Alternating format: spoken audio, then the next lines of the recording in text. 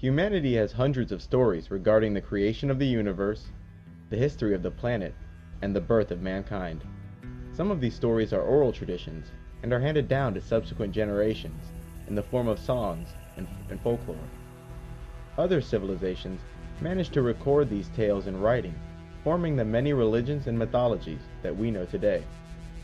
Giving the subject of religion and mythology no more than a cursory glance, one may be forgiven for believing that these myths of history and creation are the misguided accounts of an ignorant and superstitious people. Truly, the stories of myth are easy to dismiss. Modern man has, for the most part, accepted the assertions of psychologists regarding these ancient tales.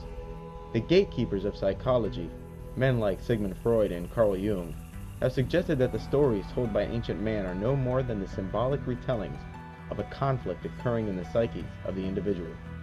They reason that the gods of ancient man are no more than different aspects of the self.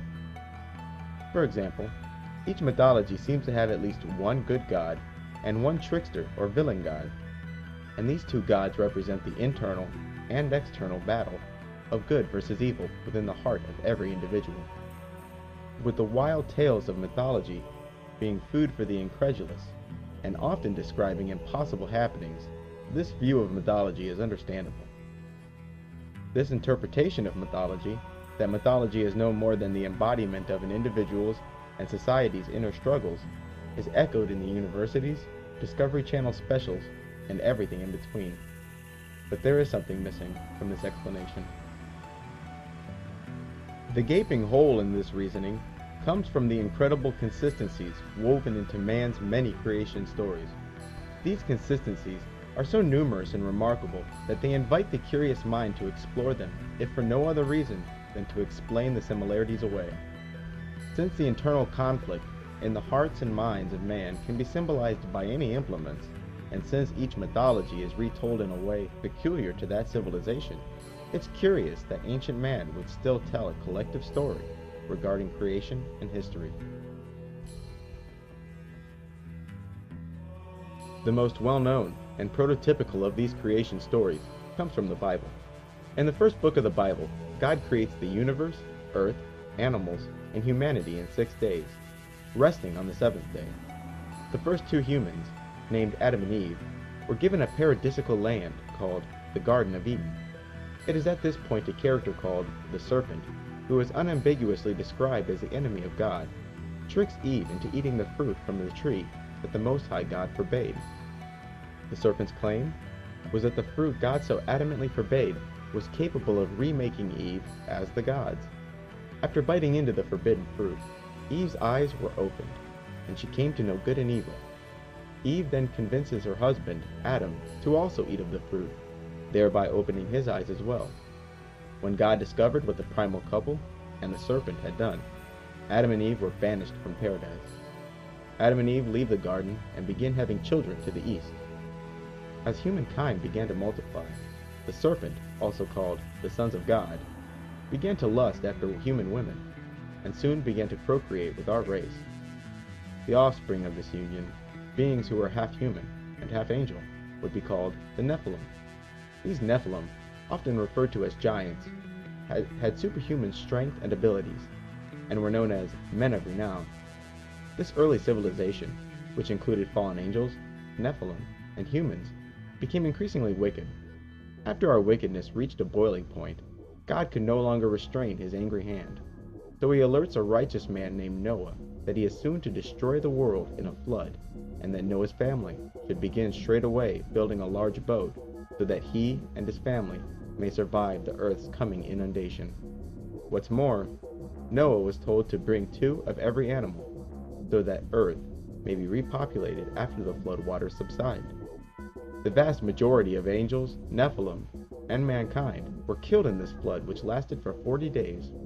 Before the waters subsided, Noah released a raven from the ark to discover whether dry land was yet peaking above the waters, but it only flew back and forth. Next, Noah released a dove into the air, and the bird returned with an olive branch, indicating to Noah that there was indeed land nearby. With the waters subsiding, the ark would come to rest on a mountain named Ararat. Noah, his family, and the animals exited the ark and once more began to replenish the earth. After the descendants of Noah successfully repopulate the earth, they again lose God's favor. Instead of dispersing and filling every quarter of the planet, they concentrate in a land called Babylonia. The king of Babylonia, Nimrod, endeavored to build a tower that could reach heaven. This is the famous Tower of Babel. God, who is enraged by Nimrod's presumption and arrogance, takes matters into his own hands by confusing the languages of Nimrod's workforce. The Babylonian kingdom is instantly cast into disorder as its inhabitants no longer speak a single language. This act of confusing the languages accomplished God's original intent for humanity because it caused humanity to finally split up and occupy the whole earth and, most importantly, not reach heaven. Although Bible stories are the most well known, especially in the West, they are not the first and they are not unique.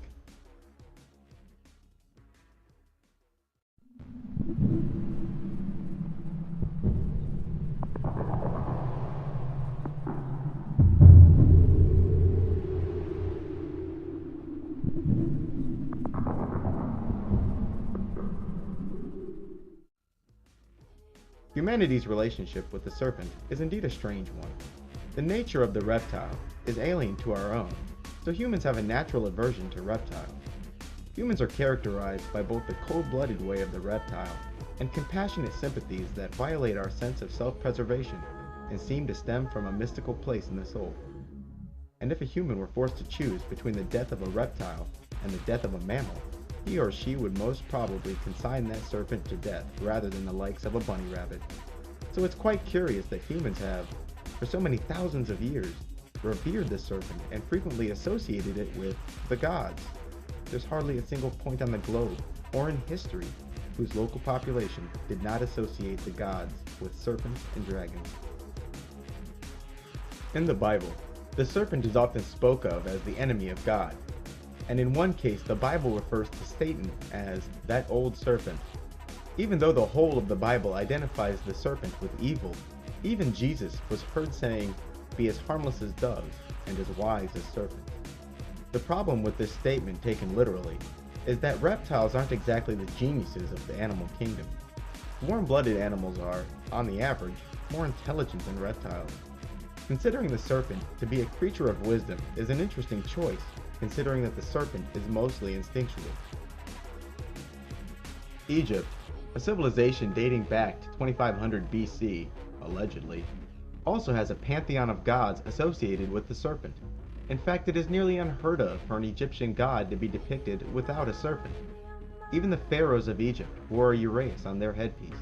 The uraeus was a serpent, which symbolized the immortals. Gods of Greek mythology are likewise associated and often depicted with snakes. Meanwhile, here in the New World, the mythologies of the Mayans, Aztecs, Incas, and Native Americans is replete with serpent symbolism.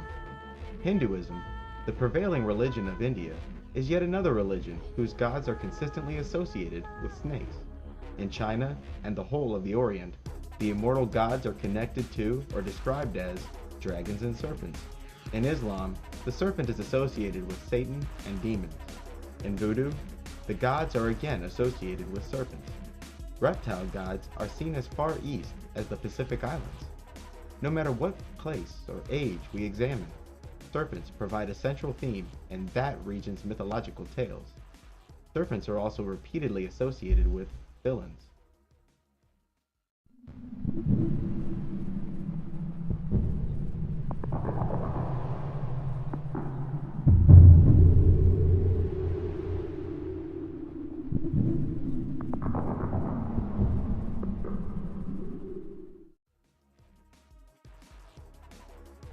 Even more frequently than the themes of serpentine gods is the theme of a global flood.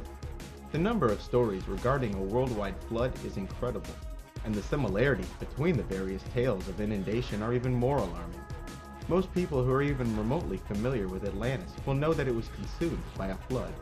In the Norse tradition of Sweden and Norway, a flood which poured forth from the bleeding god Ymir consumed the whole of humanity, save a man named Bergelmir and his wife, who survived the flood using a hollowed-out tree trunk as a vessel. In the Sumerian Babylonian accounts, a man named Utnapishtim is warned by a god Ea that another god, Enlil, intends to flood the earth. Utnapishtim then built a massive boat and loaded his wife and two of every animal on board. As the flood began to subside, Utnapishtim released the dove as Noah did to see if there was dry land nearby. And like Noah from the Bible, the boat finally rested on a mountain. In Chinese mythology, Gong, the serpent-looking water god, wanted to expand his sphere of influence and so contrived to flood the world. Gong nearly succeeded but was stopped by the righteous god Zurong. In Greek mythology, Zeus is enraged by the evil mankind was partaking in, and so therefore plotted to destroy everything on earth in a great flood.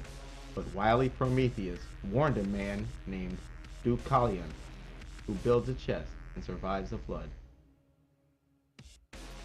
In Persian mythology, the benevolent god Ahura Mazda tells a man named Yima that a terrible winter of frost and snow is upon him. Ahura Mazda commands Yima to build an underground enclosure to protect two of every creature and a small group of choice people. In Serbian legends, a rooster who acts as a messenger of God becomes increasingly ignored by decadent humanity. Man's greed unleashed a torrent of water from an egg that can be paralleled to a Pandora's box. Only one man, Pranyas, survived this flood by hanging on to a grapevine. The people of Southeast Asia say that a flood consumed all of humanity, save a small number of men and women aboard a raft. The Mandans, a Native American tribe, tell the story of Lone Man, who, together with the Creator, fashioned the earth and humanity. Lone Man, who was very much a savior figure, entered the world of man because he saw that humanity was plagued by evil spirits. In order to enter our world, however, Lone Man needed to be born from the womb of a virgin mother. One day a virgin girl was eating corn, so Lone Man transformed himself into a kernel of corn, which the virgin girl ate and became pregnant from. The virgin's parents considered the pregnancy holy, and the child, who was in fact a Lone Man reincarnated, was perfect in all his ways. After growing into a young man, the day came for an annual trip by boat, where Lone Man insisted the boat sail despite the presently bad weather, much to the protest of the 12 men already on board. Yet the boat did sail, and during the voyage was attacked by demons. Lone Man made short work of these attacks, and when the boat was endangered by a whirlpool, Lone Man rose to his feet and reminded the whirlpool that it was he, Lone Man, that created the waters. The whirlpool promptly dissipated. One day, Lone Man arrived to an island, proclaiming that a flood was soon to destroy the earth, and that a fortress must be built at the center of the village. He promised to return one day, and after leaving the village, the flood waters did come, which protected those who believed him. It's important to note that this tale of a chosen one who travels with 12 guys predates the arrival of Europeans to North America. In the African myth from the Mande people of Mali, an evil god named Pemba fell from heaven and was barred from returning because he stole male seeds from God. Pemba spread tainted seeds, born from incest, upon the ground. Pharaoh, his righteous twin brother that dwelt in heaven and took the form of a fish, was forced to sacrifice himself for Pemba's sin. His body was cut into 60 pieces, and the pieces formed trees which spread across the earth. Trees are, according to the Mande people, symbols of resurrection. The Most High God brought Pharaoh back to life and sent him to earth in human form aboard an ark. The ark, which landed on Mount Corolla, was of course loaded with a small group of humans and two of every animal. The Incas of Peru tell the story of a creator god named Viracocha, who created the world that was populated by giants he carved from stone. These giants were terribly disobedient and disorderly, and Viracocha destroyed this race of giants with a massive flood. The Hindu tradition of India, like countless others, often describes gods as taking human form and incarnating on earth. The many incarnations of Vishnu upon the earth are certainly modeled after and considered to be a savior figure. The first incarnation of the benevolent god Vishnu arrived to earth in the form of a fish and warned a man named Manu of a coming flood. The fish informed Manu to build a massive ark which, needless to say, saved Manu's life. In the Aztec mythologies of Mexico, only two humans survive a massive flood. Coxcoxtli and his wife, Xochiquetzal, survived the great inundation in a boat they were told to construct prior to the flood. After the subsiding of the floodwaters, their boat came to rest on a tall mountain. In yet another Central American tradition, that of a tribe called the Mexicanaics, the god Tezcatlipoca desired to destroy all of mankind. This god, however, schemed to spare a small group of humans to repopulate the planet after the coming flood. So he spared a man named Tezpi, his wife, and their family in a large boat which, as usual, they were told to build and subsequently load with various animals. As the flood waters began to diminish, Tezpi sent out a vulture to assess whether the boat could be disembarked. The vulture did not return, nor did some of the other birds Tezpi released. Finally, he released a hummingbird, which did return with a branch in its mouth, confirming for Tezpi the presence of dry land. Tezpi, his family, and a multitude of animals depart from the ship and repopulate the earth. In the Popol Vuh, the sacred stories of the Mayans, the great god created humans by carving them from wood, but soon humanity lost the grace of the creator because they had forgotten him. So he sent a huge flood to consume disobedient humanity. Only a single couple, dubbed the Great Father and Mother, survived this cataclysm to repopulate the earth. The Chibcha people of Colombia tell the story of a man named Bochica, who came upon them long ago. He was an old man of a different race from the Chibchas and sported a long, thick beard. He taught the locals, who lived as barbarians, how to live civilized and in peace with each other. Bochica's wife, on the other hand, wasn't so great. She caused a global flood that nearly wiped out humanity. The furious Bochica banished his wife Chia and dissipated the waters. The Canarian people of Ecuador, the Inuit people of Alaska, and the Luceno tribe of Southern California tell tales of a small remnant of humanity surviving a great flood by taking refuge on mountaintops. The Chickasaw people of America's Dakota region say that a great flood destroyed all of humanity with the exception of a small family and two of every creature. And as for the Jews and Muslims, they pretty much echo the Bible's version of events. And of course you have the aforementioned Noah, whose family survived a massive flood in a boat with two of every animal, released birds to indicate the presence of dry land, and landed upon a mountain. Did humanity have a collective bad dream? Did a deluge of biblical proportions leave an imprint so deep that none were left unscathed? How did the traditions of so many civilizations who never made contact come to contain so many corresponding details, even minor, seemingly trivial ones? Imagine it. You arrive to a crime scene and start the investigation by talking to witnesses. Although I'd hate to make the truth a popularity contest, you'd be forgiven for disregarding the testimony of two witnesses who report a story wildly different than the other observers. Fortunately for me, a popularity contest requires contest, and there is none, or none who do. Even occultists speak of the flood that wiped out the noble Nephilim. Bottom line, a wicked race of both humans and non-humans, an angry creator, a small family warned by a god, two of every creature on a boat, a big damn flood, and humanity reborn. That's one hell of a dream.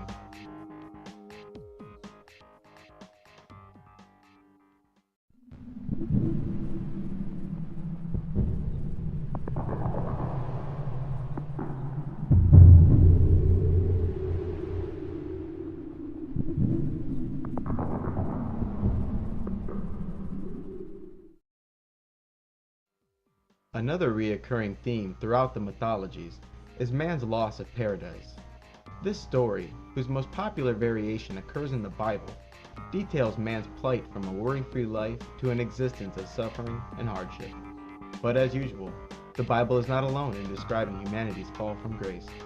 Just as the Christians have the Garden of Eden, the Persians have Eden. Eden was, according to Persian tradition, the first habitation of humans. It was a paradise where suffering and toil were unknown. It wasn't until the primal couple was seduced by an evil spirit in the form of a serpent were they expelled from Eden. In Greek mythology, the Garden of Hesperides was a land to the far west of the globe, where golden apples of immortality grew. In the Mayan Popol Vuh, the first men lived in a paradise and were able to see far. This meant that humans could see extremely distant things, as if they were near. This ability was stripped from those men, and their subsequent generations could only see things that were near. The confusion of man's languages is yet another repetitive motif. The Bible, as usual, contains the most famous version of this story. As stated earlier, a king called Nimrod desired to build a tower to reach to the heavens. His arrogance and presumption was punished when God caused all of Nimrod's laborers to abruptly speak different languages. From there, the people dispersed to every corner of the globe. This story, like the flood, has many parallels outside of the Bible. The Aztec people of Mexico say that at one time giants of deformed stature once possessed the land. Arrogant were these giants, who endeavored to build a tower so as to reach to the heavens. When the Lord of Heaven looked upon the haughty ambition of the earth dwellers, he sent down his minions to quote-unquote confound them. This action caused the builders of the tower to go their separate ways and disperse across the earth. And then there's the savior figure, the character who, similar to the flood, seems like an imprint in the mind that was left by a dream, yet a pleasant dream this time. The wanderer, the civilizer, the magician, the chosen one, the incarnated God, the sacrificed. He was all of these things. Typical of the West, the most famous savior figure is Jesus Christ. What Christians have generally agreed on regarding this savior is, he's the only Son of God, or was God. He was born from a virgin. He was prophesied to come. He would, in the latter part of his life, travel around with 12 apostles, teaching goodness and performing miracles. He would later, quote-unquote, die for our sins by being nailed to a wooden cross. His body was placed in a cave and, after 3 days, his body disappeared and returned to heaven. In heaven he resides to this day, promising to return and rule for 1,000 years, and afterwards he will live forevermore with God. The Hindus have many incarnations of the Most High God, Vishnu. Vishnu, who resides in heaven, came upon man in many forms, and these forms are called avatars. An avatar is essentially a god in the flesh. For example, Krishna, one of the 10 avatars of Vishnu, was born from the womb of a human woman in order to fight the demons that plagued humanity. The first incarnation of Vishnu was that of a fish man. 9 incarnations of Vishnu have already arrived, whereas the 10th avatar will arrive to Earth during the end of the world, riding a white horse and fighting for righteousness. There is a similar account in the Bible where a character who fights for justice and rides a white horse will arrive during the end times. The aforementioned Bochica, a character from the mythology of Central Colombia, was also a civilizer. According to the natives, Bochica was of a different race, but still human. He taught the locals to build huts and live in peace amongst each other. After the flood, he taught the people the secrets of agriculture and construction, instituted sun worship, and then departed. The Incan people of Peru speak of the previously discussed Viracocha. This name, Viracocha, was given to both the miracle-working savior and the group that was with him. According to the Inca, a day came after the flood when their people were approached by a teacher and healer they would come to call Viracocha. He cured the sick, healed the blind, taught man how to live in peace and love, and even gave more scientific instruction regarding agriculture and architecture. This character worked miracles like moving mountains and made streams of fresh water flow. He addressed the locals as his children and spoke the local tongue better than the natives. Viracocha would part company with the Inca by sailing across the sea, promising to return. His physical description was that of a white man, past middle age, blue eyes, a long cloak reaching to his knees, and a full, gray beard. In some variations, Viracocha was called the Nupa, who was killed by a group of jealous conspirators, and whose body was placed on a boat and cast into Lake Titicaca. Instead of drifting away slowly, the boat sailed away rapidly and out of sight. Then you have the Egyptian god Osiris. Like Jesus, Osiris is associated with goodness and resurrection. He, like Viracocha, was a civilizer. Despite the fact that Osiris is not the most ancient of the Egyptian gods, he was still proclaimed to be the Lord of the universe at the moment of his birth. Osiris came upon the Egyptian people bearing gifts of knowledge and love. This civilizer established Egypt's first legal code and abolished cannibalism and human sacrifice. Osiris then left Egypt, traveling around the world teaching and civilizing the people of other kingdoms and races. He did not use his powers to force people, but instead preferred gentle persuasion. After returning to Egypt, Osiris was conspired against by his evil brother Set and 72 accomplices. Set murdered his brother Osiris by locking him into a coffin and throwing it into the Nile River. Instead of sinking into the depths of the Nile River forever, which was the intention and expectation of the conspirators, the coffin sailed away rapidly. Set would eventually discover the coffin containing the body of his brother Osiris in a hidden place. Infuriated that his brother survived, in a sense, Set cut Osiris's body into 14 parts and scattered the pieces, seeing to it that his brother would forever remain out of his midst. Isis, a goddess who was both Osiris's wife and sister, which is common in mythology, brought her husband back to life by locating and recombining his scattered parts with sorcery. She failed to find the phallus, or penis, of Osiris, however, and was forced to substitute one made of gold.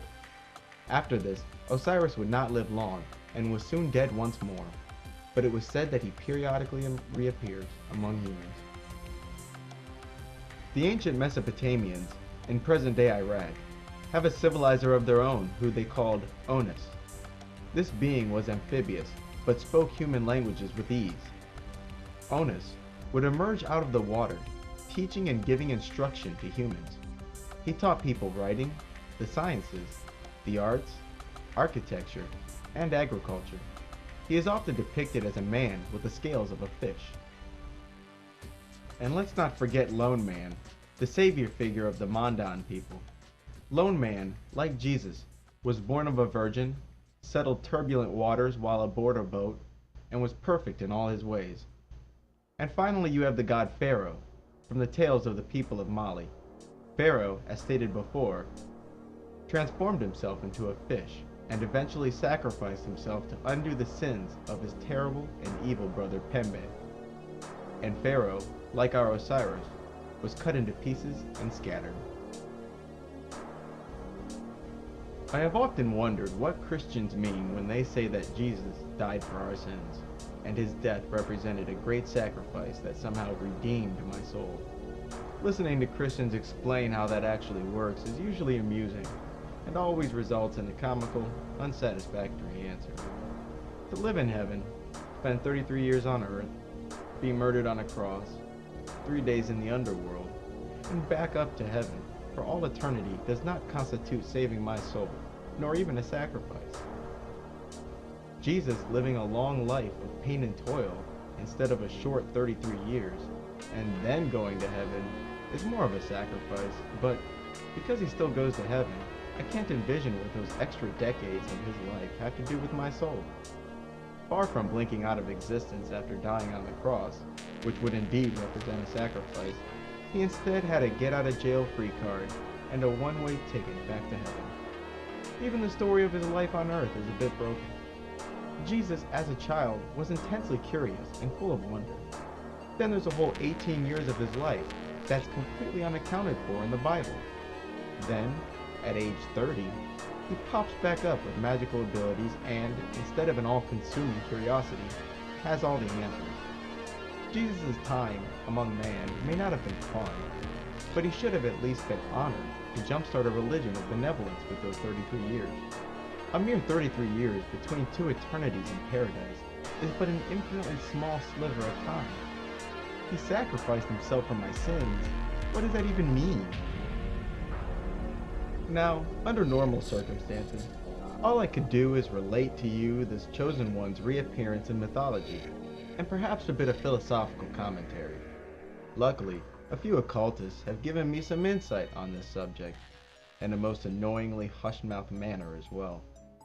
They speak of him as though he represented a major setback to the plan. And where was the Lord in those 18 years? Was he on a mission of initiation, civilizing, and demon hunting? They speak of him as though he did take a huge risk in coming here, as if Jesus' guaranteed trip back to heaven is only a myth. I've even heard Jesus spoke of as a renegade, a police-like figure who hunted demons. More on this later. If mythology is in fact eccentric tales created to explain creation itself, then why so many corresponding details? If the evolutionists are right regarding the birth and evolution of humanity, and they're not, then it means these stories stem from the time when man was of one blood and in one location. That was, admittedly, a long time ago, 15,000 years at the bare minimum, according to their timelines. How and why did collective humanity cling to such stories for so long?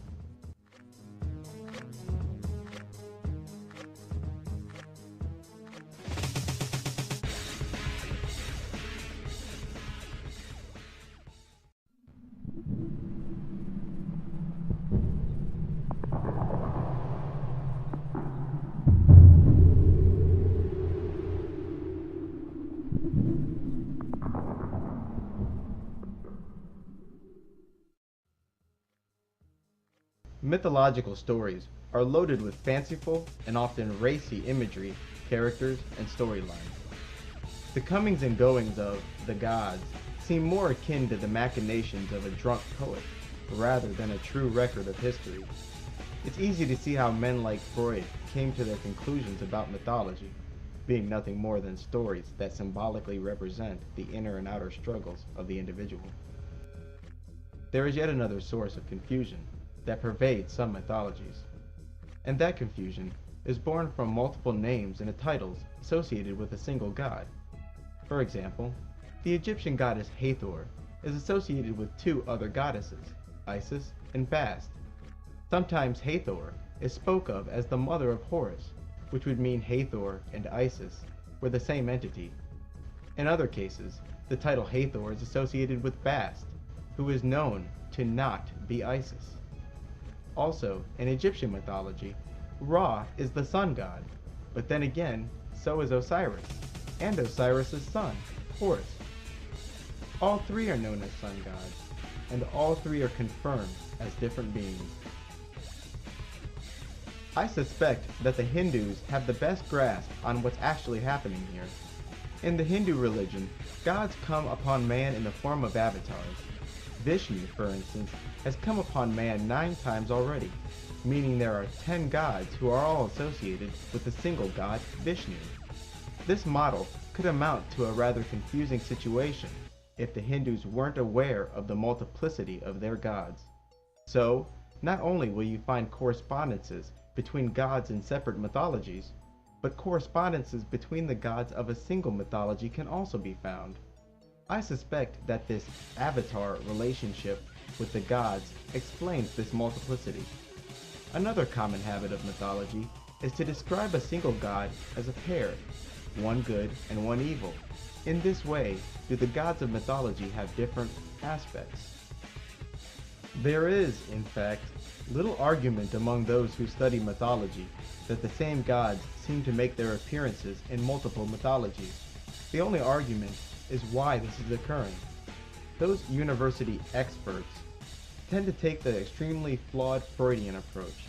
They believe that this mythological overlap is due to the natural cultural exchange that occurs between civilizations in proximity, proposing that, over time, two nearby civilizations will begin to absorb the traditions and gods of the other. This theory does not, however, explain how distant and unacquainted civilizations manage to acquire so many corresponding details in their traditions. Easily, one of the most common gods who transcend the borders of mythology is Venus.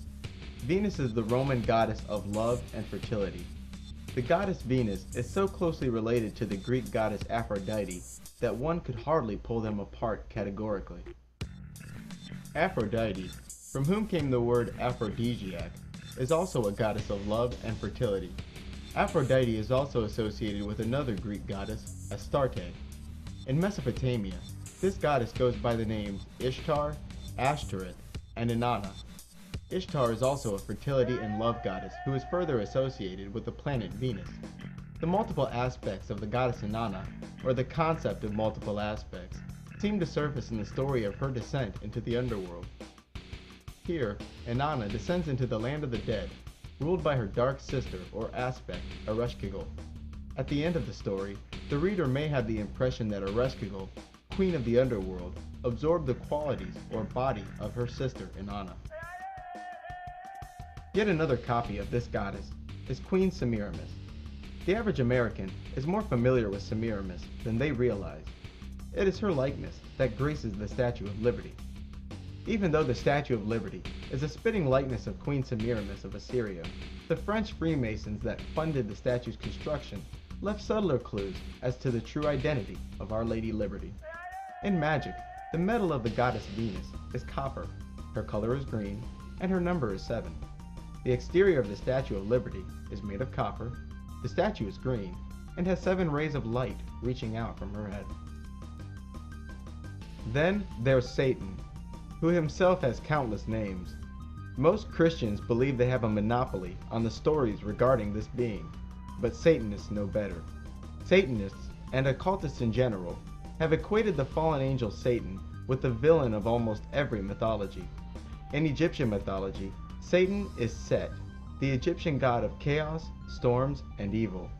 And similar to Satan from the Bible, who once stood beside the throne of God, Set was once the guardian of the sun god Ra.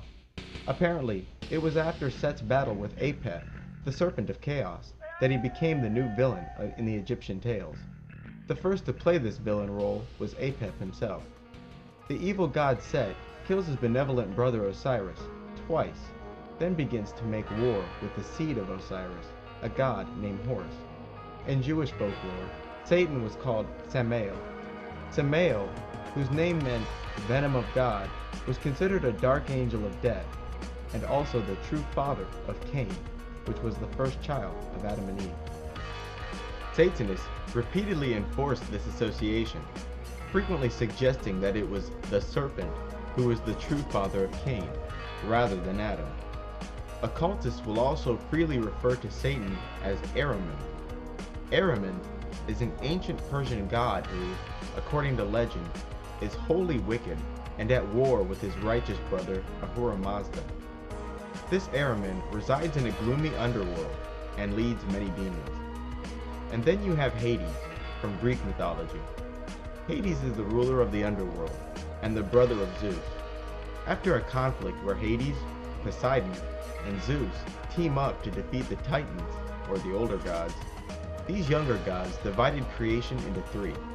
Zeus would rule heaven, Poseidon would rule the sea, and Hades would rule the underworld, which was the land of the dead. Although the Greek traditions do not mention a conflict between the 2 brothers, Zeus and Hades, Satanists do. I suspect that this is just another God and his evil brother story. Satanists also refer to Satan as Azazel. Azazel, according to Jewish lore in the Bible, is a fallen angel or demon who is described as an outcast. He, like the Egyptian god Set, is associated with the desert. Although Azazel was mentioned in the Bible, his most famous appearance was in the Book of Enoch. The Book of Enoch is considered an apocryphal text, which means that it did not receive entry into the Bible. The Book of Enoch's exclusion from the Bible is truly a tragedy, and the fact that Christians' opinion regarding this text is largely unchanged makes for an even greater tragedy. The Book of Enoch is essentially the first 6 chapters of the Bible's Genesis expanded into an entire book. It does not, in any way, relate information that is contradictory to the Bible. In the Book of Enoch, Azazel is described as being among the leaders of 200 angels, also called the Watchers, who came down to the Garden of Eden. The text is unambiguous about the serpent from the Garden of Eden being in fact a group.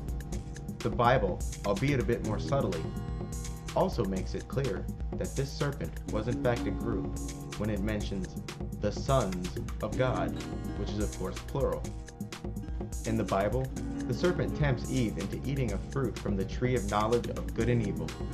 Yet in the book of Enoch, there was no fruit, but instead it was knowledge of magic and the sciences which the fallen angels gave unto man. The relationship between the serpent, Azazel, and Satan himself gets a tad bit blurry in the world of the occult. Satanists often speak of Azazel as being a mouthpiece or mask of Satan.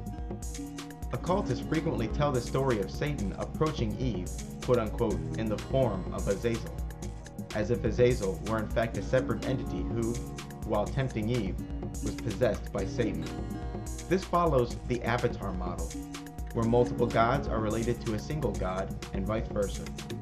After giving man magical knowledge that was forbidden by God, and mating with human women, the Book of Enoch describes the fallen angels and their offspring, and almost all of humanity, destroyed by a flood whose cause was divine.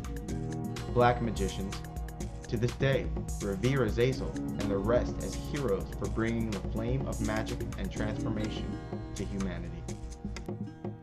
This story of God's enemy who, against the wishes of God, gives fire to mankind is also echoed in Greek mythology. Black magicians often equate Azazel from the Book of Enoch with Lucifer and the Greek god Prometheus. The reason is that Prometheus, against the wishes of Zeus, stole fire from the gods and gave it to humanity. Zeus, the furious god of Mount Olympus, punishes Prometheus by binding him to a rock and commanding an eagle to peck away at his liver, which regenerated every day. Prometheus is depicted as incredibly intelligent, deceptive, and rebellious.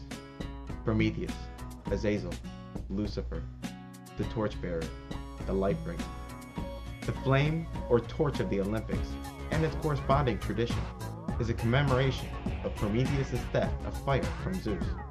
The Statue of Liberty, whose likeness is based on the goddess Ishtar, who is said to have fallen with Azazel, also bears the torch of illumination. This flame is a direct reference to magical knowledge and self-deification through magical means. It is important not to mistake this Azazel and those who were with him for the traveling civilizer spoke of earlier. The fallen angels of Eden taught humanity much magic and did not have the support of the Most High God. Our humble civilizer, on the other hand, spoke of morals and the sciences while never teaching magic, and he also had the support of the Most High God. Jehovah, Jove, or God, is the righteous brother and ruler whose names are also many. To the Jews, he was Yahweh. To the Christians, he is Jehovah. In Persia, he was known as Ahura Mazda, the brother of evil Ahriman. In Egypt, he was Ra, or Osiris.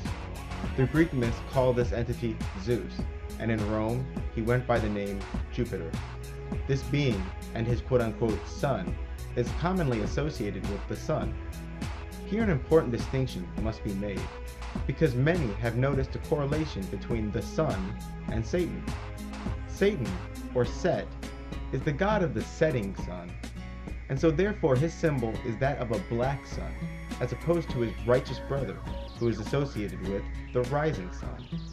It is far from uncommon for occultists to associate the sun with Jesus and Osiris. It is equally common for them to associate Jesus with Osiris. In mythology, just look for the guy with the crazy brother, and you'll usually find Jehovah. Of course, most Christians would find it hard to believe that they are engaged in the worship of Zeus and Osiris, maybe even taking offense to such a statement. Their God, the God of Israel, could never be compared to the Greek god Zeus. We're talking about God here, not a promiscuous cartoon character who throws lightning bolts. But your own Bible does indeed spell out the truth of the matter. In the book of Revelation, chapter 9, verse 11, we read, "And they had a king over them, which is the angel of the bottomless pit, whose name in the Hebrew tongue is Abaddon, but in the Greek tongue hath his name Apollyon." In this verse we read that the locusts, which appears to be a reference to an army of demons, have a king over them who is an angel. This angel, along with an army of locusts, arrived from an extra-dimensional place called the bottomless pit. The verse also states that this angel has names in the mythologies of the neighboring peoples. The Jews call this angel Abaddon, and the Greeks call this angel Apollyon. But Apollyon is what the ancient Greeks called Apollo, a sun god of Greek mythology. What the Bible has done is verified, at least in the eyes of Christians and Muslims, the actual existence of a god from the Greek pantheon. Is it likely that Apollo is the only Greek god that actually exists? Probably not. What's more likely is that many, if not all, the characters from the Bible have corresponding names in Greek mythology. But even though the characters correspond, the perspective of villains and heroes appears to have been inverted, as though retold through the eyes of a modern-day Satanist. In Greek mythology, Zeus is the tyrant lord of Mount Olympus, who is promiscuous, jealous, and a rapist, whereas Prometheus, who is also Azazel and Lucifer, is the creator and champion of mankind, highly intelligent, and can easily deceive Zeus.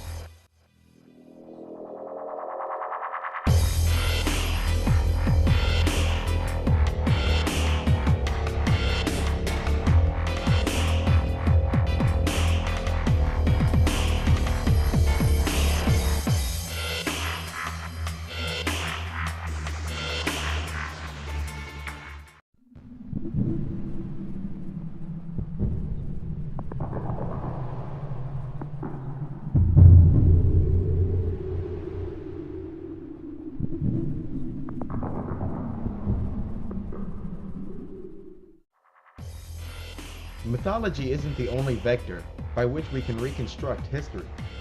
Evidence of a more temporal form exists for those whose tastes are more technical. This evidence involves the manner in which ancient civilizations rose and fell. It also involves what and how much ancient man knew, and when he came to know it. Ancient man, predictably, attributed their knowledge to the teachings of the gods. To modern scholars, this explanation as to where ancient man received his knowledge of architecture, agriculture, and astronomy is largely unsatisfactory. But it appears that the ancients' explanation was no more of a cop-out than the explanations of today's university scholars, who label everything that doesn't exist within their theory as a mystery. When it comes to the more tangible forms of evidence, Exhibit A would be the ultra-accurate map of antiquity. Map making, or cartography, is far more difficult than intuition would suggest, and the days when maps were wildly inaccurate are all but forgotten. With today's satellites, cameras, and aircraft, producing an accurate map of a particular region is as easy as taking a photo. But in ancient times, without the advantage of modern technology, drawing up an accurate map of a given region was nearly impossible. The problem lied in the fact that the mapmaker had no way of knowing precisely where he was. This meant that determining the true distance between 2 points was difficult, and this resulted in a map of disproportional dimensions. Another hindrance to producing an accurate map is Earth's natural curvature. Because of paper's cost and portability, it's understandable that people would be inclined to draw maps on paper. Paper is, however, a flat two-dimensional surface, whereas the Earth is a three-dimensional curve. This means that even with the best of equipment, a paper map could never properly represent the surface of the planet. For example, looking at a modern map of the globe, one will notice that Greenland, the massive, frosty island between Canada and England, will appear disproportionately large and may even compare to the continental United States in size. Greenland is not the size of the continental United States, but on a flat map of the world, the regions near the North and the South Pole appear stretched. Although there are projections that could avoid such stretching, no two-dimensional surface could ever properly imitate a three-dimensional surface. With all the complications involved with ancient mapmaking, it is indeed curious that maps of modern accuracy existed greater than 500 years ago. The first of these wonders is the Piri-Reis world map, which was compiled in 1513 by the Turkish admiral Piri-Reis. The map, according to Piri-Reis, was compiled from a number of pre-existing maps which he described as quite ancient. For centuries, it appeared that the Piri-Reis map was terribly incorrect in its depiction of the shape and size of Antarctica. In 1949, however, a joint British and Swedish expedition set out to survey Antarctica and ascertain what the southern continent looks like below the ice. Later, in the early 1960s, it was noticed by a man named Charles Hapgood that the Piri-Reis map depicted the Atlantic chunk of Antarctica, not as it is in modern times, but instead showed its profile before it was enveloped in ice. The paradox is that, according to Orthodox history, Antarctica has been frozen over for 6,000 years, at the very least. Piri-Reis readily admitted that his map was in fact a compilation of pre-existing maps. So how did those previous cartographers manage to accurately describe Antarctica's true shape beneath the surface of its ice? With Antarctica having been first discovered in 1820, allegedly, why did these early map makers describe the continent of Antarctica at all? Another world map, compiled by the cartographer Orontius Phineas in 1531, not only depicts Antarctica's true form beneath the ice, but it also illustrates where particular mountain ranges and rivers would be. Stranger still is the map's incredible accuracy regarding Antarctica's location relative to the southern tips of Africa and South America.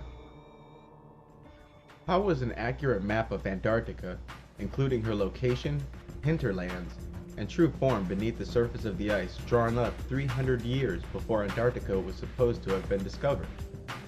There are other maps that include Antarctica, aside from the Reis and Phineas maps, before the continent was first spotted.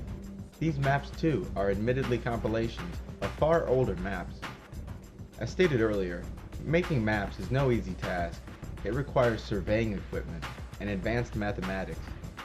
The bottom line is that the necessary knowledge and equipment was simply unavailable to these early cartographers.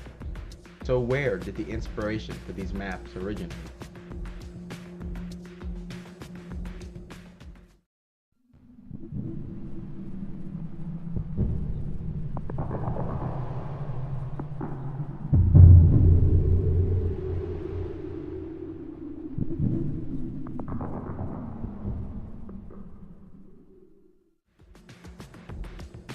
The pyramids of Egypt are easily the most alluring monuments on the planet. Yet it isn't their grandeur alone which tempt their visitors. It is the mystery of their creation. These massive structures surpass even the most grand architectural creations of our day, yet, according to Orthodox historians, the Giza pyramids are around 5,000 years old. Despite their grandeur, they are lacking something that the grand never lack: an elaborate and fanciful creation story. In modern times, the completion of a monumental structure is surrounded by pomp and ceremony. Further still, every phase of the construction is usually well documented. But when taking an academic voyage through the Giza pyramids of Egypt and the surrounding monuments, one is struck by the complete absence of commemoration of these structures' construction methods and reasoning. Instead of countless depictions of laborers using ramps and pulleys to maneuver large blocks, we find flat, uninscribed walls on the interior of the pyramids. What's more is that archaeologists have yet to dig up even a trace of the building equipment used in the construction of the pyramids.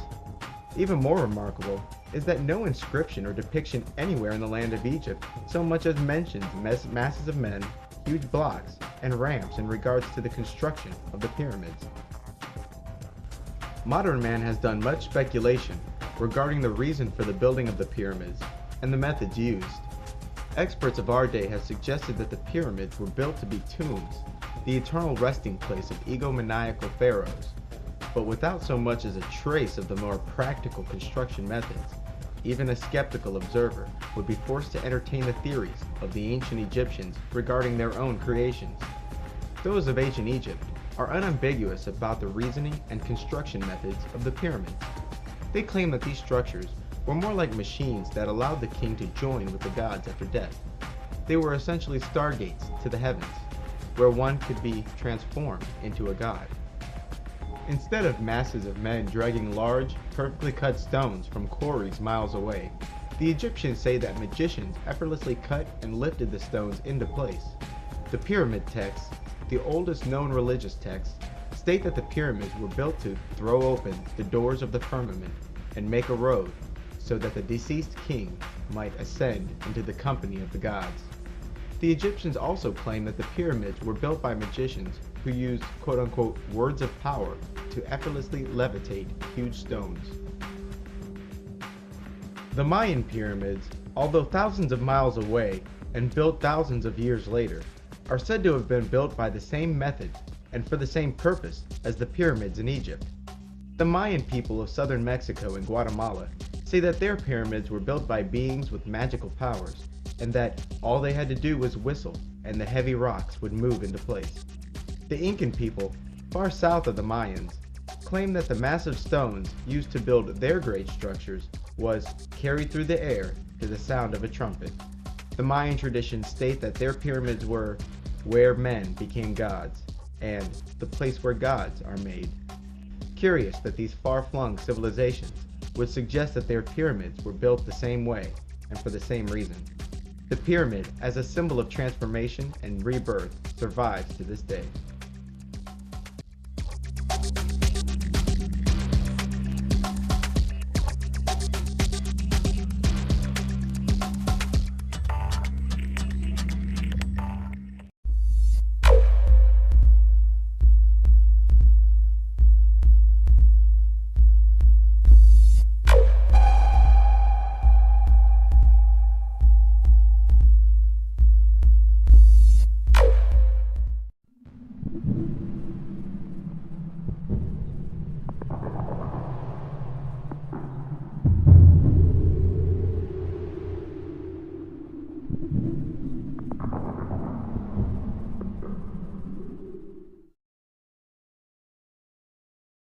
The universe has proven to be quite the onion. Its simple exterior betrays the senses. What science has called truths of the universe is in fact an ever-changing list of theories, each being no more than shades of gray closer to truth than the last. This is not, however, saying that anything but the ultimate truth is useless. Our list of ignorance is great, but our achievements using the half-truths is also great. Our knowledge of an electron, for example, is far from complete, and yet it didn't stop us from harnessing its power and using it as a source of energy and communication. As stated at the beginning of the book, the whole truth requires the mind of God, but it doesn't mean that we can't make application of half-truths. Even this text is nothing more than a long list of half-truths, but, as its author, I'm comforted by the fact that everything else you've ever read is likewise. Even books you believe to be inspired by God are subject to your interpretation, which you could never be 100% sure about and can never prove conclusively. No scientist understands this better than quantum physicists. Unlike the elegant equations of Einstein and Newton, these poor bastards are knee-deep in hideous equations that are so hideous they couldn't possibly describe the universe, and at best only describe what the universe is likely to do, not what it absolutely will do. Quantum mechanics, or quantum physics, is a branch of physics that concerns itself with the smallest particles and spaces in the universe. As it turns out, the subatomic world is not what we expected. Traditionally, extremely small particles like electrons were thought of as tiny billiard balls, bouncing off of each other at mathematically predictable angles. And like billiard balls, their location, direction, and speed could be easily measured. On a subatomic level, particles exhibit strange properties and behaviors. Sometimes, particles would seem to disappear and reappear on the other side of a wall that, mathematically speaking, should have been impossible to penetrate. Other times, particles will seem to dance between the state of being a particle and being a wave. And measuring the subatomic world is also difficult, because in order to measure things like speed, location, and direction, one must build a sensor that interacts with the subatomic particle, thereby changing the course of destiny. Surely these poor scientists are frustrated by particles that always do something different just because they're not watching. It was once a philosophical question as to whether it was possible to break a stone into infinitely small pieces.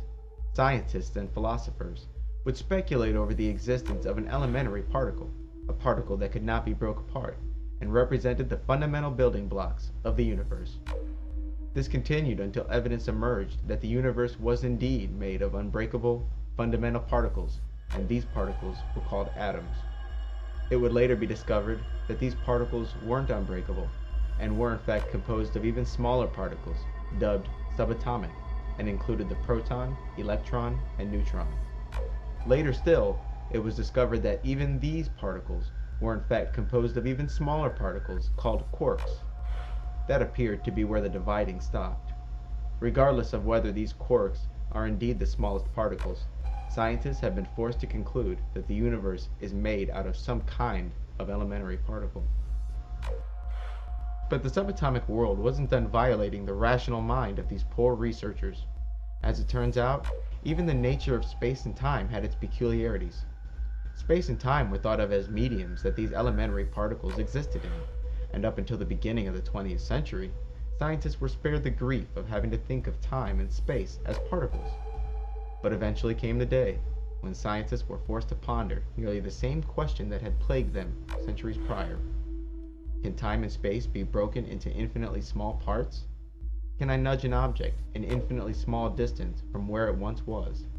Can I measure the length of time between two events in infinitely small units? Can I break an inch or minute into as many pieces as I want?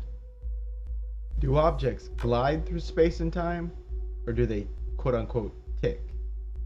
After much reluctance, scientists were forced to admit that space and time also existed as elementary units, and these extremely small units were called Planck units. A Planck length represents the smallest length of space any object can move.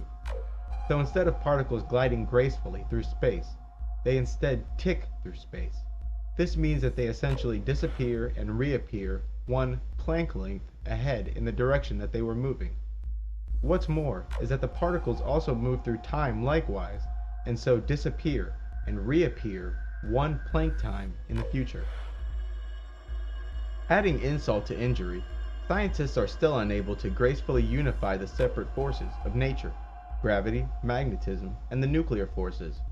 These forces, once exclusively thought of as curves in space, are now spoke of in terms of particles as well: gravitons, photons, etc.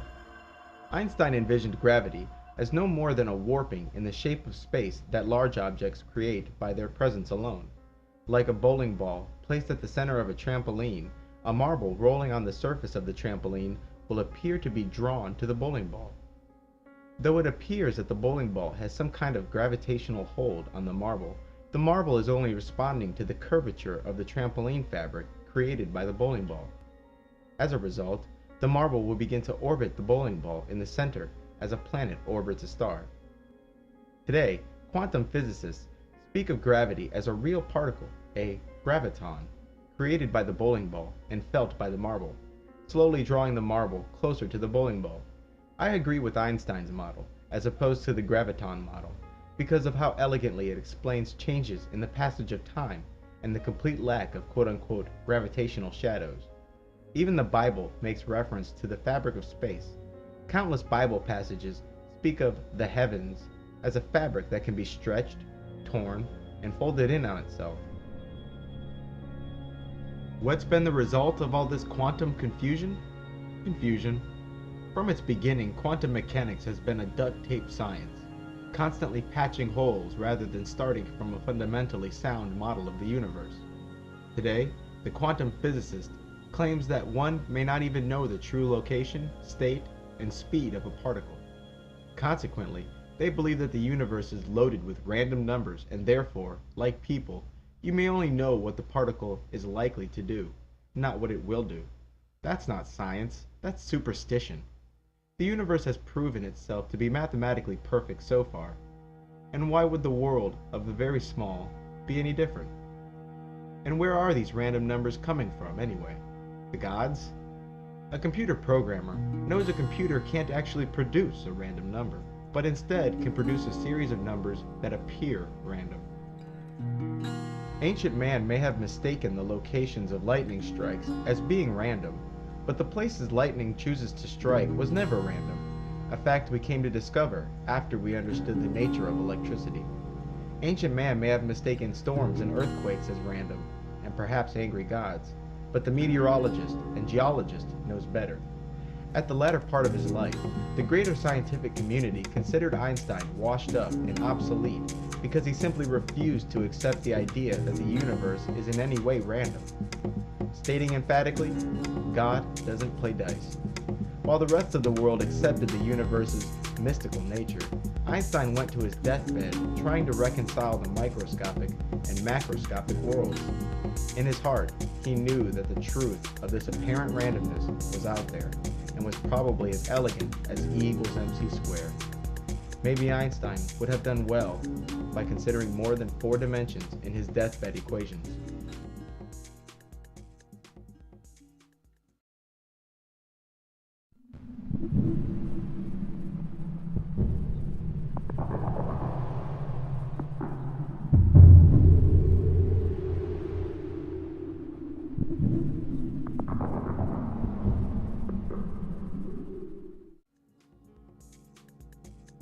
Perhaps the missing ingredient between apparent chaos and order is the number of spatial dimensions these quantum physicists are taking into consideration. Perhaps the real question is, how many angles are there? For the greater part of the age of science, the number of dimensions was thought to be 4. The first, x, representing width.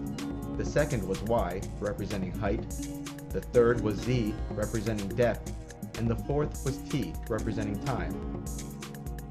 Initially, it was thought that every object in the universe experienced time equally, but later it was discovered that time was just another direction of motion, which meant that tomorrow and yesterday are no different than left, right, up, and down. With time being just another direction to move in, and with every object in the universe moving in different speeds and directions, naturally, every object in the universe was experiencing time differently. For example, imagine 2 twins born on the same day. One twin is launched off the planet in a spaceship, and the other twin is kept here on Earth. Let's say that after accelerating for 1 month, the spaceship is moving away from the Earth at 99.9% the speed of light, which is 670 million miles per hour. It then slows down, turns around, and begins to trip back to Earth, eventually accelerating to the same speed. Upon returning to Earth 2 months after leaving, the twin exits the spacecraft to find that everything on the planet has aged 5 years. The twin who stayed on Earth is indeed 5 years older, and to him his brother was in space for 5 years. There's 5 years of new celebrities, 5 years of new geopolitical developments, and 5 years of new inventions and technologies. Not only can the twins debate over how long the trip lasted, 2 months or 5 years, but they can also debate over the total distance traveled. The twin who went on the trip, the stars, actually he never made it to one, will claim to have traveled a distance that is considerably less than the people on Earth said he traveled. The effect, that becomes quite measurable when considering things that are moving at high speeds, is called time dilation. This means that if you were to ask every subatomic particle in the universe how old the universe is, each would produce a slightly different answer, and none are lying. To better understand dimensions, one must only envision the relationship between a boat and a submarine. The boat lives in a 2-dimensional world, and its only choices are north, south, east, and west. South is only the opposite of north, and east is only the opposite of west. So in reality, a boat has only 2 angles of freedom. What's more is that other boats may not share the same space with each other. A submarine, on the other hand, exists in a 3-dimensional world. Like the boat, it can move north, south, east, and west, but unlike the boat, it can also move up and down. The air above is also a 3-dimensional space. A human, not being able to fly, has access to 2 dimensions and can only walk along the surface of the earth. A large wall, a river, or tall cliffs can spell the end of a journey on foot. But a bird has access to another dimension, up and down.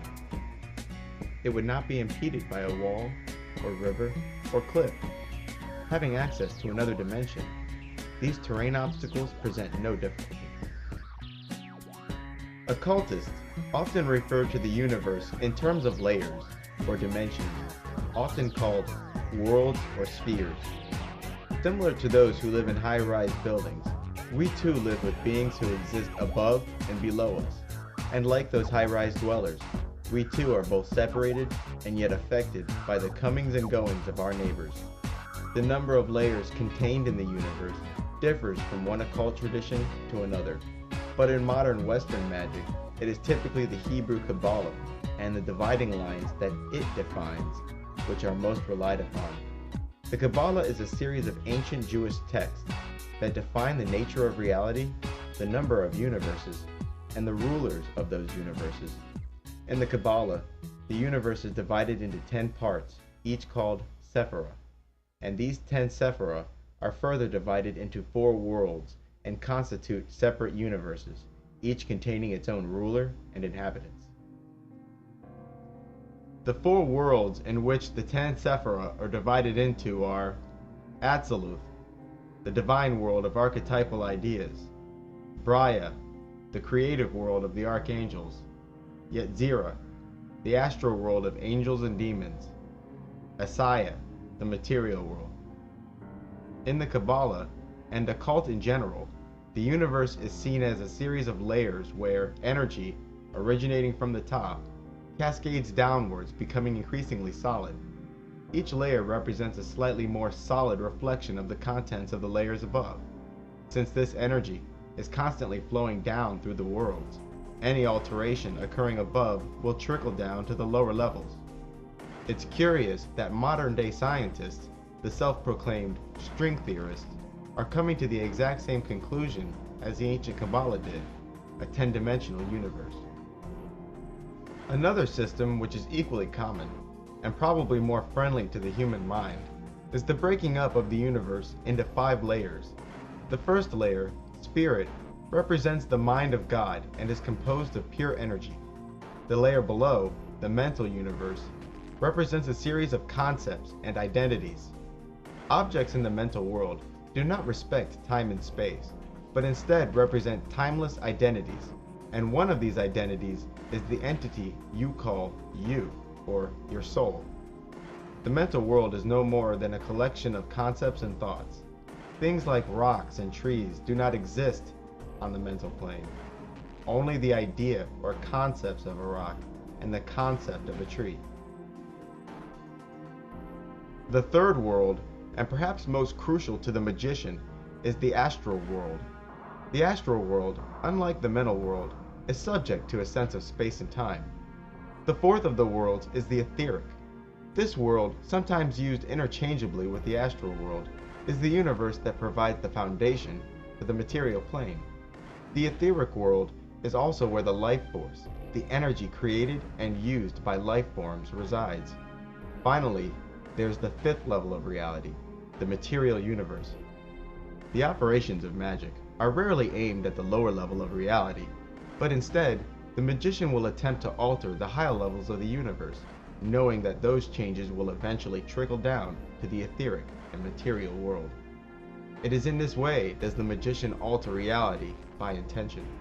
The mental world, being nothing but concepts and thoughts, are affected by the magician in such a way as to produce predictable results on the lower levels of reality. One could argue that my distinction of mental, astral, etheric worlds is unnecessary or just plain wrong. Some occultists only make reference to 3 worlds, the divine, the astral, and the material. I'm satisfied as long as you understand the concept of cascading and slowly solidifying energy. But in truth, there's nothing slow about it. The objects in the separate worlds are copies of each other, tethered together by a rope. They respond instantly to changes in the others. As above, so below. Every individual has a copy of themselves on each of the 5 planes. These 5 copies of the self are not united, however, but instead divided into 3 pieces by 2 large gaps. The first gap is often referred to as the veil, and this veil not only divides the astral plane into 2 parts, it also divides the material body, called the lower self, from that person's guardian angel. Between the astral and the mental planes lies the second deep gap. This gulf is often called the abyss. The abyss is what separates a person from their higher self, often called their higher genius. The higher self is nothing more than copies of an individual which reside in the planes above and represent each person's connection to God. Further, the way the total universe is divided is also up for grabs. Some in the occult speak of 7 heavens, 7 hells, the astral and material planes. Others speak of only 4 partitions of the universe: the abyss, the heavens, the astral, and the earth. Others still speak of 4 partitions: the infernal, heaven, the astral, and the material. The cross-sections that occultists have divided the universe differs, but there is general agreement regarding the function and nature of the separate worlds. The concepts of heaven and hell are usually thought of as exclusively Christian, but this is far from the truth. Every religion and mythology out there makes reference to the heavens, the earth, and the underworld. In regards to the heavens, it is often described as an extra dimension that does indeed have some semblance of space and time. Satan and the angels, for instance, are spoke of as approaching the throne of God, as if there was a way to be in heaven, but not in the presence of the throne. This is important because it describes a lack of unity where, like in our material world, objects can be closer or farther from other objects. Obviously, there is some form of space and time in heaven, and proof of this lies in the fact that many of the stories about heaven related to us from the Bible, occult, and numerous mythologies include sequences of events and entities and objects both near and far. Heaven is also spoke of as having gates that deny its entry. Implied in this is that heaven and our world are connected by a guarded nexus point. What's more is that heaven itself is often spoke of as being broken into 7 pieces, the 7 heavens. Each level of the heavens is ruled by an archangel, and in some cases, these heavens have been mistaken for earthly locations. For example, I've heard occultists, texts of the Christian Apocrypha, and Muslims speak of the Garden of Eden as a location that resides in the 3rd heaven as opposed to a terrestrial location. Then there is hell, sometimes called the abyss, the cliff-off, the averse or causal realms. Similar to how the heavens are broken into 7 pieces, hell is also considered to exist as separate worlds and, like the heavens, each partition has its own ruler. But unlike the material and heavenly realms, the 7 hells do not obey the strict laws of space and time that we are familiar with. These infernal realms are spoke of as places where chaos reigns. In the infernal places, the spatial dimensions are not perfectly straight and do not exist as perfect 90-degree angles. Here, the X, Y, Z, and time dimensions are curved and warped. If someone were to directly gaze upon the beings that exist in the infernal realms, they may be struck with an ache in the mind, because their very shape is unnatural to our senses. Sometimes, one will find the underworld divided into 2 realms. The first is Hades, which is the land of the dead, and then there's Hell, or Gehenna. Hades, also called Sheol, is considered the land of the dead, where all people, both righteous and unrighteous, go when they die, whereas hell is a place specifically for unrighteous entities to experience torment and imprisonment. And unlike popular conception, neither is said to be currently burning and aflame. In the Bible, for instance, it is stated that only after all beings are judged, Judgment Day, both hell and Hades will then be cast into the lake of fire, and all those quote-unquote unsaved will undergo a second death and remain forever tormented in the lake of fire. Currently, however, members of the occult, and the Bible as well, speak of both places as being timeless, limitless, cold, dark, and chaotic.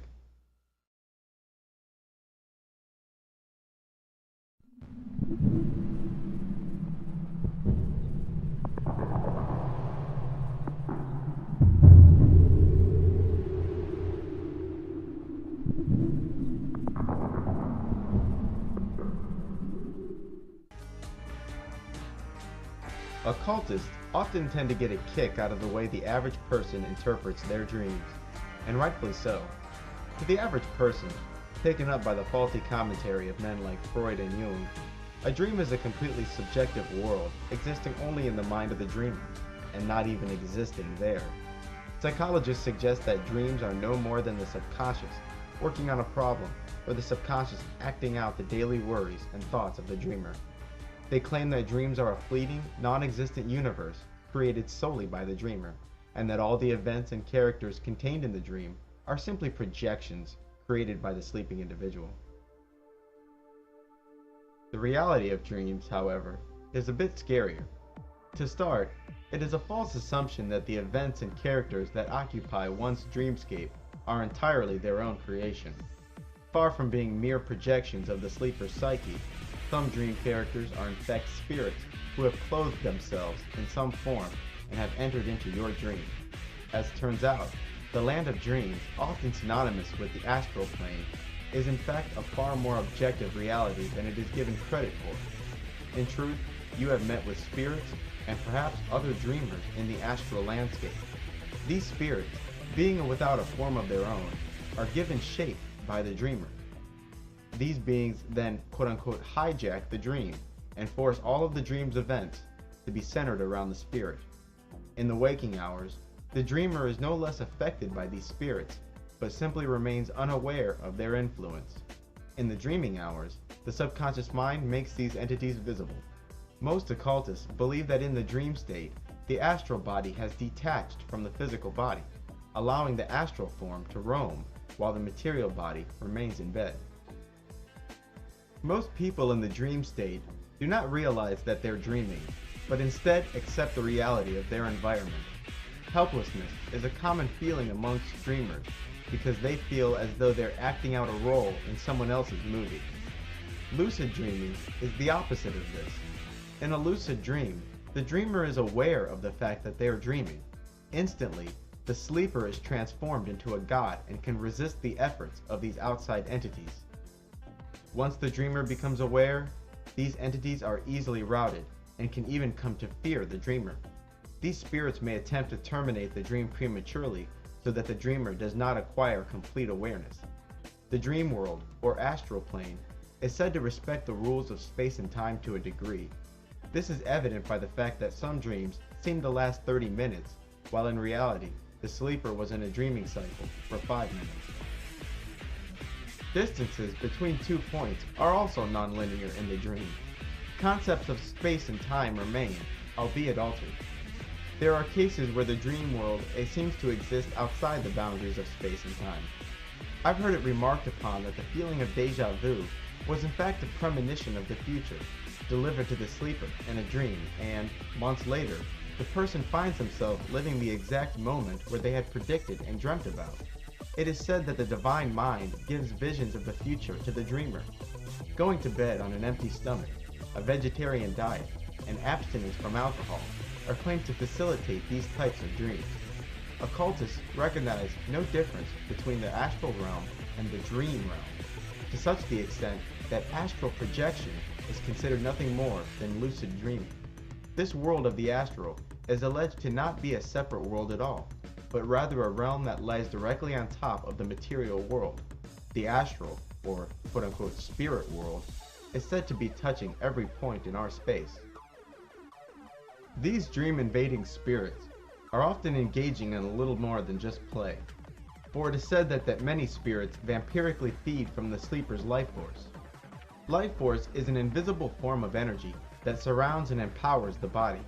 The life force, sometimes called the astral body or aura, surrounds the physical body and usually extends a couple inches or feet outside of the physical body. A human void of life force is dead, regardless of the biological health of the person. During the night, especially while dreaming, the body converts food into life force and replenishes the body. But in truth, the process of creation and depletion is happening at all times.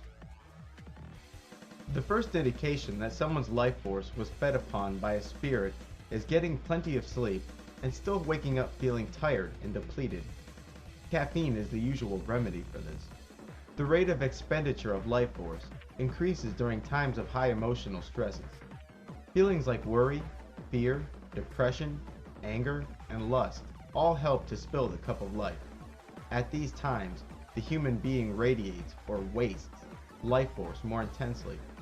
fresh fruits and vegetables are considered to have higher concentrations of this life force as opposed to meats and processed foods.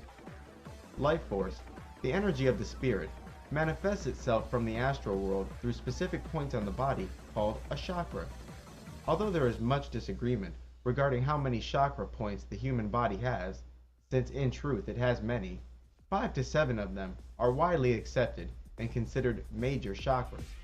The major chakra points form a linear, vertical path from the soles of the feet up the spine to a region just above the head. These chakra points are essentially junctions between someone's material and etheric body. Life force from that etheric body pours in to replenish the material body. At night, the vampiric spirits induce feelings of fear and lust in dreams and feed from the extra life force created. It's also worth noting that activities such as nervous twitches, chewing gum, excessive talking, and pretty much any unnecessary activity further spills the cup of life. The beings in the astral cannot partake in the material world without bugging into someone. Okay, so dreams are important. First, begin a dream journal. I find this a pain in the ass and prefer to record dreams audibly with a microphone instead of a pen. Secondly, do not burst out of bed, but instead take a moment to recall your dreams before they slip from the mind as your daily activities begin. Third, deep trances are nothing more than a kind of dreaming where consciousness remains. So stilling the mind would allow conscious travel of the astral world. Deep trances are difficult, but you may be able to take advantage of the brain waves experienced during sleep by setting an alarm clock for the middle of the night. The gentler the waking, the better. And, as long as you can turn off the alarm without much fuss, you can more easily go into a trance than you could in waking hours. Fourth, don't go to bed on a loaded stomach or intoxicated. The middle pillar ritual. Lamer disclaimer. The following ritual is designed to open or energize your chakras. However, it will make you feel strange. If, after doing this ritual, you feel sick, desist from further invocations. You will be visualizing 5 of your chakra points. You will imagine each of them as a soccer ball-sized sphere, becoming increasingly bright and energized. The first chakra point is just above your head. The second is in the throat. The third at the center of the chest, level with the heart. The fourth is located in the pelvis, and the fifth at the soles of the feet. While imagining each chakra point becoming energized, the name of God associated with that chakra center must be quote-unquote vibrated. In order to vibrate a word, simply say it in the deepest voice possible, spending at least 3 seconds on each syllable. The vibrations of your voice should be felt in the throat, hands, and feet. While vibrating that chakra's name of God, imagine yourself speaking into the glowing sphere, and make that slowly energizing chakra vibrate to the rhythm of your voice. You begin by imagining a beam of light originating from high above, landing upon a soccer ball-sized sphere just above your head. You then begin vibrating that chakra's name of God, while imagining the beam of light filling the chakra with energy. Vibrate the name of God about 10 to 15 times before allowing that beam of energy from high above to fall upon the next chakra below. Each chakra should take around 4 minutes. Remember to stretch each syllable in the name of God at least 3 seconds, and do not allow your breathing and mistakes shake the visualization from your mind. The first chakra, crown, just above the head. The name of God, yeah. The second chakra, the throat, just below the chin in the throat. Its name of God, Yahovah Elohim. The third chakra, your heart, center of the chest, level with the heart. Name of God, Yahovah Eloah Vada.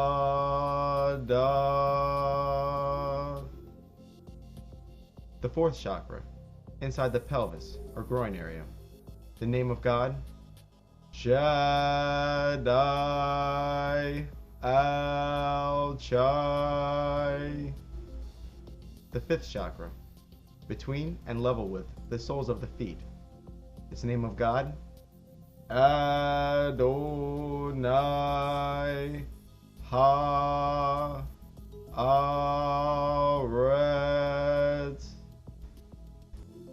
After the beam of light has fallen on the fifth chakra and you have vibrated Adonai Ha Aretz 10 to 15 times, you should feel a bit strange. You may have the sensation of energy flowing around you. This is normal. Now begin to take slow and deep breaths. As you inhale, imagine the energy around you collecting in the chakra in your feet. As you hold your breath, imagine that collected energy racing up your spine and into the chakra just above your head. While exhaling, imagine that energy bursting out and falling all around you, like water from a fountain. Reconcentrate the energy at the fifth chakra, or your feet, and repeat this exercise 5 times. There was once a day when I would have considered this a bunch of new age crap. I'm here to inform you that there is something very real about this ritual. For hours after the ritual, I have this sensation that energy is flowing around me and that I can reach into objects. The effects of this ritual are accumulative, while the ritual itself is derived from the Order of the Golden Dawn.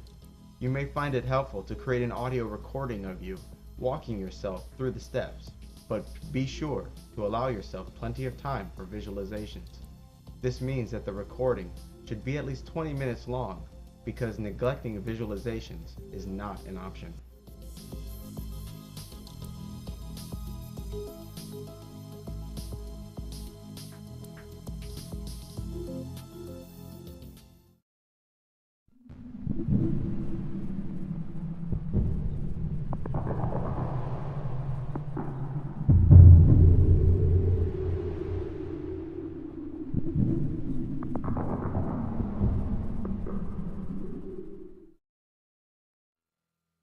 Being a computer programmer, it's probably easier for me to understand multiple dimensions than most people.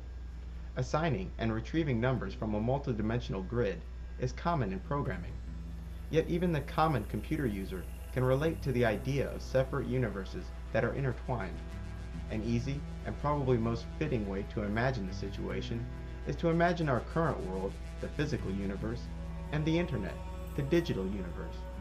In the physical world, distances are concrete. As a result, not all objects are equidistant. Some locations, being farther away than others, take a longer time to reach. On the internet, the locations are websites, and to arrive at a Chinese website is as easy as arriving to an American one. An email sent from next door may take just as long to arrive as one sent from Tokyo.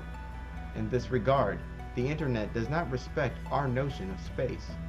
The internet can be indeed thought of as a separate dimension, a place full of beings both sentient, as in forum users, and non-sentient, like search engines. It also has some semblance of space, because the websites are separate locations, but unlike our world, these websites are all the same distance from you and from each other, meaning typing in abc.com is as easy as typing in 123.com. Despite the fact that one website is a server based next door, while the other is in Tokyo. Computers do not recognize time as we do either. In fact, we equip computers with specific circuitry so that the machines will have some notion of our time. Without onboard clocks, a computer would measure time by how many instructions it has executed since a certain point, unable to account for how quote-unquote long those individual operations took. In this way does the digital realm live in a sort of strange time, having already explained how it exists in strange space. That's not where the parallels end either. With the right equipment, the internet can be accessed in Antarctica, or any other part of the globe. This means that the internet realm can be tapped into at any given point in our space, as if it were a secondary universe lying on top of ours, with any point in the internet accessible at every point in our space. A realm full of beings, some friendly, some not, some intelligent, some not. We fail to realize it, but through our very bodies and on a daily basis, pass whole conversations, songs, and images in the form of cell phone, radio, and television signals. And because of the prevalence of the wireless internet, someone may be accessing the internet through your body. The point is that the electronic realm, or dimension, exists all around you in an ultimately invisible, yet accessible form. But a human can gain no pleasures or powers from this realm without an instrument that quote-unquote plugs into it, like a cell phone, radio, or computer. What you need to plug into the digital world is the same thing a spirit needs to plug into our world, an identity. In order to engage in internet chat or email, one first needs an identity. This identity first begins at the physical interface, which is your mouse, keyboard, and monitor. Your mouse and keyboard convert physical motion into electronic signals that the computer can understand, and your monitor converts the computer's output into something your perceptions can handle, an image. The second part of an identity is regarding who I am not. In the case of the internet, one creates a unique email address or unused username to distinguish their quote-unquote location in the digital realm from the location of others. This location of yours should not be thought of as such, because your email can be retrieved anywhere, even Antarctica. So this location is something that exists at every point in the material world. More parallels follow. The video game and its corresponding video gamer provide us with another excellent example of not only identities and separate universes, but a quantum reality. Imagine for a second a computer character, let's call him DigiGuy, living in a three-dimensional computer world. As this character's learning matures, he starts to notice something strange about his environment. For instance, he discovers that he cannot break objects in space infinitely. Computers store information as numbers. As a result, the coordinate system in the 3D game will be composed of extremely, but not infinitely, small intervals. His world will be loaded with minimum sizes, minimum times, and minimum speeds. Like our universe has the aforementioned Planck length, our digital dweller will discover that objects, and time itself, will appear to tick by. DigiGuy discovers that if he stands at the right part of the map and face the right direction, some objects which are directly in his gaze simply disappear. This was more common in early 3D games. And just like our universe, there are aspects of the video game universe that are downright magical. For instance, after collecting a certain number of quote-unquote points, the gamer buys himself a resurrection, in video game vernacular, an extra life. In a video game, the damage caused by multiple gunshots can be completely and instantly healed by finding a first aid kit. After finding the first aid kit, or whatever the game uses for health bonuses, the kit will simply disappear into thin air, and the player will be instantly healed. Now let's turn our attention away from DigiGuy and to the gamer himself. In order to interact with the universe inside the computer, and thereby derive pleasure from the game, he must first have an interface. This is often a keyboard, mouse, or controller. Secondly, he must have an individual location assigned to him. Unlike email, where the user chooses the name, the video game decides where the main character's information is stored. At this location is typically stored things like coordinates within the map, the angle you're looking, and usually stuff like current health and how many bullets you have left. What's more, the video game itself must convert what is no more than a bunch of numbers into an environment akin to our own that can be displayed on the screen. Now that our gamer has an identity within the computer world, he can now interact with DigiGuy. He can now derive pleasure from that universe, or play his game. But what if this game isn't about having fun? What if, instead, the gamer enters the computer universe with the intention of revealing to DigiGuy the nature of his reality? Imagine telling DigiGuy that his entire universe is stored on a rotating disk within a quote-unquote hard drive. Imagine telling DigiGuy that objects whose characteristics are recorded on the other side of the hard drive may be sitting right next to him. Imagine telling DigiGuy that in order for him to experience you in your true, fleshly form, you would be forced to put your finger on the rotating hard drive disks, thereby destroying his universe. Imagine explaining to him that his world is weightless because the hard drive weighs the same whether the 3D universe he lives in is empty or loaded with objects and characters. Imagine banishing the growing notion in his mind that his world has a single random number, but instead numbers that appear random, and that his universe isn't even capable of randomness. Poor DigiGuy. It seemed so permanent, so real. His world included a depth that no flat, rotating disk could ever mimic, or so he thought. Objects that were far, and proved it by being inaccessible without travel. Objects that were close, and proved it by being accessible without travel. In his world, some objects were heavy, and proved it by being hard or impossible to move. Other objects he knew to be light, and he proved it by being moved with ease. And as for the apparent random numbers, nothing more than a computer's onboard clock, spitting out an endless series of numbers that are predictable to infinity. First, DigiGuy's story is a good vehicle to imagine two universes whose distances and times have no correlation, and whose beings share different types of quote-unquote flesh. Secondly, the story of DigiGuy is significant because you are DigiGuy. It is you, we, who live in the computer. You're on the inside, looking out. So who's out there?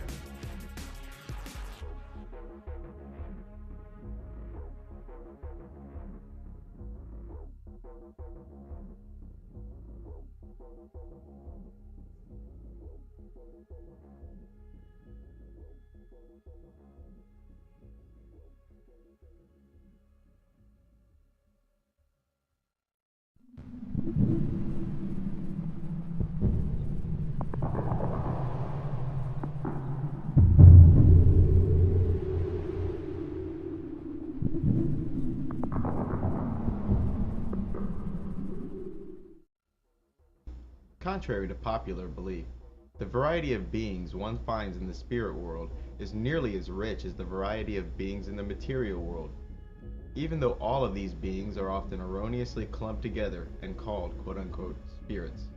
Just like those who inhabit the material plane, the inhabitants of the spirit world can fall into general categories. I will use this blanket label spirits too, although it doesn't do justice to the variety of beings in the other realms. As for the categories themselves, the first is elementals, the second is spirits or astral spirits, the third is demons, the fourth is larvae, and the last is angels. Elementals are those who, unlike many spirits, have etheric bodies. These etheric bodies allow them to interact with the material world by their own volition. The occult recognizes 5 elements: fire, water, air, earth, and spirit. Occultists recognize 4 types of elementals, and each type is assigned an element: undines, salamanders, sylphs, and gnomes. Undines are elementals of the element water. They are graceful, sensual, often pale, and prefer the female form, and watery habitation. Salamanders, associated with the element fire, are known for being emotionally unstable. Their actions are rapid and explosive. When conjured, a salamander may prefer to arrive as a male with glowing eyes. Sylphs, the elementals of air, are intelligent, subtle, and, like salamanders, make rapid movements. Gnomes are the elementals associated with the element earth. These beings are said to live underground and in caves. Contrary to popular folklore, gnomes are not short, funny little men. They can be overly emotional and even dangerous. They are often more quote-unquote solid than the other types of elementals, and may often arrive with dark hair, dark eyes, and olive-colored skin. The quote-unquote standard spirit has only an astral form, but no etheric or physical body. These types of beings may not operate in our world at all without possessing a living creature. Only by plugging into a living being may they have any experiences of or gain any pleasure from our world. Many spirits are described as moving back and forth between the material and astral planes, but direct contact between these entities and human beings usually happens in dreams. It is believed by many members of the occult and the members of Islam that each human being is assigned both a demonic counterpart and an angelic counterpart. Spirits of this kind, those assigned to you at birth, are often called tutelary spirits. It is true, however, that all humans are subject to the whisperings of not only their own demon, but demons and spirits who roam freely. After a vampiric spirit latches onto a human, they become increasingly difficult to remove. The spirit will feed from the negative thoughts of the individual and continue to further induce the very thoughts that feed it. Many of the worst, most inhumane crimes ever committed were likely to be the result of possession from a demonic spirit. In fact, these spirits are responsible for most people's most horrid acts, including yourself. When possessing a human, the spirit may enjoy all strong sensations, even pain, and this probably explains the self-destructive natures of those who are under possession. People who have been labeled crazy are often seen talking to themselves and interacting with a seemingly fictitious world, but it is indeed a mistake to assume that these people are responding to a completely non-existent forms. There could very well be someone, or something, on the other end of that conversation. Some people are under strong influence of negative spirits, while other people may be extremely psychic. But for either grouping, the results are the same: insanity. A possessing spirit may be starved by controlling the thoughts that feed it, in which case the spirit will detach from the individual and go find sustenance elsewhere. In other cases, the spirit must be exorcised. Spirits exist in a hierarchy, and consequently, those conducting the exorcism usually call upon the names of God or entities superior to the possessing spirit to drive away the pest. The spirit may be cast out during the exorcism, or may be confined to an object, which is to be discarded. Do not make the amateur's mistake of associating the inhabitants of the spirit or astral world with the afterlife of human beings. The entities that reside in the astral plane are not human, and probably never were. Simply put, these entities have nothing to do with your dead grandma. Although many people imagine spirits as extremely concerned with the activities of humans, in truth, many spirits are indifferent to humans. Spirits and elementals see the earth as a three-dimensional living environment, and as a result, many spirits live beneath the ground, in the air, in the waters and oceans, and in the wooded areas. What's more is that many of these beings will usually choose to live away from high concentrations of humans, and may be inclined to inhabit deserted regions. Only a small percentage of elementals and spirits choose urban habitations. Spirits are subject to the will of man by the working of magic, but they still have individual personalities and share the same palette of emotions humans have. Spirits share many of our emotions, but so do many animals of the material plane. Although their emotions are often similar to people, the intellect of a spirit is, on the average, beneath a human's. Some spirits have intellect that is above and beyond the mind of a man, but most are as intelligent as the higher orders of the animal kingdom. Other spirits may not be sentient and may have no true will of their own, but may simply be collections or concentrations of spiritual energy. There are physical effects that can be associated with the presence of a spirit. The individual may feel a tingling at the back of their neck, their fingertips, and toes. It may also include the sensation of spider webs being laid across the skin, or cold breezes gracing the flesh. Those in the presence of a spirit may have a general feeling of not being alone, or being watched, perhaps sensing an upsurge of emotions like joy or fear. Many quote-unquote ghost hunters claim that spirits, perhaps more likely elementals, produce a slight magnetic field when they're present, and produce fluctuations in magnetic fields as they pass. It is also often reported that they can use microphones to produce noise they otherwise would not be able to indulge the ears of those present with. If our eyes were sensitive to the spirit world, we would see orbs and shadows moving about our homes countless times in a single day. Some objects, which we know to be inanimate, may even appear alive. This spiritual traffic is quite normal and usually not harmful. The possible psychological effects on those who are sensitive to the spirit world, and a world of those who aren't, could be crippling, and those sensitive people who cannot reconcile the material and spirit worlds are more readily labeled insane. Cats, and a few other animals, could see more of the spirit world, and you may find them transfixed by seemingly empty space. This quote-unquote empty space may only be empty in our eyes, whereas the cat may be observing the comings and goings of a spirit. Most intelligent spirits are associated with the 5 elements, the 7 planets, or the Qliphoth. They are considered elementals if associated with the 5 elements. They are called spirits and intelligences if they are associated with the 7 planets, and spirits associated with the Qliphoth are exclusively demonic. According to Kabbalistic teachings, the Qliphoth is essentially the Averse universe. This is a mirror image of the celestial universe, an anti-universe, if you will.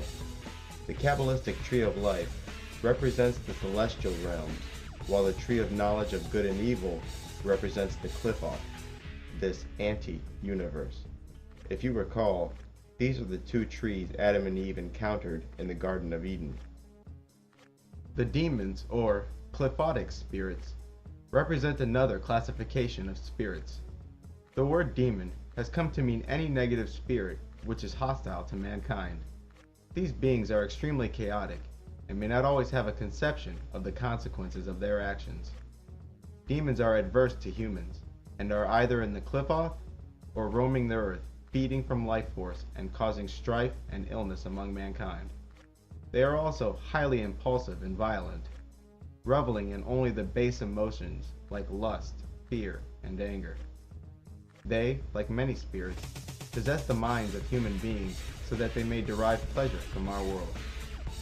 Evidence of their presence is intense feelings of fear and perhaps disgusting odors.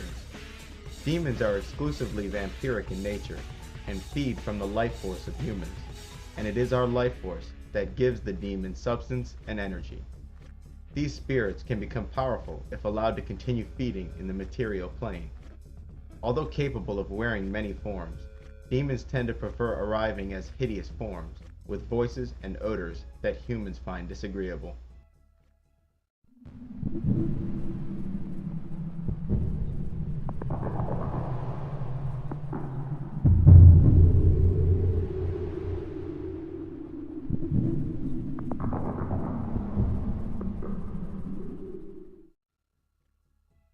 The word jinn is Arabic for demon, and it is where we get the word genie.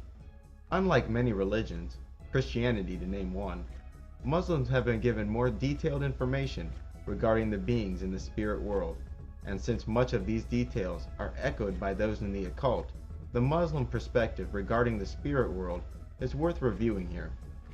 Muslims believe that the jinn were created before mankind and are beings of free will to an extent. The bodies of the jinn are said to be made of smokeless flame, while humans are said to be made of clay and angels made of light. The jinn may come in many forms, but the most common forms are those of spirit, those of man, and those of snakes. There are many reports throughout the scriptures of Islam of jinn in human form. Jinn are said to cause strife and illness among humans and, although not all jinn are evil, delight in making hardships for mankind. Jinn who are wholly evil and operate as direct agents of Satan are called shayateen, and our more powerful jinn are called afrit. As stated previously, the possession of the jinn is often responsible for the worst crimes, the worst acts of impulse, psychological problems, and many physical illnesses. Headaches, insomnia, nightmares, laziness, and antisocial behavior have all been frequently attributed to the influence of jinn. Muslims also believe in the vampiric nature of jinn. claiming that those who sleep in the presence of jinn will wake up tired and depleted. Muslims and members of the occult believe that there is some kind of contract or agreement between our race and the race of jinn.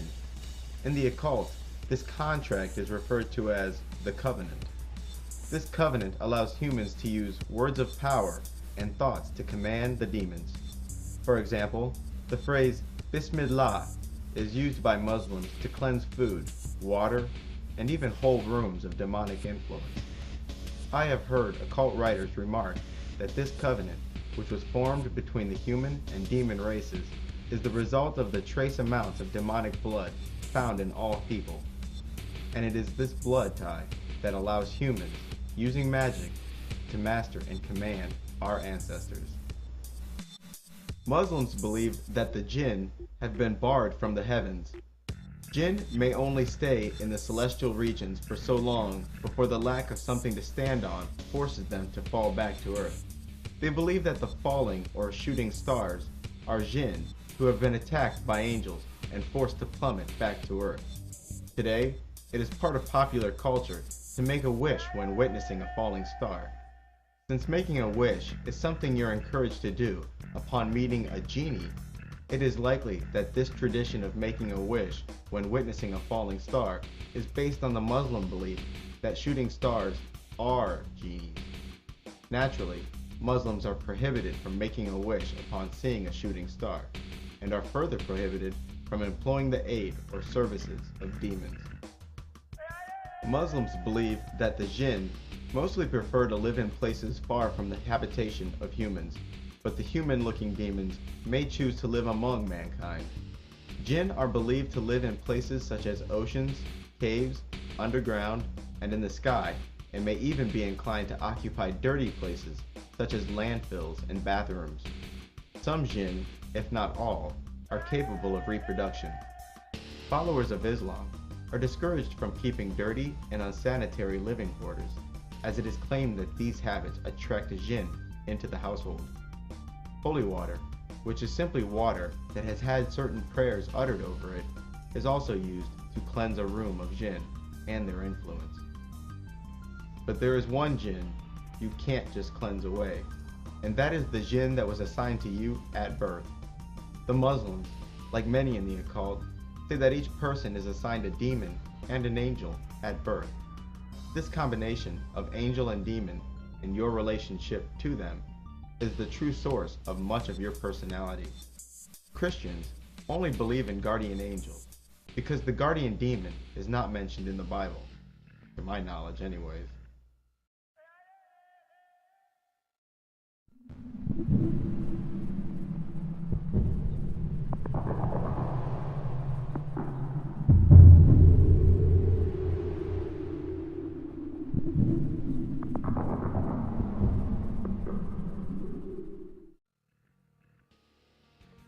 The next classification that those in the spirit world fall into is called larvae. Larvae, sometimes called thought forms, are the parasites of the spirit world. These parasitic entities are the direct creation of the desires of man. When a person concentrates on a single thought, a larva is formed. Many times, a thought form will die and dissipate the moment that person's attentions are directed elsewhere. But if the individual is consumed by that thought or desire, the larva will continue to grow. Like vampiric spirits, these non-sentient larvae feed from the very thoughts that created it, and will often induce this thought in the mind of its host in order to feed. These beings are not intelligent and cannot be commanded, only banished. The only trace of intellect they display is a sense of self-preservation. These larvae feed upon the life force of their host and continue to steal his vitality until he no longer feeds the being with obsessive thoughts, thoughts which are usually negative in nature. These beings have no function to humans, whether that function is magical or otherwise.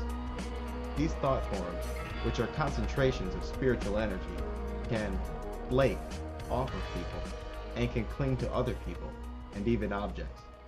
In this way, can a person accumulate a sinful nature, and places accumulate a bad vibe. This concept of the thought form is, however, a bit more complicated than spiritual insects. This is in no small part related to the fact that thought forms can be projected.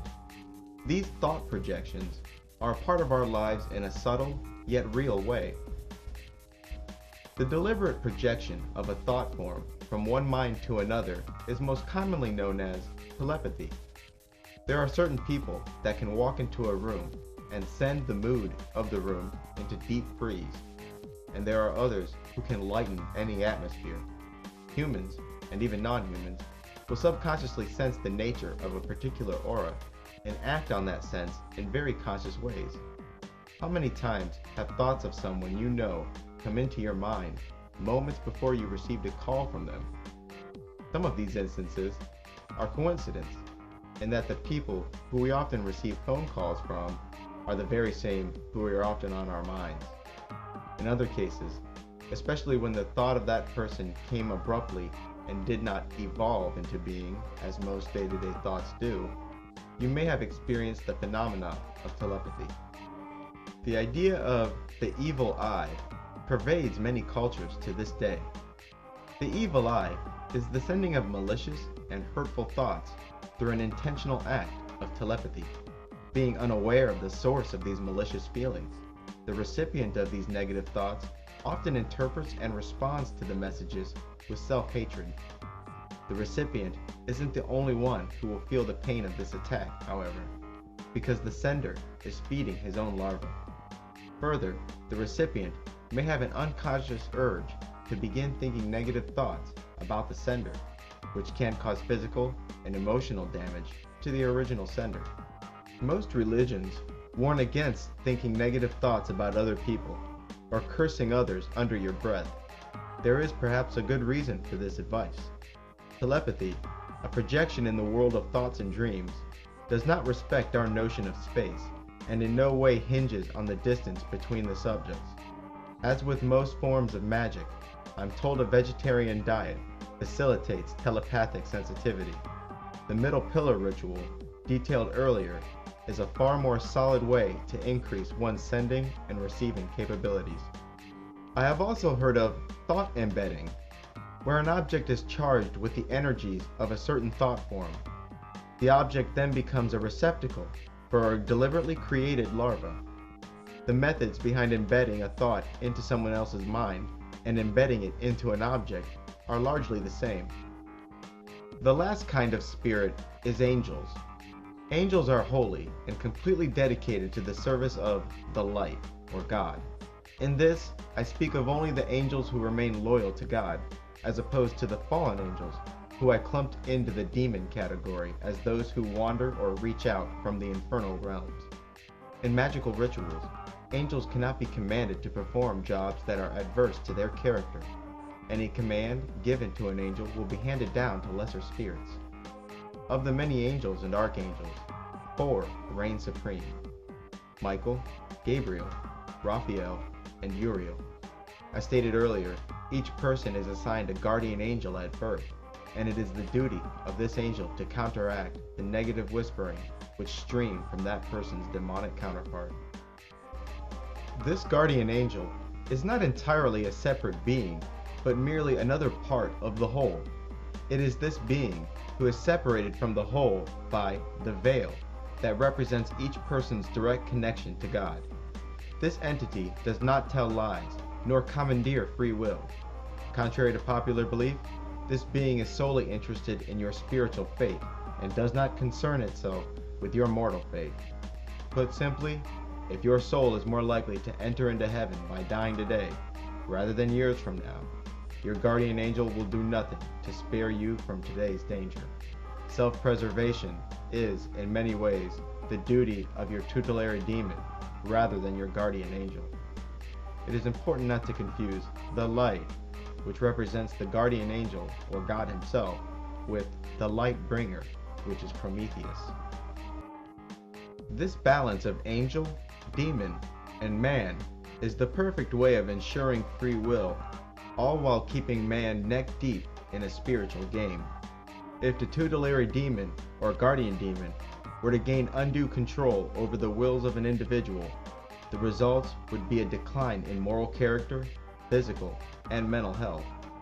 This being, which drives us to selfishness, greed, and base ambitions such as sex and power, is also responsible for many of the acts of our lives we call achievements. Pragmatism is the true way of our guardian demons. People who are under strong demonic influence are mean, distant, selfish, and disloyal. They are strangers to charity, because in the back of their mind is always the voice saying, "What's in it for me?" These individuals will also exhibit many self-destructive behaviors like drug use, promiscuous sex, overeating, gambling, etc. Individuals who are strongly under the influence of their guardian angel are gentle and unambitious. They will extend their resources to others with one act of charity after another until they've made themselves destitute. Their distaste for conflict makes them virtually defenseless, and their unwillingness to gain power over others leaves their sphere of influence extremely limited. They have a jovial spirit that not even the most dire conditions can crush, and are often treated with kindness, even by unkind people. Sending thoughts from one person to another can be done in multiple ways, even unconsciously, as stated earlier. If you were attempting telepathy, I would recommend you use multiple methods to achieve this. In order to use telepathy to implant thoughts, you must first understand this. Each person has a part of their body on every plane of existence, reaching all the way up to God Himself. Telepathy is communication on the astral plane. The astral plane does not respect our sense of space and distances, yet still has separate locations. Like the internet parallel that I illustrated earlier, each of these locations can be accessed by a single mind. In the astral world, to imagine a thing is to access its location, and it is this location that you will direct your thoughts. Detailed visualizations of the target person or object must not be neglected. This is even more important than the method of thought transfer. First, imagine the person in the sharpest possible detail sitting in front of you. Begin to tell the person your thoughts, the command or message, and explain what you want them to do and why they should do it. Second, imagine yourself in their body, sitting in front of you, as if you've moved your consciousness and awareness into the target. After moving your consciousness into the target, you should then visualize looking back at yourself through their eyes. Imagine yourself detailing the command or message through their eyes. Imagine them complying to your demands. Third, imagine the command or message as a ball of energy or an image, and imagine that energy or image being inserted into the target person or object. The best way to communicate using telepathy is a Morse code system. In this system, the recipient must be ready to listen and must also know when one message ends and another begins. Find 2 index cards, and on them draw 2 completely different shapes. These shapes must be different in every possible way. I recommend drawing a large, solid black circle on one card, and a red X or plus sign on the other card, or perhaps an imperfect shape. Then, using the same techniques outlined earlier, begin sending a description of the shape on the card you currently hold. Avoid using telepathic negatives such as, "It is not solid," "It is not black," "It is not round." Confine your description to what the shape is, rather than what the shape isn't. When trying to send the shape drawn on one card, keep the shape drawn on the other card completely out of your mind. To transmit a certain shape, begin describing that shape in every possible way. For example, when transmitting the shape of the red X card, send concepts like red, has straight lines, empty on the inside. When describing the card with the black circle, send concepts like black, has only curves, is solid on the inside.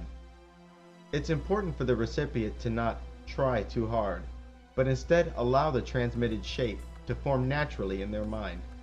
Spend at least 30 seconds transmitting the characteristics of each card before sending the next shape, and be sure to have the recipient record the message his mind received before moving on to the next card, or doing the same card again.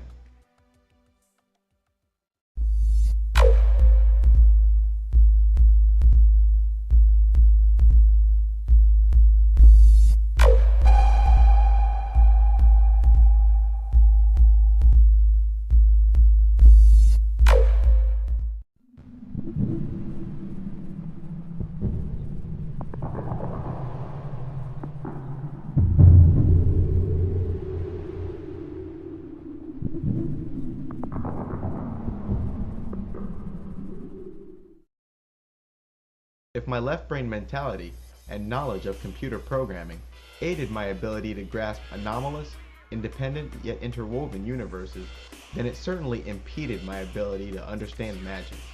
The problem arose with my conception of a command. In computer programming, commands are sent to the computer in a very formalized way. Computer programming languages are extremely structured and inflexible. Another roadblock to understanding magic, which sprang up because of my computer nerd dispositions, was regarding the parameter of faith. In computer land, countless times have I succeeded brilliantly in solving a problem by a series of random, trial and error potshots that I was sure won't work. And, as if it were part of the ritual, I didn't fail to utter that suspicion aloud either. In most cases, "this won't work" was followed shortly by, "did that just work?" But in magic, absolute faith is necessary. Rule number 1, faith. Like every other path of spiritual development, magic requires faith. Without belief and focus, you and your spells are sure to fail. Surely, this is an aspect of the occult that has kept the merely curious at bay. But there was something else about magic that violated and troubled my computer-like mind. Magic's arbitrary nature. While reviewing medieval grimoires, one is struck by the countless strange requirements for a given spell. You have to say these incantations at this time of year, facing that direction. A modern aspirant to the magical arts will find himself saying things like, "the testicle of a wild bull? Where the hell am I gonna get that?" Oh, but don't forget that you have to cut that bull's balls off at midnight, and only in February, or that spell is a big no-go. This may sound like an absurd exaggeration, unworthy of being included in an objective analysis of magic, but this is exactly the kind of stuff one finds while perusing texts about magic written greater than a century ago. One can hardly exaggerate magic's arbitrary, comical, and often contradictory nature. Surely another aspect of the occult that has kept the merely curious at bay.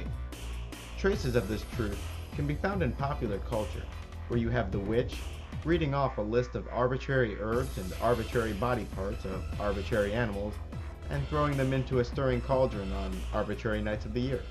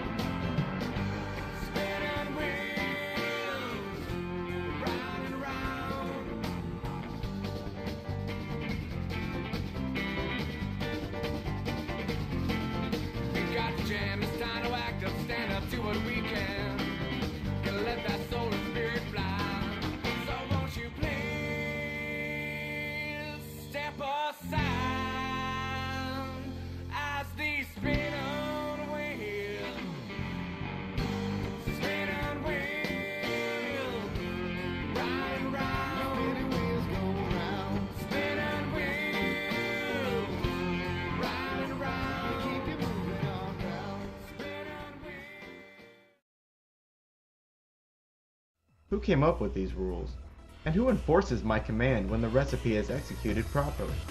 Because these are the questions that would occur first to a programmer. Who or what is the program that enforces my will once the spell has executed properly? Why does this program respond to my commands at all? And who the hell was looking over my shoulder to make sure I crept upon that bull on a February night? My feet sporting top-of-the-line running shoes, my trembling hands wielding a knife, and my eyes blazing with emasculating menace. This force looking over my shoulder and executing my commands, I'll call the magical program. If one delves into only a couple books about magic and the occult, they come away believing that magic is terribly inflexible. These rules, as arbitrary as they may be, are still rules, but in truth, there are nearly countless ways of achieving the same goals in magic. Unlike computer land, there are many efficient ways to send the same command to the magical program. The first indication of this fact lies in the many languages used by magicians all over the world to accomplish the same goals or contact the same entities.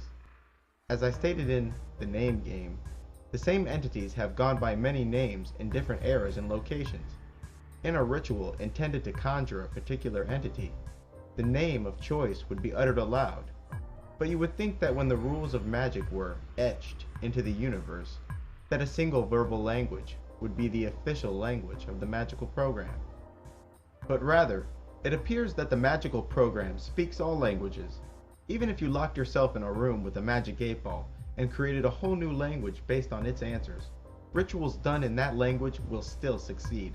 And if they didn't, it was probably because your brain doesn't have the deep ties and imagery to the words of your newly created language. Although magicians admit that some verbal and written languages have inherent power, in reality, any will do. Those languages which magicians claim have occult virtues are many old and dead tongues, like Hebrew, Chaldean, etc. Many good magicians suggest that although using unfamiliar languages and rituals will achieve the same result, it is unadvisable to do so. They advise that you use your mother tongue so that you know exactly what you're asking for. Embedded in this tip lies a truth. Use your mother tongue, whichever it may be. It appears that the magical program speaks every language, even the noble tongue of 8-ball. But there is indeed a method to the madness. Magicians will incorporate foreign languages, or alternate names, into their spellings and writings to hide the true meaning from the profane in the case that they are discovered.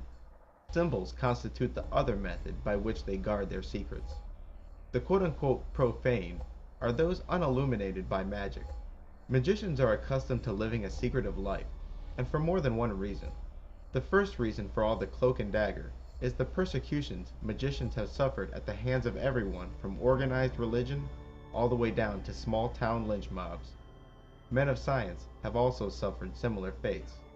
The second reason for all the secrecy is based on the simple principle that knowledge is power. Put simply, the less you know, the mightier their power is. Sadly, many magicians go to great lengths to promote atheism and disbelief in the paranormal. A world full of disbelievers is a playground for the magicians.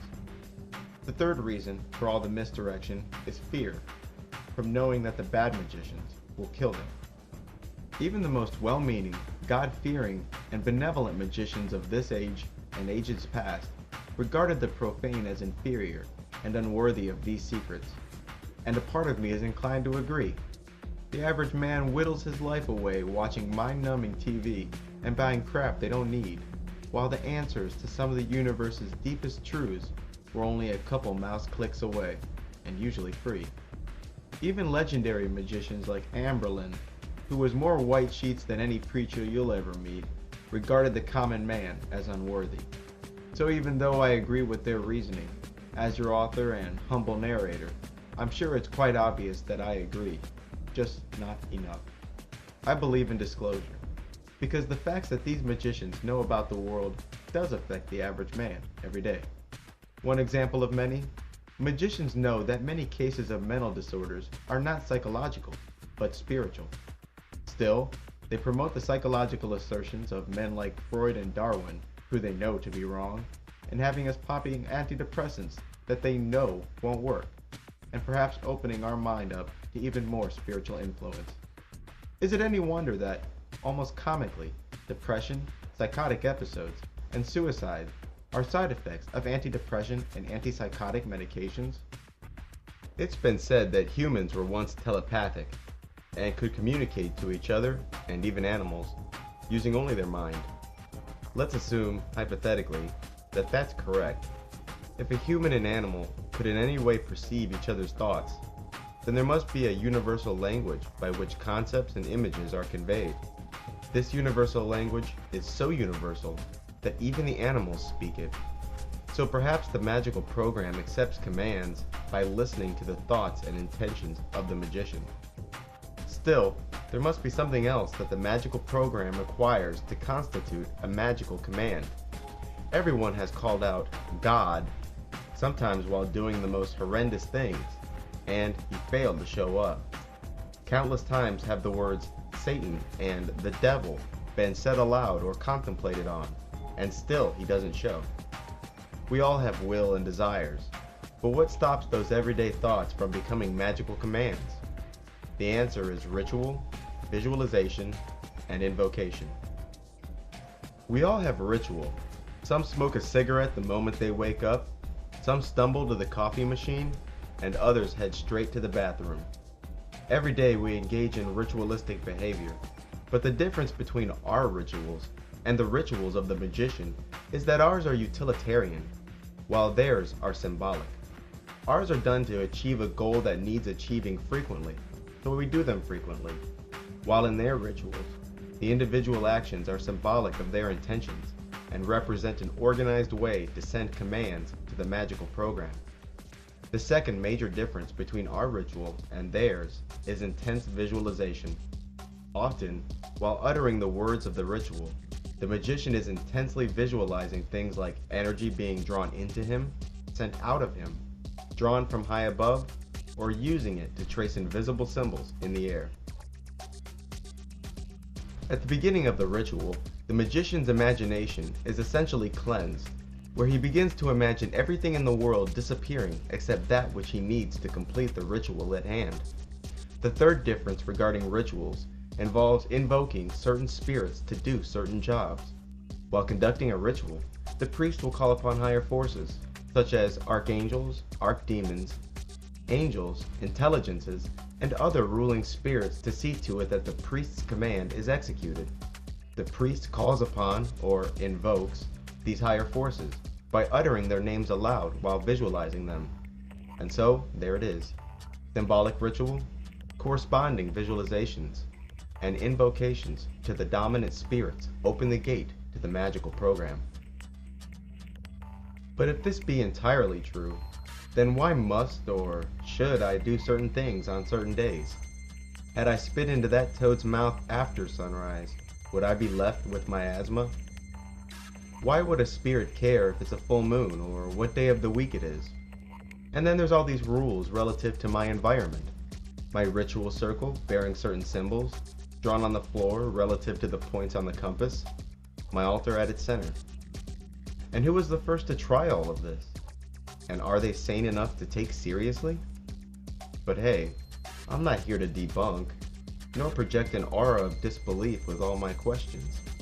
I'm merely curious. And, of course, then came the time for me to actually start practicing magic. One can't study the occult without studying magic, and magic is something that's impossible to learn completely from afar. I can say, without exaggeration, that I've read at least 70 books about magic in an effort to study the occult from the outside. The ultra-curious like myself, having to read book after book about gaining new knowledge and powers, is as cruel as sending brochures for amusement parks to a kid laid up in the hospital. But I already had a couple things going for me, and I wasn't a newbie in the strictest sense. Firstly, I had a basic, yet solid understanding of occult principles. Secondly, I had faith. Thirdly, I already knew what I needed to begin doing, like how my diet of peanut butter cookies and Mountain Dew was going to have a distinctly negative impact on my magical career. After coming to grips with the existence of the Illuminati, together with their firm belief in the occult, I became a believer in the power of magic. But I was afraid. I was afraid of opening portals to beings in other dimensions right next to my dirty clothes hamper. I was afraid of dealing with alien beings when I could hardly navigate dealings with my own race. And I was afraid of adding even more sin to the copious globs I was already holding on to.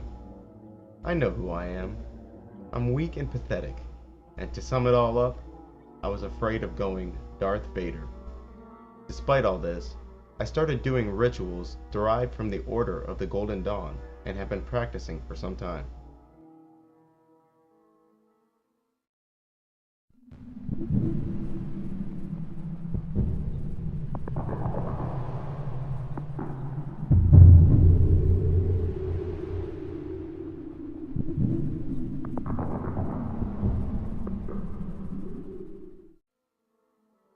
Until now, I've resisted an urge many authors fail to resist, inundating their books with personal stories.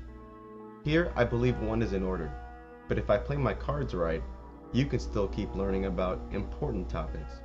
How's that sound? At first, my research was completely geared to the Illuminati and Satanism specifically. I started reading books about Satanism and black magic, and noticed something that many Satanists partake in, using the names of multiple religions and mythologies to describe the same character. In the same sentence, Satanists would name 5 different gods from 5 different religions and declare that they were in fact the same entity. This was a conclusion that I came to independently. These black magicians made casual references to the biblical struggle of good and evil, the Greek and Egyptian gods, the Dajjal and Jinn of Islam, the Chi or life force of the Chinese, and the chakras of the Hindus. They appeared to embrace the truth in every religion, as if they took a bit of every religion and formed a new one, calling it the occult.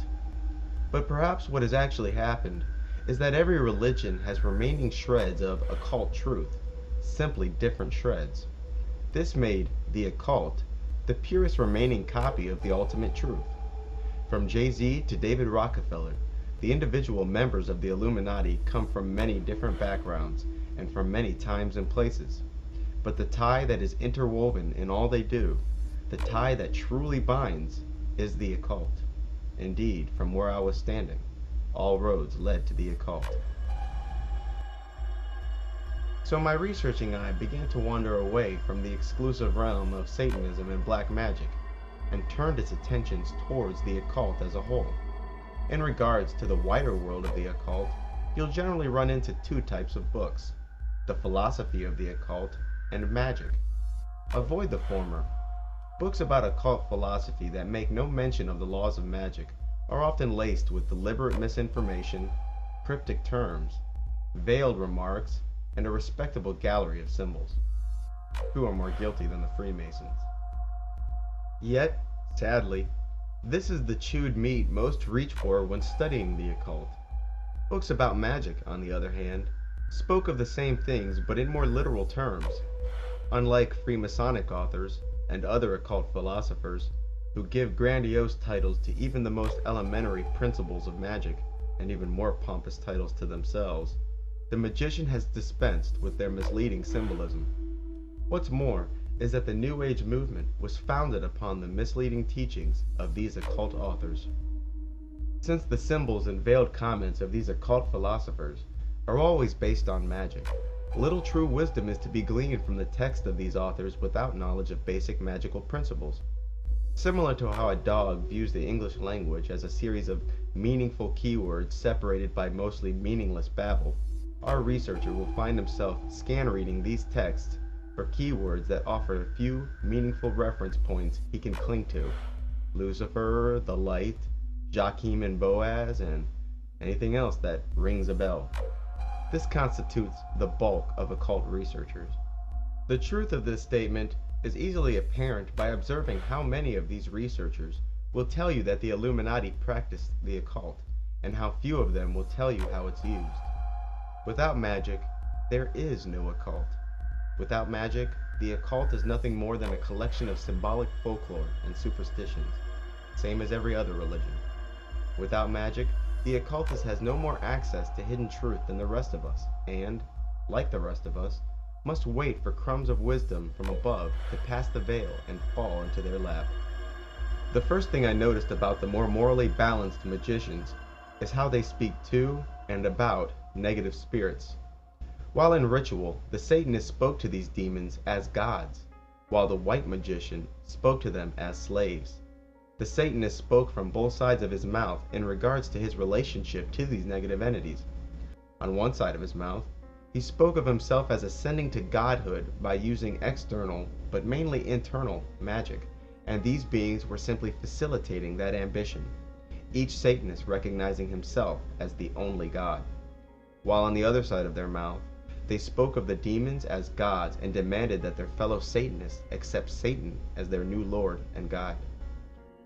One minute it's, "There's no such thing as evil," and the next minute it's, "Satan, darkest of the dark lords of evil, come forth within me." They spoke of loyalty and compassion as weaknesses harbored by the human herd, the prey. They promote the unlimited use of man's naturally predatory instinct. They believe in the casting off of moral labels and replacing them with pragmatism. They spoke of using magic to transform their spirits and become gods. The white magician, on the other hand, spoke to these same beings as a parent speaks to a child, as though his command was a God-given right. This is more than my own figure of speech. Often these priests would call upon the many names of God to bring spirits into the ritual, and also use them to control and punish the disobedient ones. After the names of God, these magi would call upon the powers of archangels to force the obedience of almost any spirit. The magician would assign an inanimate object to the spirit, and like a voodoo doll, subject that object to injury, thereby subjecting the spirit to the same injuries. And finally, he would use iron objects, like swords and knives, to stab disruptive spirits. Satanists, on the other hand, may hesitate to bring iron anywhere near the spirit during a ritual, as it may offend the gods. Another thing that impressed me about magicians, both good and bad, was their overall knowledge they possessed regarding the Bible, Islam, apocryphal texts, Judaism, Hinduism, and almost all of the mythologies. They could quote the Bible with the best of them. This overall spiritual knowledge is most likely due to their understanding regarding the singular root story, rather than intense memorization on their part. The fact that they have so liberally used the names and storylines from multiple beliefs so interchangeably is proof of this. What else I found interesting was how some magicians referred to Osiris and Yahweh as Lord, except when they spoke of him or identified him in any way, it was always in terms of Jesus Christ.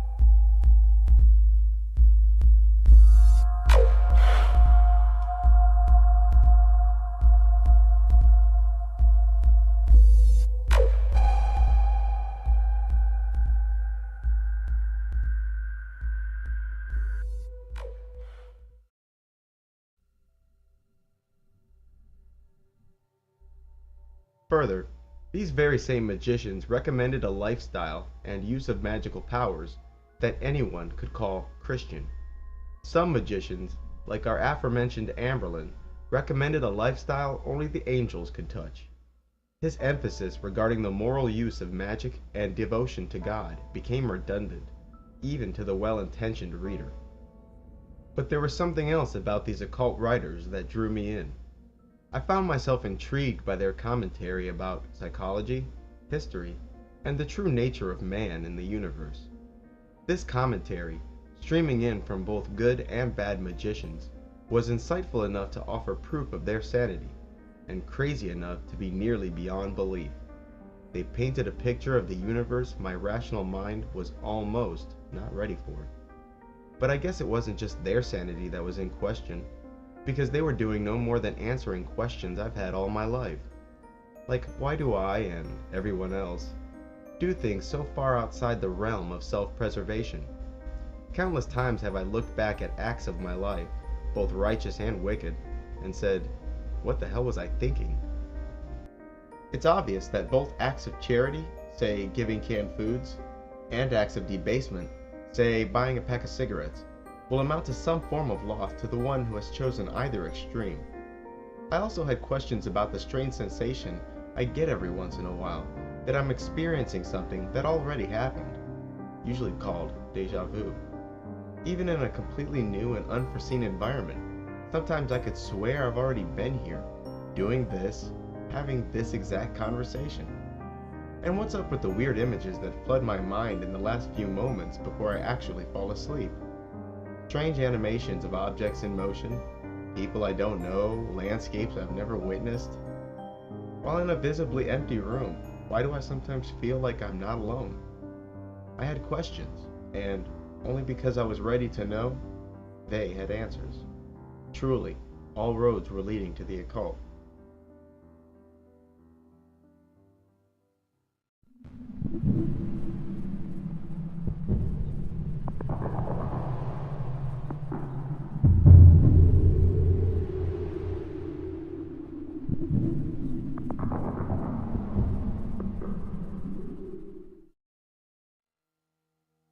The word occult simply means hidden. This is not only a reference to hidden knowledge, but also the hidden properties that all things possess. In the occult, all objects and spaces not only have chemical and physical properties, but hidden occult properties as well. Take holy water, for instance. When making holy water, the magician or Catholic priest performs a ritual that includes prayers that cleanse the water. After this, the water's hidden properties are clean, despite the fact that a chemist would claim that the water is unchanged. Those hidden properties of the water are not only clean, but the water can now be used to clean the occult properties of other objects, and even people. This is the premise behind holy water. Although magicians and priests have similar intentions for making holy water, the methods are surely different. A magician will imagine himself reaching into the water and drawing out negative virtues. He will intensely visualize cleansing energy flowing into the water while saying a short prayer. The Catholic priest, on the other hand, is more likely to simply close his eyes, rapidly spout a hollow, well-memorized prayer over the water, and be on his way. I've heard many knowledgeable magicians recommend performing similar prayers and visualizations for food and water immediately before consumption. In essence, eating not but holy food, and drinking not but holy water. Muslims perform this same act of cleansing by saying Bismillah before the meal. If said in a hollow and faithless manner, Bismillah will have no effect. If said with faith and passion, however, Bismillah is claimed to purify the occult properties of their food, and even entire rooms for that matter. There are also types of magic that's holy and ordained. Take the exorcisms performed by Catholic and Islamic priests, for instance. Like magicians, these priests would separate a seducing spirit from its human host by invoking the many names of God aloud, and even claiming God's authority. And, like a magician, these priests can succeed in freeing someone from demonic possession. This is nothing but magic.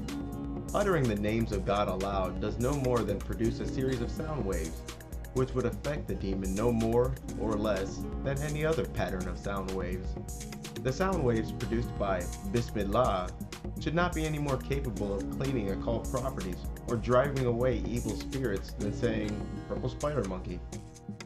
Don't let this mere illustration of holy water, however, bring you to the conclusion that the hidden essence that lay in all things is no more than a one-dimensional scale, ranging from holy to evil. Just like an object has multiple physical properties simultaneously, the same object also has multiple occult properties simultaneously. The physical properties of an object are things like width, height, depth, weight, color, shape, etc. Physical objects have all of these properties at once. A large part of magic is devoted to two types of hidden properties. The first property is the elements, and there are 5: spirit, air, water, fire, and earth. The second major type of hidden property is the planets, and there are 7: the sun, the moon, Mercury, Venus, Mars, Jupiter, and Saturn. The 5 elements of the magicians were allegedly derived from the 4 elements the Greeks claimed all things were made from. After more research, especially into Greek philosophers such as Plato and Aristotle, who I suspect had occult knowledge, I am more convinced that the reverse is true, and that the Greeks based their belief of the 4 elements, air, water, earth, and fire, on the magician's 5 elements. The term "the elements" remains with us to this day. To be exposed to the elements is to be left outside and exposed to rain, which is water, dirt, which is earth, air, which is air, and sunlight, which is fire. Magicians also make references to other properties. Some truly are as generic as positive and negative, while other hidden properties may be a living being, like a spirit. As stated previously, a spirit can be bound to an object. The nature of these hidden properties, both elemental and planetary, is measured in personality, rather than the mathematically sound inches and pounds that physical properties are measured by. Each of the elements and planets has correspondences to almost everything imaginable. Everything from body parts to odors to points on the compass to angels. Listening to magicians explain why that odor or that stone or that type of tree corresponds to a particular planet certainly makes for some comedy. So not only can someone insert the influence of, say, Jupiter into an object, but the physical makeup of the object makes it inclined towards a particular planetary or elemental influence. In this case, one would choose objects whose physical properties lent themselves to Jupiter. Many people believe that things like rabbit's feet have a natural occult essence of luck. I have not heard an occultist comment on this, but it's no more absurd than spitting into a frog's mouth. The metal copper, for instance, is inclined to the influence of Venus. Therefore, copper is a venereal metal. Venereal, Venus, the goddess of lust and sex, go figure. But planetary or spiritual properties aren't the only hidden properties an object or given space has. There are also threads that permanently bind every material particle to every other particle that it has ever come in contact with. Imagine for a moment that every time you touch an object, small threads remain that tie your hand to that object forever. The more times you touch that object, the more threads between you and it are created. The average person would therefore have many residual threads between them and the fabrics in their clothes and furniture, but also fluids or solids that passed through or came from your body would naturally have many lingering threads. Because of the length of time they were in your body and sheer surface area contact, the things like sweat, blood, semen, hair, milk, or skin would likely contain more lingering threads than urine or feces.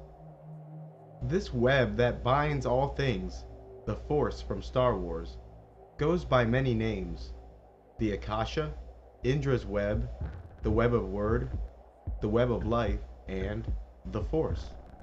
Essentially, everything you've ever touched or excreted is still touching you. Most of this material has decomposed into the earth, returned to the ocean, or rotting in a landfill.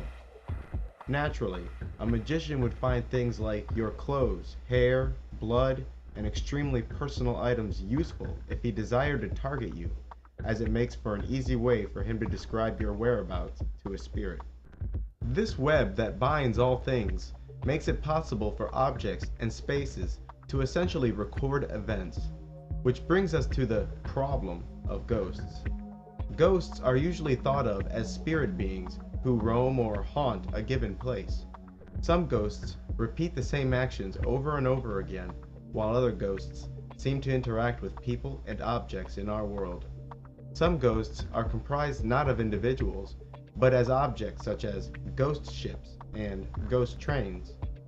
Other ghosts may be whole groups of people, such as American Civil War battles, where whole ghost armies are seen marching into battle. Some ghosts aren't objects at all, but noises, feelings, and odors that seem to come from a distant past. The most pervading theory regarding ghosts is that they are the souls of departed who weren't ready to quote-unquote move on. Consequently, with unfinished business in our world, they continue to roam the place where they perished. Attached to each, of course, is this traumatic, tearjerker story of how the person died and why they have unfinished business. This theory has been screamed and echoed from the hills by every spiritualist and self-proclaimed psychic out there. While I was researching the spirit world, I ignored these spiritualists and psychics.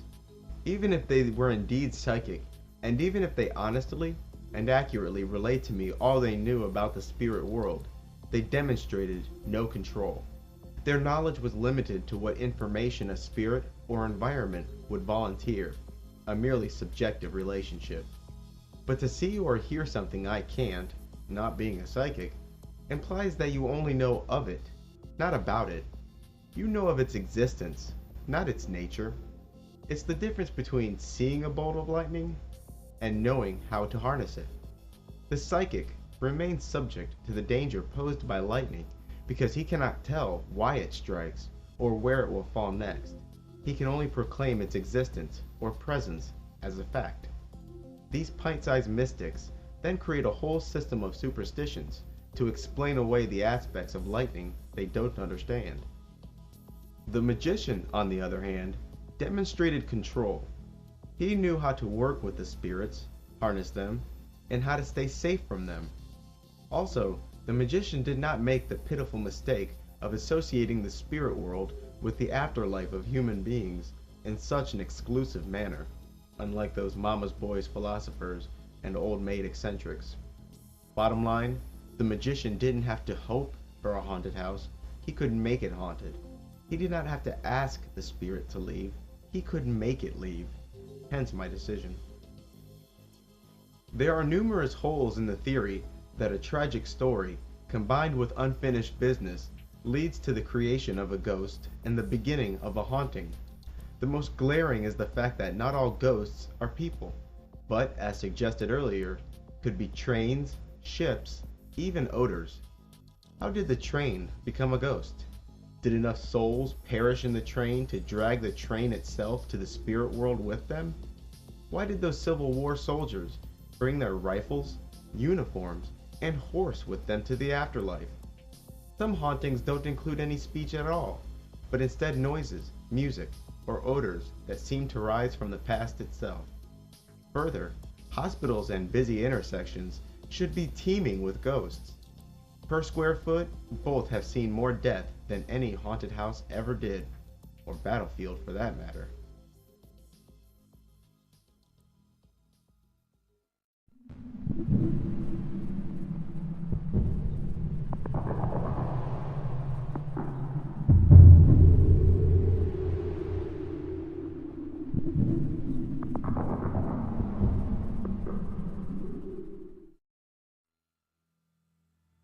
All of us are familiar with the power of intention, whether consciously or unconsciously. Some people can be made upset by the mere mention of an undesired, yet extremely unlikely fate, as if the mere utterance of an event increases its chances.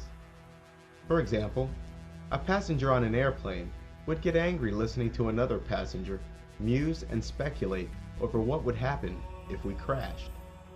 Sometimes, this response of anger is logical. You may be correct in painting a very likely outcome. Being swept up in mindless optimism, the angry party may accuse you of raining on their parade. Other times, the angry response one receives for such speculation is not rational. The outcome you predict is so unlikely it is unworthy of serious consideration. Anger towards this type of speculation may not stem from violation of the rational senses, but intuitive ones. People who don't like to be jinxed are usually these over-optimistic types who subconsciously know the power of intention. Further, to be optimistic is a point of view. Two fans of different football teams sitting together watching their two teams compete would perceive any speculation from the other as pessimism.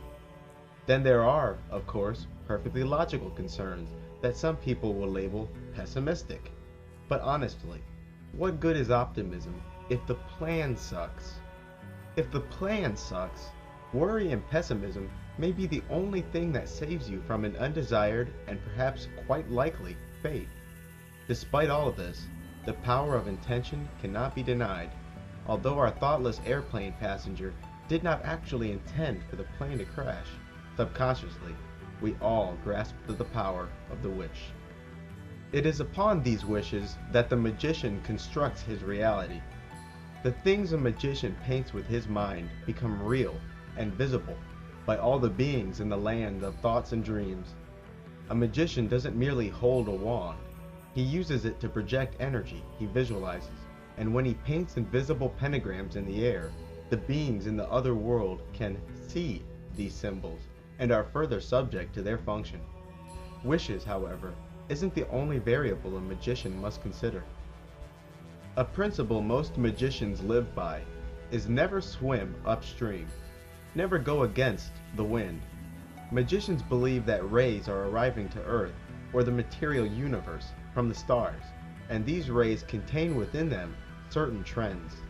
These rays make individual people and whole societies predisposed to certain behaviors. Like tides on an ocean, these behavioral trends wax and wane and can be predicted. At times when the rays of the heavens make people aggressive, this is the time when the magician seeks to cause strife and war. When the rays from the stars suggest a time of peace, the magician seeks to induce favors and garner friendships. Mostly, magicians concern themselves with the celestial effects brought on by the 7 magical planets. Each of these planets produce certain effects that rise and fall as the days and months go by. The magician always flows with the trends, but these trends are no mere machinations of popular culture, but celestial trends. Astrology, as it is popularly known today, is the use of heavenly bodies to track current and future trends. Astrology is based on the principle that the location of certain heavenly bodies helps indicate a person's or society's behavior, and therefore their fate. Unbeknownst to most of its believers, astrology was originally exclusively used by magicians in order to track when certain spells and rituals are to be performed. Most people use astrology to help dictate their day-to-day actions, and even though subtle astrological forces do play a part in determining a behavioral trend, it is not an art worthy of guiding one's life. The practitioner of astrology is likely to miss good opportunities or seize upon bad opportunities on account of their daily astrological horoscope. Too subtle are these astrological effects to be qualified to guide one's life. Common sense and a consistent set of right and wrongs is surely wiser. For the magician, however, the tide of these celestial forces offer a way to maximize the power of any magical undertaking. It is always important to bear in mind that magic is not hit or miss.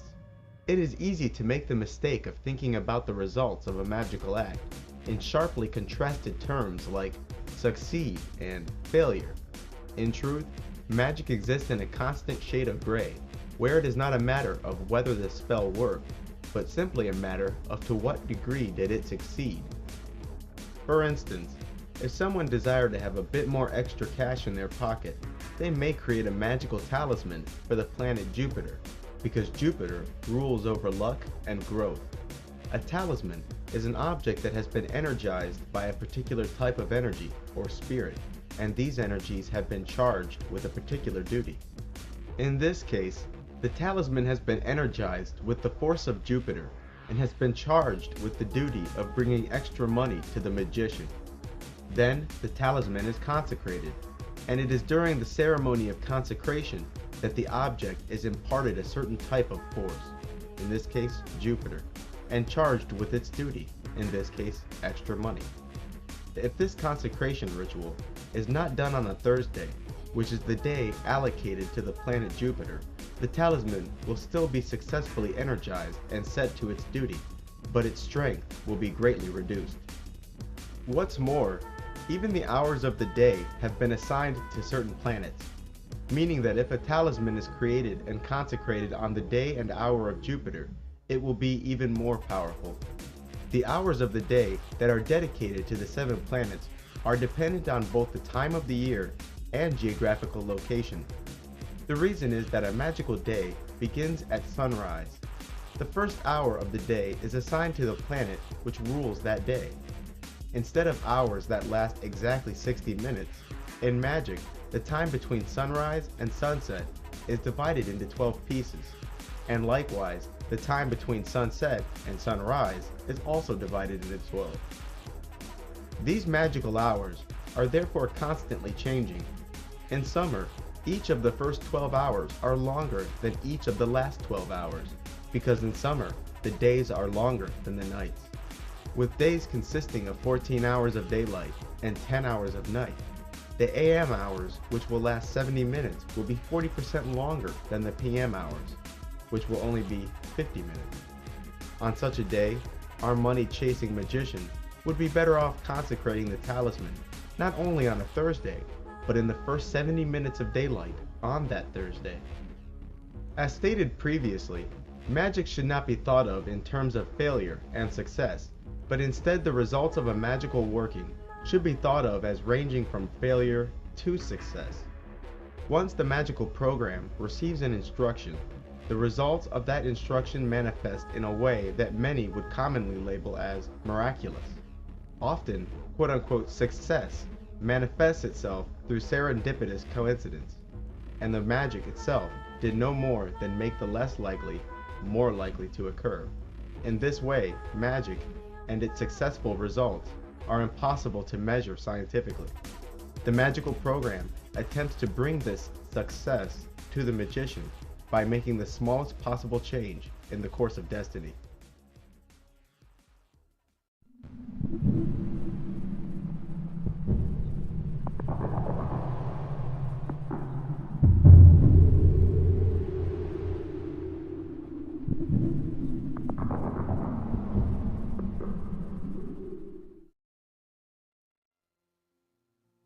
The second most important thing in magic, aside from intention, is ritual. The ritual, as stated previously, represents an organized way to send commands to the magical program, but it also aligns the mind of the magician with a certain type of magical energy. Two common types of magic is ritual magic and natural magic. Natural magic relies on the occult essence of a particular material in order to project a certain energy. Practitioners of natural magic often procure many strange herbs, stones, and may even require a substance derived from a dead animal. It is this type of magic that is commonly associated with witchcraft. The rituals of natural magic are minimalist and often involve no more labor than procuring rare substances and wishful thinking, literally. The texts of natural magic are often written after the fashion of a cookbook. Write the full name and birth date of your lover you desire on a pink candle. Light the candle and visualize them running into your arms over and over again. That's an oversimplified version of the kind of crap you'll find out there. Then there's ritual magic. No gem hunting, no herb gathering, no lizard eyes and cat's tongues, just bossing around spirits with my mind, my wand, and my words. For the remainder of this book, all of my references to magic will be to ritual magic specifically. The rituals of magic usually begin with a cleansing. Holy water and banishments comprise the most common ways in which cleansing of the ritual space is accomplished. The ritual space, the place you intend on doing a ritual, should be as clean and dark as possible. The room should be fragrant with a scent that corresponds to the type of energy you wish to summon. It is also important to note which walls are at what points of the compass, because what is done at one edge of the ritual space is usually done on all four sides: north, south, east, and west. A banishment is a small ritual where banishing pentagrams and/or banishing hexagrams are drawn at the four edges of the ritual space. The symbols the magician draws in the air are of course invisible and imaginary. Although it's just a rule of thumb, the banishing pentagram or hexagram is drawn counterclockwise, while its opposite, the invoking pentagram or hexagram, is drawn clockwise. Today, the most commonly used invoking and banishing pentagrams were those designed by Aleister Crowley. Why he decided on certain pentagram arrangements is truly baffling, and they are without the elegance of pattern. I despised having to memorize them, and I personally think that modern magicians should give those pentagram arrangements revision. A banishing symbol dispels a certain type of energy, while an invoking symbol activates a certain type of energy. It may be thought of as an on and off switch. To banish a certain energy is to turn it off, while invoking a particular energy turns it on. The purpose of a banishing at the beginning is to clean the area of all influences and make the ritual space spiritually neutral. For example, in order to activate the spirits of the realm Venus, one would draw a green hexagram facing all four directions, essentially enclosing your ritual space in imaginary green hexagrams. The hexagrams, being invoking hexagrams, should begin at the bottom right corner of the hexagram and move clockwise until the first triangle of the hexagram is drawn. From there, beginning at the opposite side of Venus, the point on the hexagram assigned to Mars, the second triangle is drawn, also in a clockwise fashion. And, being an odor of Venus, ideally the room should smell of rose. The spirits associated with the 7 planets are invoked and banished with the hexagram. For spirits of the 5 elements, the pentagram is used. Satanists tend to draw the pentagrams upside down, which is symbolic for the material element being higher than the element of spirit, which often represents God. It isn't uncommon for the names of power, such as the names of God, archangels, and angels, to be uttered while the symbols are drawn. Like in the middle pillar ritual in chapter 2, these special names are often vibrated, rather than spoken in a plain manner. Although opening rituals can come loaded with needless pageantry, the core of the opening ritual is the invocation. Here, a distinction must be drawn, because the word invocation has 2 meanings in magic. The first is the activation of a certain type of energy, which is the case for the recently mentioned hexagrams and pentagrams. It is this type of invocation that the opening ritual contains. The second type of invocation is directing a spirit into the magician, allowing the spirit to, at least partially, possess the practitioner. After the invocation of the opening ritual, the magical program is now quote-unquote listening for instruction. At this point, the magician may choose one of many paths. He may decide to question the spirit by evoking it into visible form or into a mirror. To evoke a spirit is to draw it into the ritual space, but not into the bodies and minds of those present. The magician may choose for the spirit to execute a particular command. He also may decide to infuse the spirit into a talisman. A talisman, like a voodoo doll, is an object that has been assigned to and associated with the essence of a particular being or energy.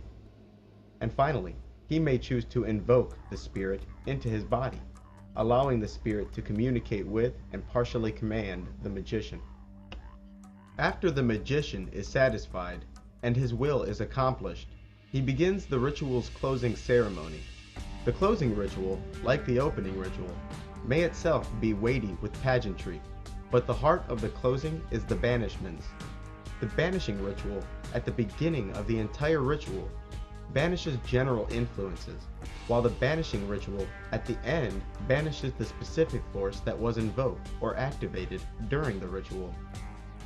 The major implements of ritual magic are relatively few, and even more impressive is the fact that they aren't truly necessary at all, with perhaps the exception of the scrying mirror. The main tools of the magician include the wand, the dagger or sword, the cup, the altar, and the scrying mirror. The first of these, the wand, is used to direct energy and draw invoking symbols in the air.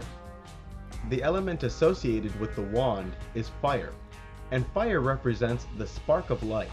In other words, the ability to give life. The wand is a phallic symbol and represents the active force, the male's ability to jumpstart life. Fire, whose symbol is an upward pointing triangle, is also associated with the lion, the south, the color red, and Archangel Michael. Fire also represents the will or desire. The second main implement is the dagger or sword. The dagger represents the element of air and is used to draw banishing symbols in the air, as opposed to the wand, which invokes. Air represents the mind and intellect. Air, whose symbol is an upward pointing triangle with a horizontal line through its center, is also associated with an angel, the east, the color yellow, and the Archangel Raphael. And, as stated earlier, the dagger is used to threaten and punish disobedient spirits. The cup, or goblet, is associated with the element water. Water is symbolic for the passive force, the feminine quality of the womb, and its ability to bear life. Water is likewise symbolic for blood and, more specifically, the previously discussed life force. In magic, fire and water represent the polar opposites of male and female. Water, whose symbol is a downward pointing triangle, is also associated with the eagle, the west, the color blue, and the Archangel Gabriel. In magic, water corresponds to dreams, emotions, and psychic work. The last major magical tool is the scrying mirror. The scrying mirror is related to the moon, rather than one of the elements. Since a spirit can more easily reveal itself in a mirror, an object called a scrying mirror is used as a medium to communicate with spirits. Occultists have used everything from rare stones to bowls of water as scrying mirrors. But a scrying mirror, in its most basic form, is often just a piece of glass that has been painted black on one side. Sometimes the scrying mirror is used for astral travel. Other times it is used as a place for spirits, even the weaker ones, to reveal themselves and other visions to the magician. The scrying mirror is a magical television screen. A ritual tool of lesser importance, I think, is the pentacle. This is usually a wooden or clay disc, the size of a dinner plate, and has a pentagram drawn upon it. The pentacle is essentially a spiritual shield. This implement corresponds to the element of earth. Earth, whose symbol is a downward pointing triangle with a horizontal line through its center, is associated with the bull, the north, earthly colors like green and brown, and Archangel Uriel. The ritual tool pentacle should not be confused with the talismanic pentacles that are used to bind spirits and energies to. Before being used in a ritual, all ritual tools undergo a ceremony of consecration, which is a ritual where that tool is magically activated. The four animals assigned to the first four elements, the lion, the eagle, the angel or human, and bull, also appear in the Bible. Ezekiel remarks on four living beings that came upon him instantly in a cloud. In Ezekiel chapter 1, verse 10, it states, "As for the likeness of their faces, they four had the face of a man, and the face of a lion on the right side, and they four had the face of an ox on the left side, and they four also had the face of an eagle." Later on in the Bible, Revelation chapter 4, verse 7, nearly the same exact animals are mentioned again. "And the first beast was like a lion, and the second beast was like a cow, and the third beast had the face of a man, and the fourth beast was like a flying eagle.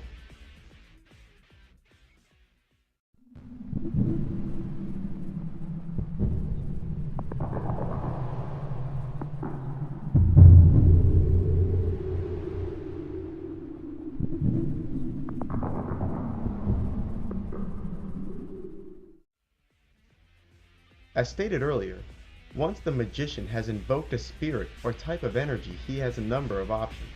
The first option is to invoke the spirit into his body. To invoke a being into your body allows for direct communication between the spirit and the magician, and even allows the being to partly control the magician. For this reason, magicians should only invoke benevolent spirits into their bodies. Another option the magician has is to assign a spirit a direct task. The magician may ask the spirit to cause physical harm, feelings of attraction, and discord in other people. He may also ask the spirit to cause changes in the weather, cause disruption in entire organizations, and even find hidden things. Magic of this type, that alters the world outside of the magician, is called thaumaturgic magic. Once present, the magician may demand that the spirit empower a talisman. A talisman, often called a pentacle, is a physical object that represents a spiritual energy.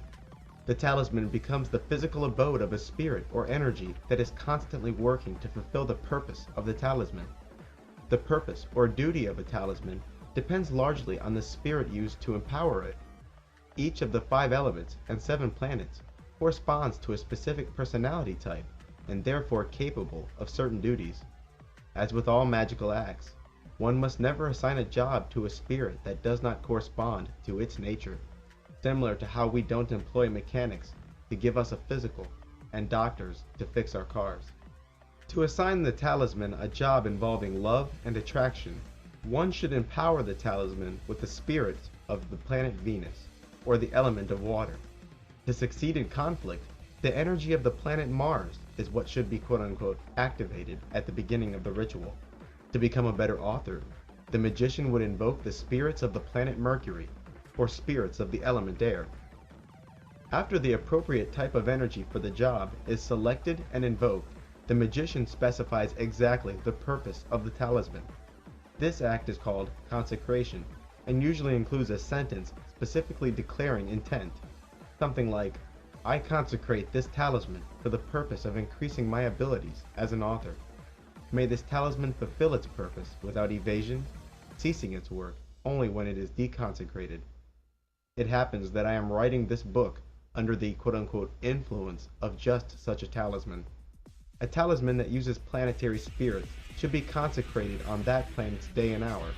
A talisman may also be charged or recharged by the process of thought embedding spoken of earlier, but these talismans are considerably weaker. Sometimes, rituals that increase the flow of astral energy, such as the middle pillar ritual, are used to embed a talisman with intention. Talismans are usually inscribed with names and symbols. The names drawn on the talisman correspond to the names of the spirits who will be assigned the duty of fulfilling the talisman's purpose. In Western magic, these characters are usually in English or Hebrew. The symbols that usually adorn the talisman do not represent abstract concepts, but names. Symbols that represent names are called sigils. These sigils are formed by the use of a kamiya, or magic square, which is simply a grid of numbers. To use a kamiya to form a sigil, one would convert each letter in the name into a number, and then begin drawing lines connecting the numbers on the grid according to their sequence in the name. Each of the 7 planets corresponds to a different grid of different sizes, and the spirit's name must be drawn using the grid assigned to that spirit's planet. Aside from names and symbols associated with that talisman's purpose, you'll also discover that the talisman itself is made of the material and painted the color that corresponds to the planet or element. Instead of assigning the spirit to a one-time duty or a full-time talisman, the magician may wish to evoke the spirit into visible appearance. To evoke a spirit is to command it to be present in the room, but not within the minds of those present. Evocations are among the most dangerous magical acts and should not be taken lightly. Most commonly, the spirit is evoked into a magical triangle while the magician stands inside of a magical circle. The magical triangle is used as a spiritual container and confines the spirit during the ritual. Sometimes the triangle includes a scrying mirror. For example, the spirit can use the scrying mirror to transmit scenes of other worlds or of ancient times. The spirit may also, of course, project his own image into the mirror. The magical circle the magician stands in is usually painted on the ground and often includes other symbols like pentagrams and hexagrams. The magician calls upon higher powers to command the spirit to make himself present within the triangle or mirror. The spirit must be given some kind of substance, like steam or smoke, to take a physical appearance. Otherwise, the mirror must be used. Once present, the spirit should be commanded to reveal itself in a manner that is not hideous and to speak in a soothing voice, using your native tongue. The spirit should also be commanded to control its odor. It is the nature of some spirits to arrive as hideous beasts with a foul odor and an unsoothing voice. Signs of a successful evocation are a sudden wind, noises, voices, and odors in the ritual chamber. An object bearing that spirit's sigil is placed in the triangle, and this object is subjected to injury when the magician wishes to force the obedience of that spirit.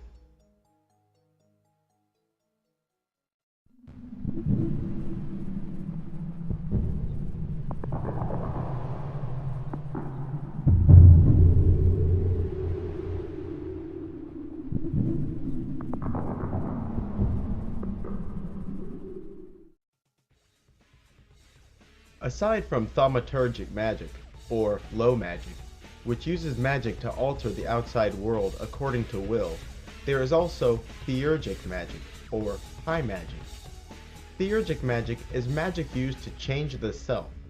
This type of magic is by far the lesser known of the two. The most common ambition involved with theurgic magic is what is called knowledge and conversation with the holy guardian angel. This merger of the guardian angel and the lower self can take years, and this long-term ambition requires a series of rituals which slowly merge the magician and his guardian angel into one body. Merger with one's holy guardian angel is also called the great work, and is among the highest achievements of both white and black magicians. Although the term is used profanely to describe the chemical conversion of one element to another, alchemy is another word used to describe this kind of spiritual development. The middle pillar ritual, detailed earlier, is one example of spiritual alchemy. The individual steps of spiritual development are called initiation. Contrary to popular belief, which uses words like initiation to describe an entry into a group, in magic, initiation represents increasingly advanced states of spiritual alchemy. Self-initiation is also possible, but takes much longer. Self-initiation is a series of rituals undertaken by a solitary practitioner that are designed to slowly achieve the spiritual transformation without the help of a Freemasonic or other magical lodge. As stated earlier, a large gap called the abyss exists between the lower self and the higher self. The magician seeks to merge these two aspects of the self by crossing the abyss and bringing himself into unity with his higher self. In Freemasonry, and also lodges derived from the Order of the Golden Dawn, two pillars are used to symbolize this divide between the light and the darkness. Often, a curtain is placed between these two pillars, symbolizing the veil that exists between the selves of light and darkness. There is another kind of spiritual transformation available to those black magicians who walk the left-hand path, often called Satanism. These magicians, using the power of the fallen angels Lucifer and Lilith, are united with both the angelic and demonic counterparts. Human beings who have undergone this ritual of transformation become what are commonly known as vampires. Like all spiritual development, the vampiric rite is irreversible, but unlike the great work, it requires the selling of one's soul to Satan. After the vampiric rite, the individual has no chance of redemption and no chance to enter heaven. From this fact have vampires been rightly labeled the damned. Theories and interpretations regarding the quote-unquote mark of the beast abound in religious and conspiracy circles, but in the occult, this phrase has only one meaning: permanent spiritual transformation. It is said that those endowed with the mark of the beast can easily shapeshift into hideous creatures at will and take on personalities of a more chaotic sort. The fruit of Eden has just as many interpretations and in just as many circles, but in the occult, this fruit represents magical transformation. If you recall, the serpent from the Garden of Eden tells Eve that the forbidden fruit will remake her as the gods. That's quite a claim. Christians have long interpreted the fruit of Eden as fruit of the more literal variety, which is just laughable. And, as stated in chapter 1, the pyramid is also a symbol of humanity's ascension into godhood. The powers of the vampire involve the conscious manipulation and liberty of the astral body. The astral bodies of humans is tightly bound to the material body. Only in the deepest of dreams, in astral travel, and in death itself will the human experience liberation of the two bodies. Vampires can fly the night sky, while their material bodies remain lying in the bed. Vampires may also reach out with their senses and steal life force, and even whisper into the minds of others. In popular culture, the vampire is often seen drinking blood, becoming extremely excited and perhaps animalistic during the act, killing their victim and gaining strength from the victim's blood. One of these popular conceptions is false, another is symbolic, and the rest are accurate. Vampires do become excited when they feed, and do become stronger, but they do not actually drink blood, and they do not actually kill their victim. In the movies and novels, the act of drinking physical human blood is symbolic for the taking of life force. The quote-unquote bite of the vampire is also symbolic for the rite of transformation. Vampires feed in the manner that all vampiric spirits feed, by coming into close proximity to a human, reaching out, and drawing life force out of the target's aura. The vampire extends from himself what are often described as thin, silvery threads, which act as tubes or channels in which to siphon life force from the etheric bodies of humans. So even though physical blood does indeed contain the life force, vampires usually feed on humans that have gathered in large groups. In the midst of a human crowd, the vampire can siphon life force from people as they walk by. This is a common method of feeding among vampires. The astral body of a vampire feeding from a sleeping human is another common method for feeding. Places where emotionally charged humans gather, like churches, dance clubs, and stadiums, are perfect feeding grounds for the vampire. If a single human is under continued attack, that person will begin to feel weak, drowsy, and mentally dull. The vampires call themselves the reborn or the many-born. In ancient Egypt, those who desired initiation and transformation underwent a death and rebirth ritual by being blindfolded and led into the center of the Great Pyramid of Giza. It was claimed that those who died in the pyramid were resurrected as gods. They became powerful wizards called the Jedi, which is where George Lucas got his Jedi. In modern times, the rite of vampiric transformation still requires clinical death. Some vampires are born, and often discover at around puberty that they are a bit different from most people. This type usually claim to have many past lives, as opposed to the human, whose soul is fresh and will only die once. This cycle of death and rebirth is often symbolized with a serpent eating its own tail. The many names these converted ones have gone by throughout the centuries are witches, warlocks, druids, vampires, and of course, the Jedi. Although Freemasons do in fact conduct real rituals of transformation, they also reenact those rites by having initiates lowered into a pyramid while blindfolded.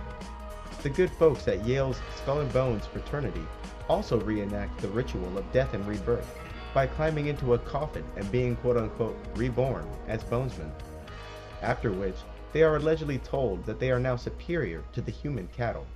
But considering the pedigree of its members, I'm sure they were already under that impression. These steps of initiation are symbolized by paths from one sephira to another. Here, the initiate makes his way from Malkuth to Kether. Lucifer's fall from the highest abode in the heavens is frequently represented by a lightning bolt, whereas the human's path upwards may include a snake.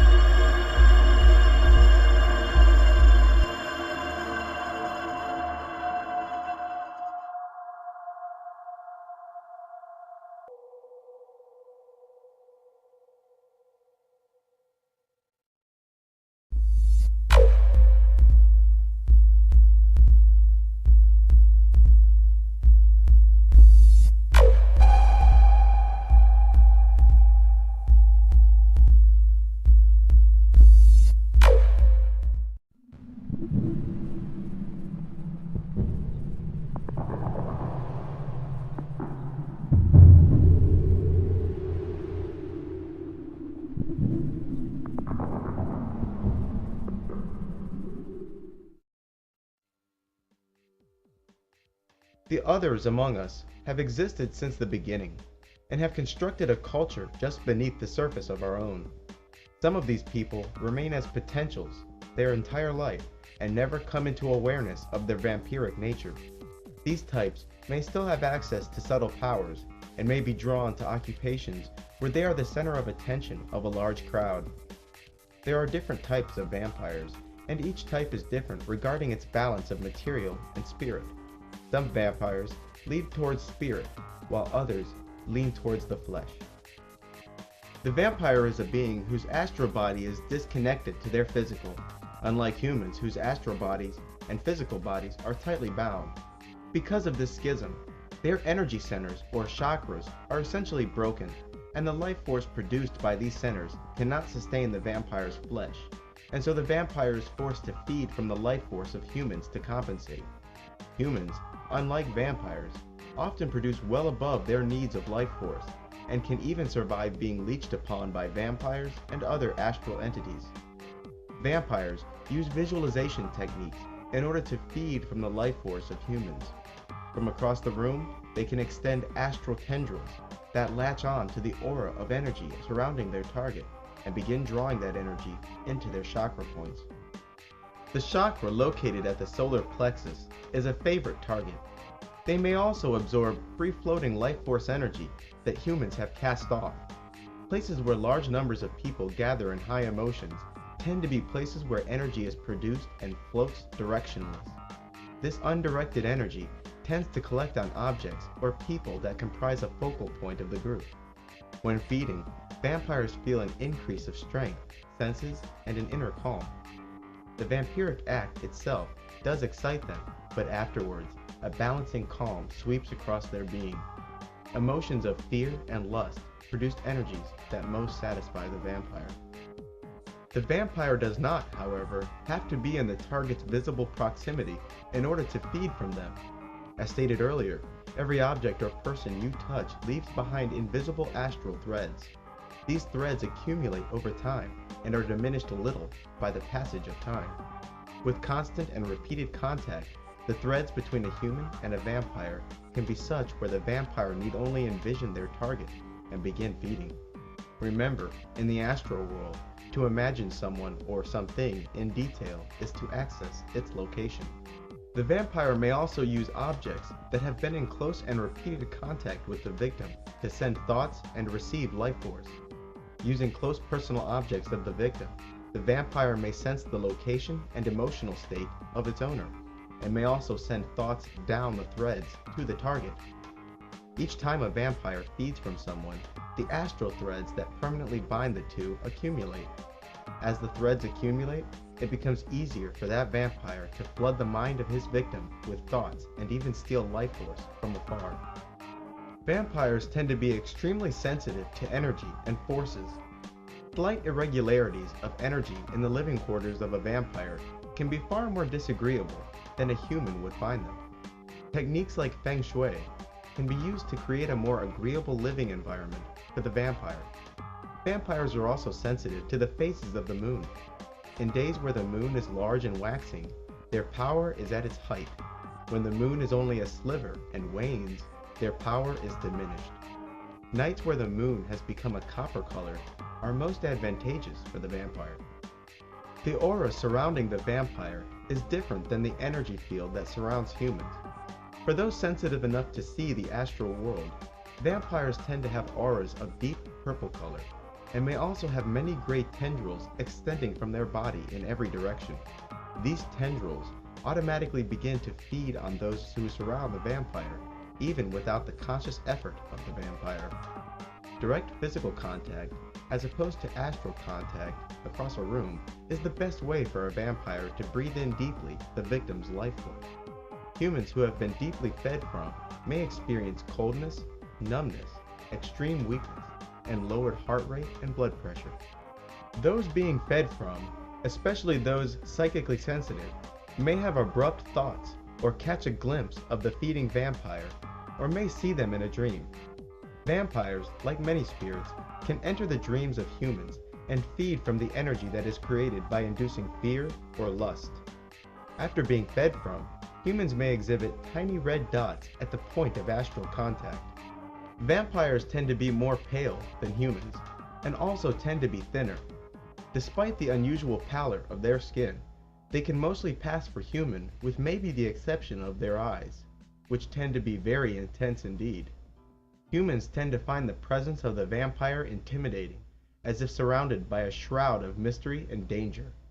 Their body temperature, hands and feet in particular, tends to be on the cold side, like those humans with poor peripheral circulation.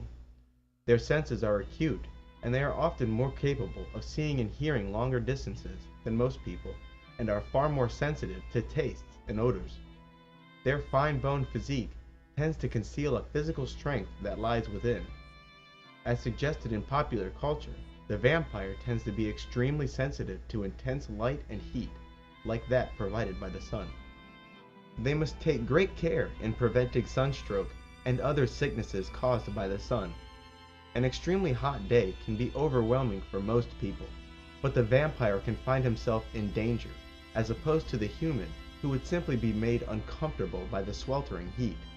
Headaches, nausea, dizziness, sunburns, and marked weakness can be experienced by even moderate exposure to sunlight.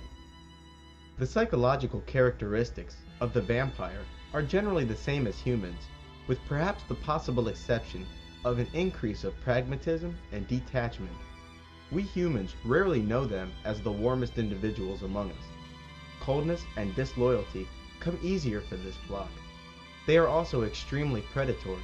Whether this characteristic is on account of their lifestyle or whether it is truly inherent to their kind, I do not know, although I've come to suspect the latter. A male vampire is called an incubus, while a female vampire is called a succubus. Some vampires are closer to spirit, while others lean towards the flesh. Priests, as they are called, lean towards the spirit. As a result, they have increased vampiric senses and capabilities, but also suffer more of the weaknesses of vampires. Their ability to reach out at long distances and feed is unmatched. They are even more sensitive to sunlight and heat than the rest of their kind, and their touch is even colder. Unlike most vampires, who can use their own fleshly bodies to supply a great deal of the required life force, the priest must feed from others to sustain life. The priest class tend to be even more pale than the average vampire, and are more easily recognized for what they are.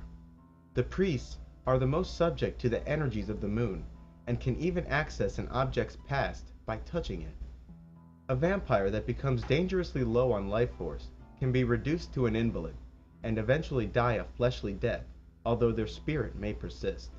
Vampires, like humans, can and do eat food in order to replenish themselves. Many vampires can survive taking only trace amounts of life force from those around them. But to all vampires, the act of feeding is too pleasurable, regardless of its lack of need. Some vampires are made sick by food, especially when they are low on life force. Vampires can live relatively normal day lives. It is their night life that's different. When sleeping, the astral bodies of the vampire detaches from their physical completely, which allows them to soar into the sky and travel the dreaming world. Vampires often use this time to feed life force from sleeping humans, and to come into astral congregation with each other. I'm sure that Vampire Nation doesn't like me calling them out like this, and I have received many veiled death threats in the past.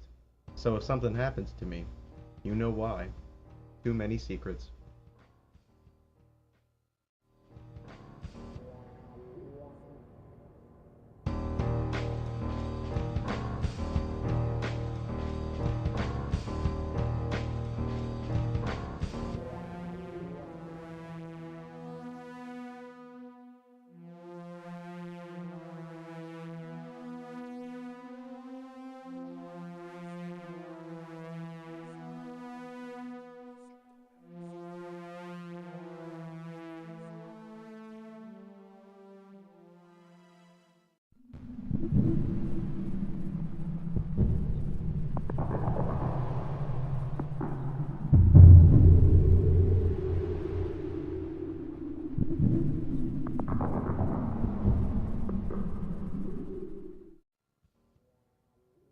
In ancient times, the gods of men, those undead vampires, ruled mankind in the light. It is also said that these very same gods created man genetically. Ancient people served the undead, not only out of fear, but out of loyalty, because it was common knowledge among ancient man that they too had the option of rising out of the human condition and becoming vampires themselves. Daily contact between the two races was common in those times. This ruling class of vampires has long guided humanity, politically, culturally, and even genetically. This hierarchy, also known as the Hidden Masters, has repeatedly broken the human spirit in order to maintain control of the masses. Much of what we call history is nothing more than the deliberate manipulation of global politics by this hierarchy. Make no mistake, their kind is extremely hierarchical. This elite has long sought to increase our numbers as a rancher oversees cattle to ensure themselves a food source. This overpopulation is soon to be checked by a massive harvest where billions will die and release such life force as to quote-unquote open gates to other worlds. The details of this I do not know. It is also said that the vampire's golden age of ruling man in the open came to an end with the coming of the quote-unquote renegades. The renegades, some of which apparently remain to this day, are an organized group of vampires who still have a soft spot for humans. This group apparently led armies of humans into the temples of the gods and destroyed them, forcing the hierarchy underground. The members of the renegades are generally younger vampires who had only recently undergone the ritual of death and rebirth. My guess is, when the time of the renegades comes to an end, the hierarchy will once more rule in the light. This hierarchy has gone by many names throughout the ages, but today they are known as the Illuminati.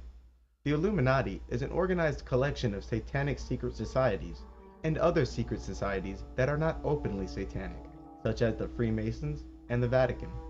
These groups work cooperatively, seeking to fulfill an ancient prophecy, the return of the golden age of worldwide and open rule. The Illuminati, using the powers of the Catholic Church and the European empires, have long sought to crush all records of man's true history, ensuring themselves a monopoly on historic truth. From Russia to Peru, they systematically destroyed the traces of truth they found. The symbolic stories that have slipped through the cracks of this hoarding of historical knowledge have been unfortunately titled and relegated to mythology. For it is truly their burden to destroy and rewrite the past, because without humanity's collective amnesia, we would remember who they are, and, just as important, we would remember how powerful and balanced the human could be. As stated earlier, even good magicians believe that the commoner is unworthy of these quote-unquote secrets. And that is a bunch of bullshit. First, it was members of the occult who made these once common truths into secrets. Secondly, they only did so to continue maintaining a power structure using sorcery. And thirdly, just because I didn't hear it from the Dark Brotherhood or see it in a scrying mirror does not mean I should be left with lies regarding things like Atlantis. There is a day coming when the vampires will unveil themselves and walk in the open, but the veil of lies surrounding humanity's past will remain. Unbeknownst to most, the highest achievement for the Satanist is self-deification through magic. In this, the dark powers of magic, namely Lucifer and Lilith, are called upon to perform a quote-unquote surgical operation on the spirit of the Satanist. After being summoned in ritual, these beings bring the participant from the human to the vampiric condition. Vampires favor their own, and often make stars and power magnates out of each other. My guess is that it is hard, if not impossible, to rise through the ranks of the Illuminati while remaining in the human condition. In ritual, the Satanist often evokes these beings and feeds them the life force he has collected from humans. This offering of life force appeases the gods and makes them more willing to perform the transformation or any other duty the Satanist chooses. These beings are said to loosen the astral ties, making the worshipper more vampire with each communion. The Satanist will often speak to infernal ones with the highest of reverence, as opposed to the white magician, who is inclined to speak to the demons as servants. The Satanist conducts rituals wearing red or black. In fact, the entirety of a satanic ritual will be strongly oriented to the colors red and black, whereas a white magician may choose white. In magic, the color white is associated with purity, God, spirit, the guardian angel, and goodness. The color red is associated with life force, blood, and violence, and the color black is related to evil, chaos, the guardian demon, and the unknown. Satanists follow what is called the left-hand path, whereas white magicians, Christians, Muslims, Jews, Hindus, and Buddhists follow the right-hand path. The left-hand path is a belief structure that does not regard any moral issues. It is the negation of morality. In the eyes of a left-hand pather, what they do is not evil, because there is no evil. This does not mean, however, that those of the left-hand path do not believe in the existence of God. By percentage, you will find more believers of God among Satanists than you will find in the general public. Remember, they are worshippers of the fallen angels, and their gods were expelled from heaven into the abyss or chaos by a higher god, so naturally they must believe in a higher god. Satanism itself is the predatory and pragmatic nature of the vampire turned into a religion whose highest achievement is self-deification. The left hand, or the left side of the body, has always been associated with darkness. In fact, the word sinister comes from Latin, where the word meant left-handed or unlucky. In the Middle Ages, people who wrote with their left hand were thought to be evil and possessed by the devil. In Islam, the tutelary demon assigned at birth always resides invisibly on the individual's left side. What's more, Muslims prefer to do clean jobs such as eating and greeting others with the right hand, while relegating the left hand to dirty jobs like cleaning one's house and body. Teachings of the right-hand path always include a firm belief in right and wrong and the existence thereof. As stated before, the mark of the beast are those who have sold their soul to Satan in exchange for vampiric transformation. This is also called making the black pact or oath. Those endowed with the mark of the beast can easily change into the shapes of animals. There is also much speculation about the number 666 and its true meaning, but among Satanists it has but one meaning: achieving a sort of godhood. The phoenix bird, or the dung beetle, is often used symbolically to refer to death and rebirth and its ritual. It is also worth noting that people who have undergone the ritual of death and rebirth refer to themselves as an antichrist. The term antichrist could be used both as a reference to Satan in the flesh, or a reference to a person who has had imparted to him a bit of Satan himself. Those who have become antichrists have a conscious connection to both their guardian angel and their guardian demon. This ritual can test the limits of one's sanity and can even induce insanity. Being joined with and having conscious control of both of your guardian spirits is often symbolized by the colors white and black in close proximity. The two pillars, the checkerboard patterns, and similar arrangements represent the perfect spiritual being, humanity deified.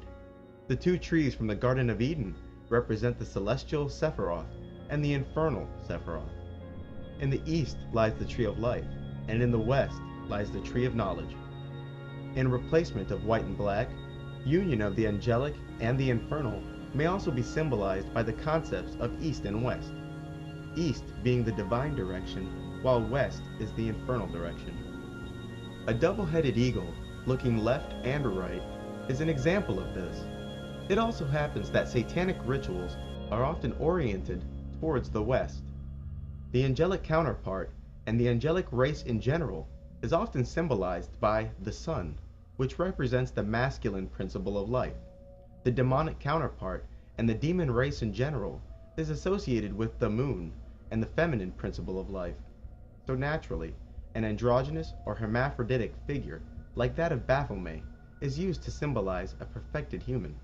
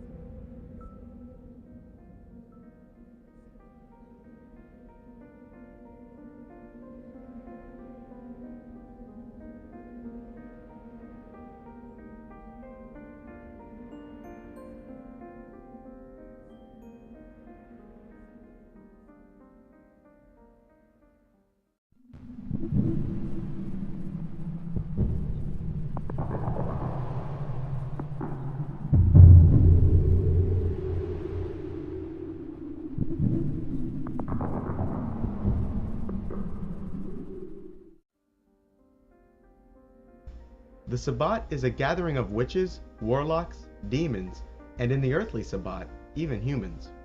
There are generally two types of gatherings that are called Sabbats, the celestial Sabbat and the infernal Sabbat. Even though sorcerers are always congregating in their astral bodies, there are 4 major meetings a year, and these meetings are called Sabbats. The celestial Sabbat is a gathering of astral beings in a place called and associated with the sphere of Saturn. It is also worth noting that Shabbatai is Saturn in Hebrew. It is likely that the words Sabbat and Sabbath derive from the Hebrew word Shabbatai. Further, Jews and Seventh-day Adventists consider Saturday, the day associated with Saturn, to be the true day of Sabbath, as opposed to most Christians who worship on Sunday. In truth, it is Sunday, and the sun in general, which is more closely associated with Jesus and goodness, whereas Saturn is more associated with Satan, death, and evil. The infernal Sabbat is a gathering that happens here on earth, but most who attend arrive in an astral body. This earthly Sabbat, sometimes called the Black Sabbath, usually occurs in remote and secluded places. It is sometimes the case with the earthly Sabbat that those who attend arrive in their fleshly bodies. Most vampires who arrive to the Sabbat do not arrive in the flesh, but instead in an astral, quote-unquote, God form.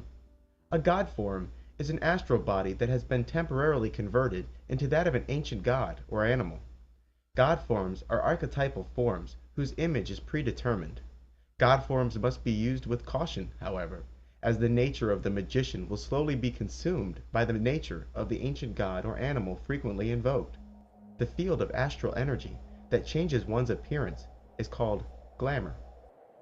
The Sabbats are a celebration of all that is wicked and unholy, allowing these sorcerers to indulge in things they cannot in their day lives. Their day life being a suit and tie government job, for instance. It is a massive gathering of demons and humans who have come to fornicate and make merry with each other. Many of the stories and accounts of what occurs at the Sabbat comes from modern-day satanic texts, and from the records of the witch trials and inquisitions of the Middle Ages. Despite the fact that there were many forced confessions, the attending witches told an extremely consistent story regarding the details of the Sabbat. The earthly Sabbat tends to be held in secluded places, such as fields, abandoned buildings, atop mountains, and mostly at midnight. The area is littered with demons and humans having sex in the most lascivious ways. In the center of the festivities, a large fire and a presiding devil. This devil, called the Black Man of the Sabbat, is usually described as looking like the pagan god Baphomet. Modern-day Satanists have further solidified this connection to such the extent that I've become certain that they are in fact one and the same. Their description was that of a large, stinking goat figure with 3 horns, where the center horn was lit with a flame, like a torch. This flaming center horn was often used to ignite other things at the festivities, such as candles and torches. Also, the being's quote-unquote male member was exposed and was reported to be nearly 3 feet long, with the thickness of a child's arm. Baphomet often takes the most beautiful girl for himself, and for this unlucky woman, the intercourse is most painful and never produced pregnancy. His semen, which is ice cold and spoiled, is allegedly not his own, but was taken from elsewhere. This character often engaged the women in anal sex afterwards. Women in general play a more active role at the Sabbat. Sitting beside the presiding demon is often a choice, high-ranking witch. Baphomet is said to have 2 faces, one on his head and the other on his posterior.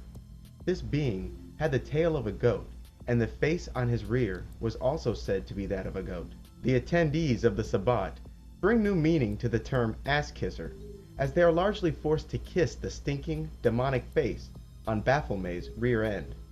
Only the high-ranking witches and warlocks may kiss the goat head itself. The act of kissing the anus of Baphomet is symbolic of corruption. Because of his 2 faces, this Baphomet character is often equated with Janus, the Roman god of gates and time. The face on the devil's posterior is said to be without the power of speech and maintains a demonic expression. Sometimes, Baphomet will arrive as an extremely pale man, whose flesh is ice cold and wasted, hanging off of its bones. This personage's eyes were large and jet black. Another god form Baphomet may arrive as was that of the size and shape of a tree trunk with a human face. This being has no arms or legs, was jet black, and upon this face was the expression of a frightful man. Still others described him as a black man with Caucasian features, whose eyes burned like hot coals and was enveloped in a misty cloud. Coinciding with Baphomet's hermaphroditic and androgynous nature, this being is said to act quite flamboyantly. Baphomet is sometimes directly responsible for transporting some of the favored attendees to the Sabbat. He arrives at their homes and instantly transports them through the air to the location at the Sabbat. Sometimes this devil would give witches ointments to smear on their body, and this they used to transport themselves to the Sabbat. Like the popular conception of the witch riding a broomstick, some witches do attend the Sabbat riding a magical stick placed between their legs, but this was rare. Sometimes parents would bring their children only to fornicate with them at the festival. Sometimes dreaming humans, uninitiated and unaware of the truth, will accidentally stumble upon the Sabbat festivities and perhaps find themselves in danger. Baphomet truly enjoys hearing tales from the attendees regarding the wickedness they've committed in his name. He delights in hearing stories of mischief and hardship being caused among mankind. But in truth, they report to him all things that are relevant to Baphomet. He will often place a mark on a concealed part of the attendee's flesh after they have verbally committed to giving him their soul. The attendees of the Sabbat are often made to renounce Jesus, God, and accept Baphomet and Lilith as their new father and mother. Magical powders and poisons are commonly distributed to those present so that they can continue causing mischief among mankind. Sometimes Baphomet would assign those who attend spirits called familiars. A familiar is a spirit who has been consigned to serve an individual. The devil insisted that all the food served at the festival be insipid and disgusting in taste. The dancing done at the Sabbat, especially by the women, is reminiscent of the sexually suggestive dancing done at most clubs these days.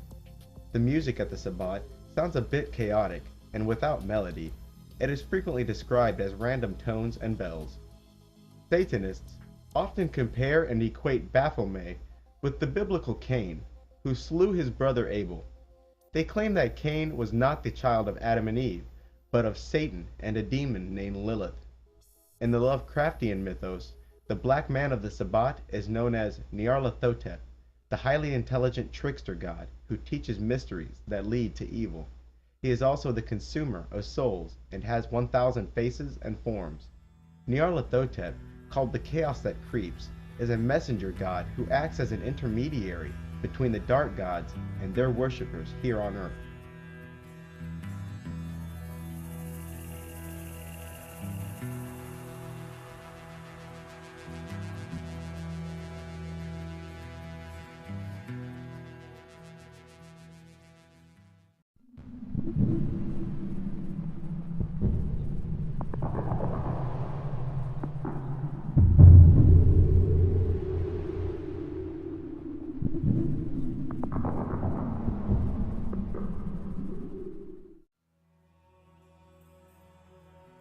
The mission of the Illuminati is the construction of a global government whose power can never be challenged, and this ambition is called the New World Order. The means to achieve this dream lies in the use of a series of artificially created conflicts, ever increasing in scope, that is designed to guide humanity along a predetermined path. Humans are creatures bound by conflict. In our everyday lives, the names of neighbors and acquaintances populate our list of enemies. In times of war, individuals in the enemy nation comprise our enemies, while those very same neighbors and acquaintances are now our friends. And if aliens landed and threatened the very existence of the human race, any human from any nation are now your friends, with the extraterrestrials playing the role of the enemy. The human race needs conflict, not love, as a binding agent. Such is the hole in man's heart. The Illuminati has long used the hole in man's heart. to guide and manipulate it. A series of self-induced and well-planned conflicts will bind just the right people at just the right time as to justify a global police state in the minds of the masses. The beginning of these conflicts involves the collapse of the Western economies, with America's economic plight as perhaps a trigger to global economic depression. The US dollar is overproduced and destroyed by devaluation. Many other currencies will follow suit. It has been arranged so that no nation is self-reliant regarding all of its needs, and the necessary trade this creates helps to make the need for a global arbitrator even more concrete.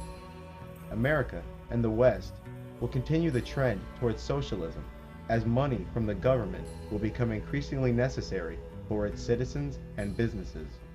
The US stock market will plummet, and this event, coupled with a terrorist attack, will bring America into a state of emergency. This coming terrorist attack will be actualized by elements within the US government, and will most likely be nuclear or radiological in nature. Cities like New York, Chicago, and Washington, D.C. being in the most danger. Similar events may occur in other Western nations, leading to the implementation of martial law in those countries as well. The United States will be forced to abandon its dollar and use the economies of Canada and Mexico as a crutch, giving rise to the North American currency, the Amero, and giving rise to the North American Union itself. These three nations will be seen to merge in ways other than economically.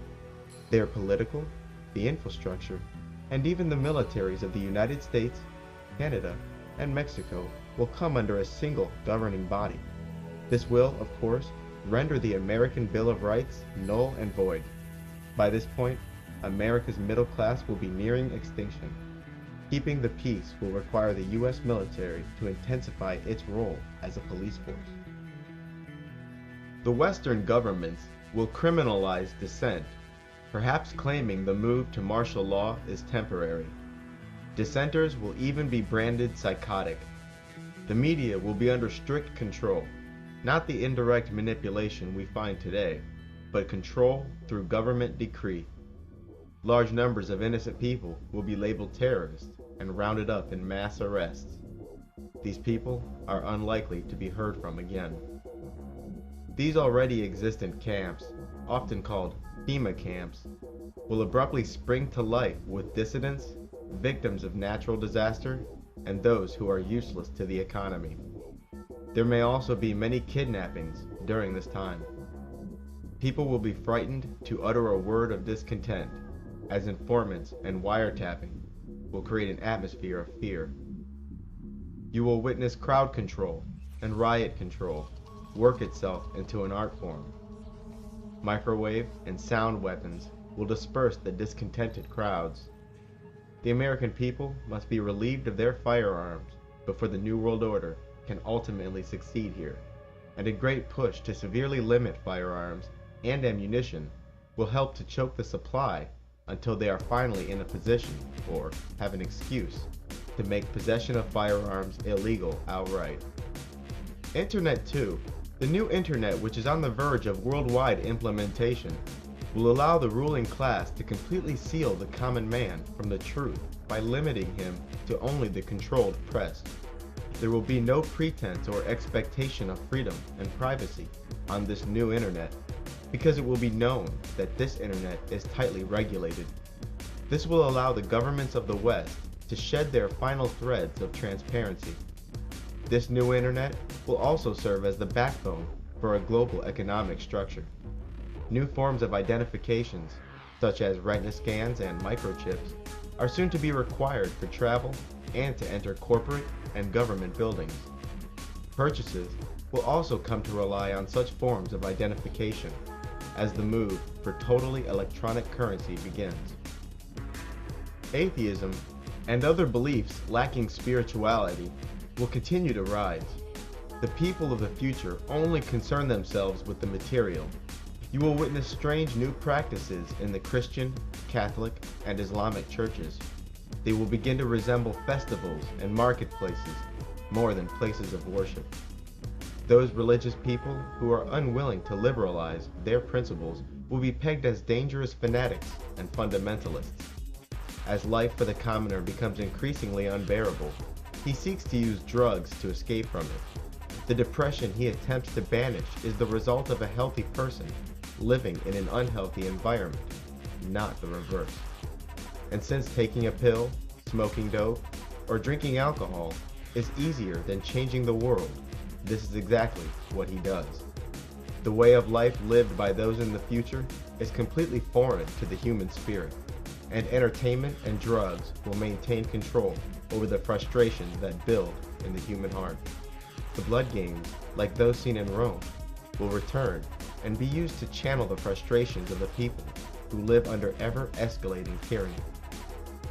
My guess is that the reality shows of today are merely serving to bridge the gap between those who are watched and those who are hunted. Mass media, especially TV and the movies, will be used to spread propaganda and desensitization. Using subliminals, magic, fear, and chemicals, the Illuminati will continue to interfere with free moral agency. Chemicals causing sickness, submissiveness, and infertility will be found in the food and water. Medications resulting in pliability will be forced on children. Cancer will be the new way to die. TV, clergy, movies, and schools will be the vectors by which highly advanced mind control techniques will be delivered. Vanity and fear will be subtly doled out on every show. You will see the global arbitrator or global government depicted as the solution. Evil men will be praised and placed into positions of power. The good will be silenced, murdered, and consistently demoted. The individual will grow estranged from their family and friends. The children will be distant from their parents, and families will splinter. The distinction between the genders will fade as homosexuality becomes ordained and androgyny becomes fashionable. The Illuminati will continue to promote a gender war, constantly increasing the gap between the genders to the point where no marriage is safe and no relationship is sacred. Both genders will find themselves surrounded by images of beauty whose requirements few could fulfill, and this will further instill frustration. Loyalty will become pragmatism, faith will become practicality, and affection will be relegated to the symbiotic. In this future, the adults will act like children, while the children act like adults.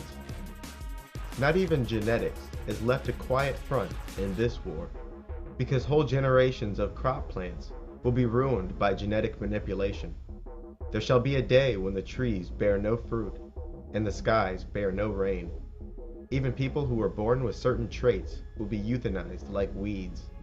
The masses, growing ever more materialistic, will begin making superficial choices regarding their mating partners, which results in the altering of the very gene pool of the human race. Eventually will come war in the Middle East and East Asia. The Middle East and the Far East will serve as the major theaters in the coming World War. This global conflict will likely be initiated as a smaller war between America and her allies and rogue states like North Korea and Iran. Israel herself may engage Iran, while the South and North Koreas finally take to war. These smaller conflicts will soon draw in all the other world powers, namely China and Russia. Proposals involving the weaponization of space will be expensive, wasteful, and may further incite tensions between the superpowers. The Western nations will naturally side with America, and, although I'm not sure of Russia's role, China's role will surely be adversarial to America in the coming World War. This World War will crush the human spirit and will play a major role in the masses' acceptance of global government.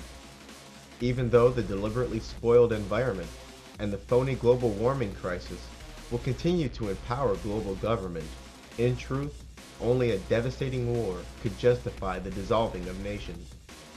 This war is not likely to have a clear winner, but instead will exhaust all the parties involved, the superpowers in particular. Such is its purpose.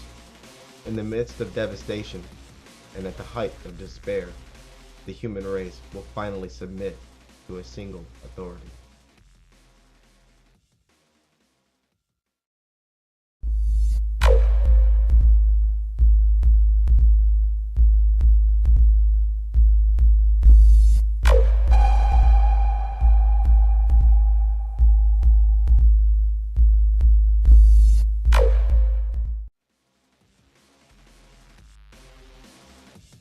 Most things related in this chapter are compiled from numerous satanic and occultic sources, both obscure and well-known.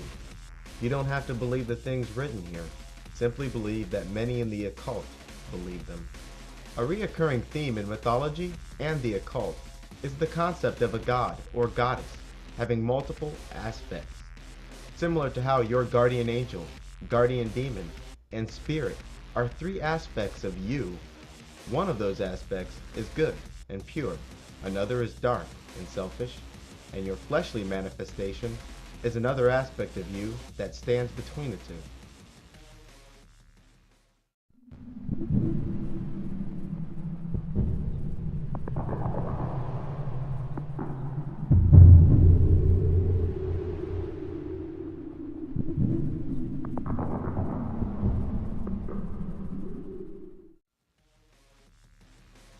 Yahweh. This is the Most High God, Jehovah, the God of Israel. He is also Zeus, Jupiter, Osiris, Jove, and Ahura Mazda. He is the Archon Emperor, the King of Heaven, and the Father of the Elohim. He is said to be the true father of the archangels Michael, Gabriel, Uriel, Raphael, and, before his fall, Sataniel. Satan, although in some accounts, is in fact Yahweh's brother. These sons of God were commonly equated with the children of Jehovah. Zeus is also said to have plenty of offspring. Modern-day Satanists often remark that Satan successfully stole Yahweh's quote-unquote creative power, and this belief has fueled much use of phallic symbolism. The planet is dotted with obelisks, like the Washington Monument, which are merely phallic symbols which represent the creative principle that Satan now possesses. It is the fire Prometheus stole from the gods. The act of stealing Jehovah's creative principle, however, also resulted in the discontinuance of the birth of new angels, now a race whose numbers are forever in decline.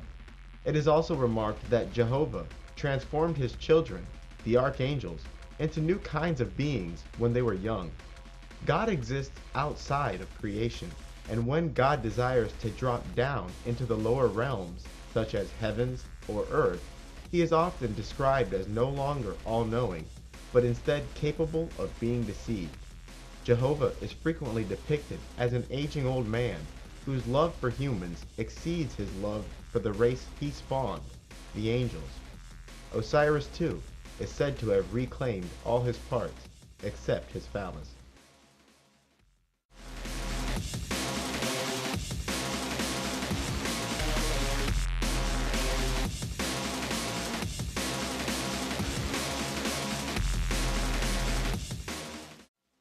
It was the Archangel Michael and his army who expelled Satan, his uncle or brother, from heaven. Satan and the other expelled angels were cast into the black void in the universe, now called Hell. Before Satan's banishment, Jehovah allegedly assigned Satan as his favored son and second in command, with Archangel Michael as third in command. Michael is said to have gray-colored hair, beard, and eyes. It is also alleged that Archangel Michael spoke to Satan before his fall, attempting to dissuade him from his ambition, which was to seize the throne of God himself. Archangel Gabriel is said to be the angel responsible for destroying the Nephilim race with a flood. Gabriel is thought to be the swiftest of the angels and used as a messenger, who sits on the left side of God's throne. He is often associated with a metal cutting instrument which he uses as a weapon to strike down the enemies of God. Some have suggested that Gabriel at some point lost the favor of God, but was redeemed. It has also been remarked about Gabriel that it was he, at the behest of God, that confused the languages and divided man into his many current sub-races. Islam and the Prophet Muhammad are said to have been guided by the teachings of Archangel Gabriel. It was the duty of Archangel Raphael to bind Azazel, or Lucifer, and cast him from the Garden of Eden and quote-unquote into darkness. Raphael's physical description is one of a handsome youth, arrayed in purple robes. It is said that Raphael is among the gentlest of the spirits, especially compared to the other archangels. Frequently equated with Osiris, Jesus Christ is often spoke of as a demon hunter and civilizer, with the story of Osiris predating the story of Jesus Christ by more than 1,000 years. How does one reconcile the timelines? It is, for me, easy. I suspect that most of the events described in the Bible refer to a far earlier date than commonly thought. I am absolutely certain that this is the case in regards to the Bible's Old Testament, whose pre-Diluvian accounts are probably that of Atlantis. Proof of this fact lies in the many unoriginal stories contained in the Bible, stories which appear to be nothing more than retellings of earlier mythological accounts. Although Christians claim that Jesus is the Son of God and made a noble sacrifice for mankind, they often have trouble describing the nature of the sacrifice. Members of the occult, however, have convinced me that this sacrifice was quite real, and Jesus did indeed take an incredible risk for us, in that his fate was not certain, and his soul was up for grabs. So noble was this act, whatever it was, that he was found quote-unquote perfect before the gods. Since the true nature of this sacrifice has been removed from the Bible, and since members of the occult only spoke on the matter with guarded tongues, all I can truly tell you is that it was quite selfless and has nothing to do with dying on a cross. Satan promised those in hell much spoils after Jesus' death, but instead, Jesus released many spirits who were bound in prison. These spirits rejoiced and turned against those who had tormented them in hell. Satan apparently lost control of entire realms because of this. If you recall, Jesus rose from the dead and into heaven 3 days after he was killed.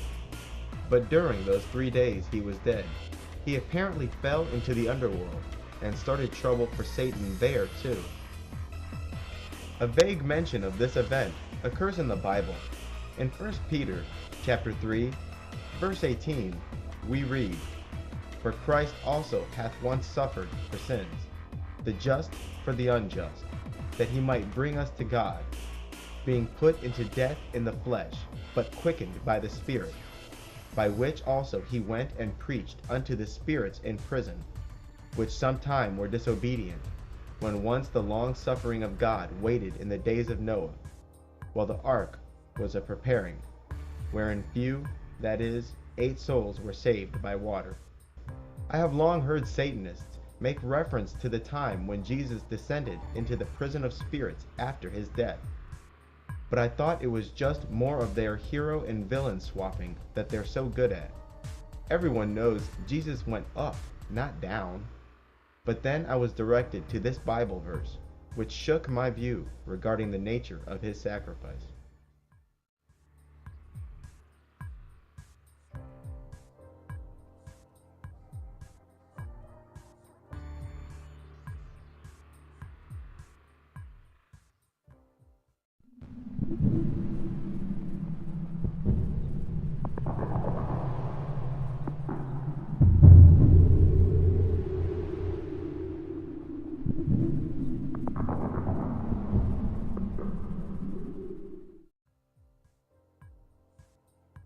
The goddess Lilith is associated with a host of other goddesses, including Hecate, Astarte, Isis, Sekhmet, Virgo, Venus, Ishtar, Inanna, Aradia, Davsina, Selene, Diana, Az, Babylon, Kali, Tiamat, Al-Uzza, and Gaia.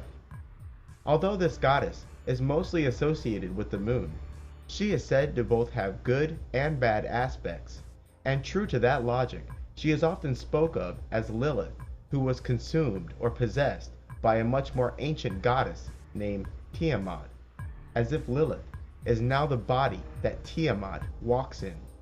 Lilith is the feminine principle personified. Tiamat is said to be the most ancient of God's enemies, long before the fall of Lucifer, and she spawned a race of wicked giants and demons.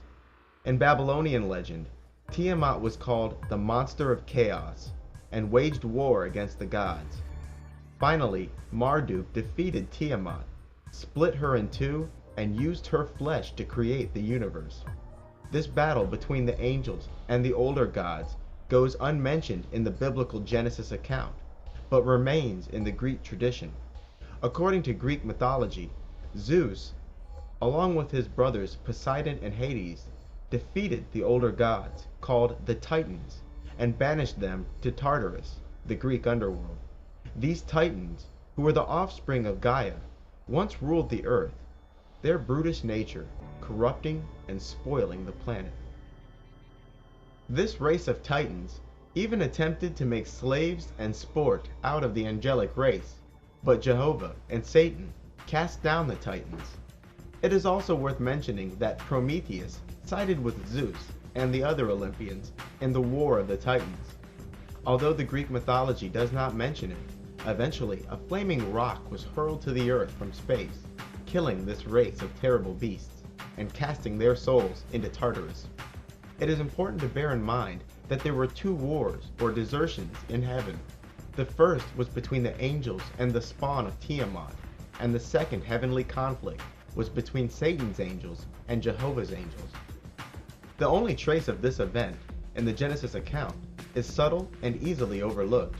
In Genesis chapter 1, verse 28, we read, "And God blessed them, and God said unto them, Be fruitful, and multiply, and replenish the earth, and subdue it, and have dominion over the fish of the sea, and over the fowl of the air, and over every living thing that moveth upon the earth." Replenish the earth is certainly interesting wording for a universe that was supposedly only a week old. I'm inclined to believe that these 7 quote-unquote days of creation were instead phases as opposed to literal 24-hour periods. There are more scientific traces of a beastly race who were destroyed by a large falling rock, and this race we call the dinosaurs. Perhaps these monsters of the past aren't the bumbling creatures we take them for, but an intelligent and powerful race that once ruled and desecrated the earth. One of the best retellings of this story can be found in the literary works of H.P. Lovecraft, who used the terms Ancient Ones and Elder Gods to refer to the Titans and the angels, respectively. A fact related in his novels and echoed by a few in the occult is that the Ancient Ones are chained in darkness, and that there is a certain celestial radiation arriving from space that is utterly toxic to these Titans. There is a day coming, however, when the rays of the stars will no longer be toxic to the old ones, and this day will be marked by some kind of rare astronomical event. After this event in the sky, the wicked god Azagthoth, also called Hades and Pluto, will free and lead the Titans out of their prison. Black magicians also have a long list of titles for Lilith, and have much reverence for her because she is among those who give them the dark gift of transformation. Among these titles are Queen of the Qliphoth, Queen of the Underworld, Queen of the Dead, Queen of the Vampires, Queen of the Sabbat, Queen of Hell, Queen of the Witches, Queen of the Shells and Shades, Mother Earth, and the Mother Goddess. She is the bride of Satan and the mother of all demons, also called Lilitu. Lilith is often associated with the Red Sea, which is said to be a place where she spawned and instructed demons. The screech owl and dove are Lilith's sacred animals. The US dollar bill contains a small tiny image of what is commonly thought to be a spider, but is in fact an owl. At Bohemian Grove, members of the elite perform rituals and mock sacrifices before a 35-foot stone owl. This owl, which was long suspected to be symbolic of the Canaanite god Moloch, is in fact symbolic of Lilith, who is Babylon the Great, and the bride of Lucifer. Tiamat may also be symbolized by a red dragon and is known as a devouring goddess. In the Bible, Lilith goes by the titles Whore of Babylon, Mother of Harlots, and Babylon the Great. This woman is depicted holding a golden cup and wearing many precious stones while robed in the colors purple and scarlet. Scarlet is just plain red with a slight hint of orange. The imagery commonly relates her as riding a scarlet beast. This woman is described as drunk from the blood of the saints. Lilith, being the mother of vampires, this is fitting. The Whore of Babylon is also related to a city or location. This city has had relations with all the rich men of the earth and is a haven for demons. It is understood that this character or city currently rules the world and uses sorcery to do so. Hecate, also equated with Lilith, is the Greek triple goddess.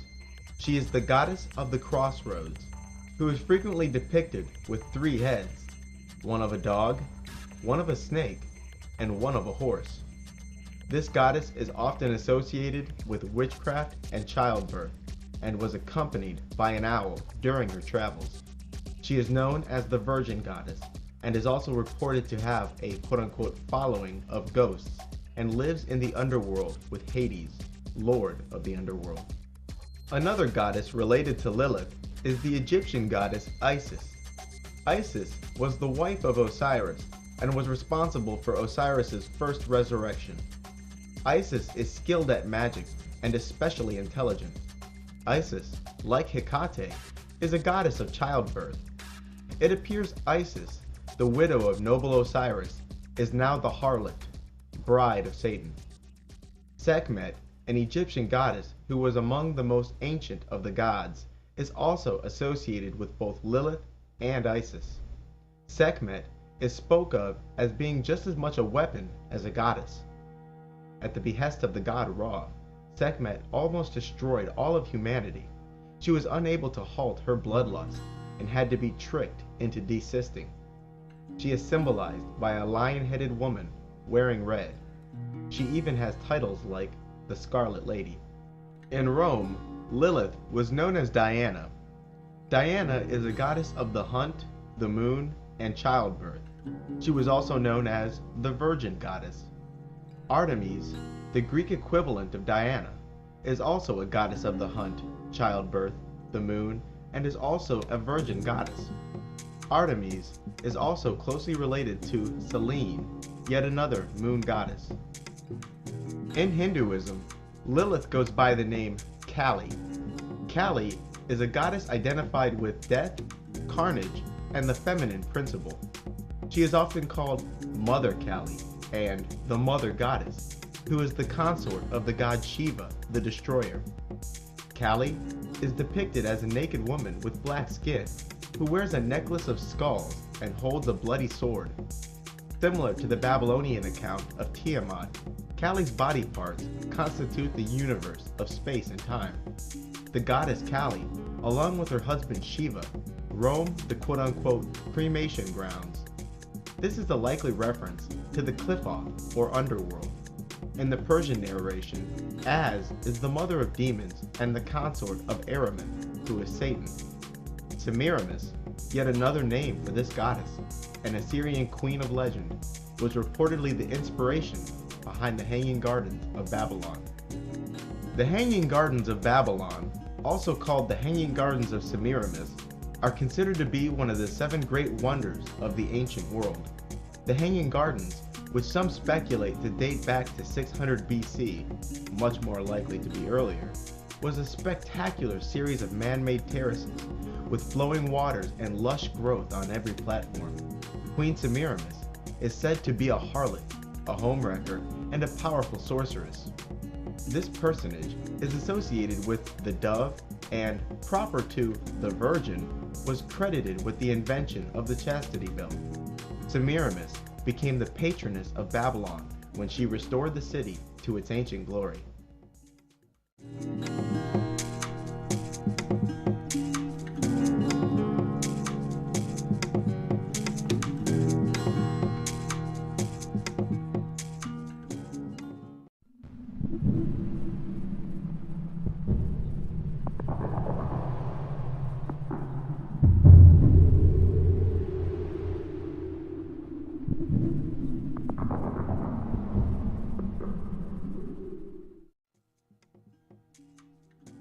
Hades is the lord of the underworld. Although Greek mythology does not depict Hades as a villain, modern Satanists and a little common sense have confirmed to me that he is God's greatest enemy today. In Rome, he was known as Pluto, and the Hebrews knew him as Mot. In the Lovecraft mythos, he is Azagthoth, and to many occultists, he is called Corazon. Just like Hades, who is considered both a character and a location, Corazon is also considered a character and location. The Egyptians call this demon Apep. The Greeks and Christians know the location of Hades as Sheol, or the land of the dead, but the Hebrews knew it as Da'ath, and the author H.P. Lovecraft called it Yog-Sothoth. Hades is an incredibly powerful being, and is always described as formless. He is known as the guardian of the underworld, and is said to hold the key to the Qliphoth. This guardian of the abyss is considered mentally unstable and evil even by the worst magicians. This spirit is regarded as a devouring demon who seeks to steal the life force and sanity from all who cross his path. This entity's reputation for inducing insanity is legendary, for he is truly the embodiment of dispersion and chaos. His greed for collecting and retaining souls is insatiable. Hades is often depicted as more intelligent than his brother Zeus. This god waits in the abyss for the magician who seeks union with his guardian angel, so that in order to be transformed, the magician must master Corazon. The abode of Corazon is a dark place where those long dead gesture and stumble aimlessly, a place where hope is not to be found. Hades sided with Zeus and the other Olympians in the war against the Titans. In the night before a major battle between the Olympians and the Titans, Hades put on his quote-unquote helmet of darkness, which made him invisible, after which he crept into the enemy camp and destroyed the Titans' weapons. Hades has a wife named Persephone, who dwells with him in the underworld. With the Titans defeated, the three brothers Zeus, Poseidon, and Hades divided creation between each other. Zeus ruled the heavens, Poseidon ruled the seas, and Hades would rule the underworld. And there Hades rules today, upon a black throne. Even the worst magicians will recommend against invoking or evoking Hades, and even the skillful emphasize extreme caution. Hades is simply too chaotic and too powerful. His words are deceitful and full of evasion and misdirection. While evoked in ritual, he will seize upon the weaknesses of the sorcerer and instill madness in those who summoned him. He is sometimes titled the blind, idiot, or mad god, but this is not wholly accurate, because this being is no fool. After being condemned by God to rule the underworld, his growing madness has brought him from bad to worse. Hades, whose number is 333, is considered to be the biggest obstacle for the sorcerer who wishes to cross the abyss, because he guards the point between the two universes. This spirit is hot-tempered. He reacts hastily and violently to the slightest provocation. John Dee, the noted 16th century magician who was a spy for Queen Elizabeth I and the original 007, along with his partner, Sir Edward Kelly, referred to this being as Corazon. They claimed that out of the 30 ethers, or 30 dimensions, the domain of Corazon was to be found in the 10th ether, the dimension dubbed Zax. They also titled him He That Is Fallen, and even associated him with the leader of the Serpent from the Garden of Eden, who equated to the fallen angel Azazel Semyaza from the apocryphal book of Enoch. Aleister Crowley, who thought of himself as a reincarnation of Sir Edward Kelly, once attended an invocation of Corazon. Crowley described this being as extremely deceitful and manipulative. He found Corazon to be extremely unstable and incapable of concentrating his thoughts. Corazon, who was said to be tortured by silence, would sometimes begin to argue and test the will of Crowley's partner. Corazon claimed to have 1,000,000 voices in his head, which is why the demon is reported to be extremely talkative and moves from thought to thought quickly.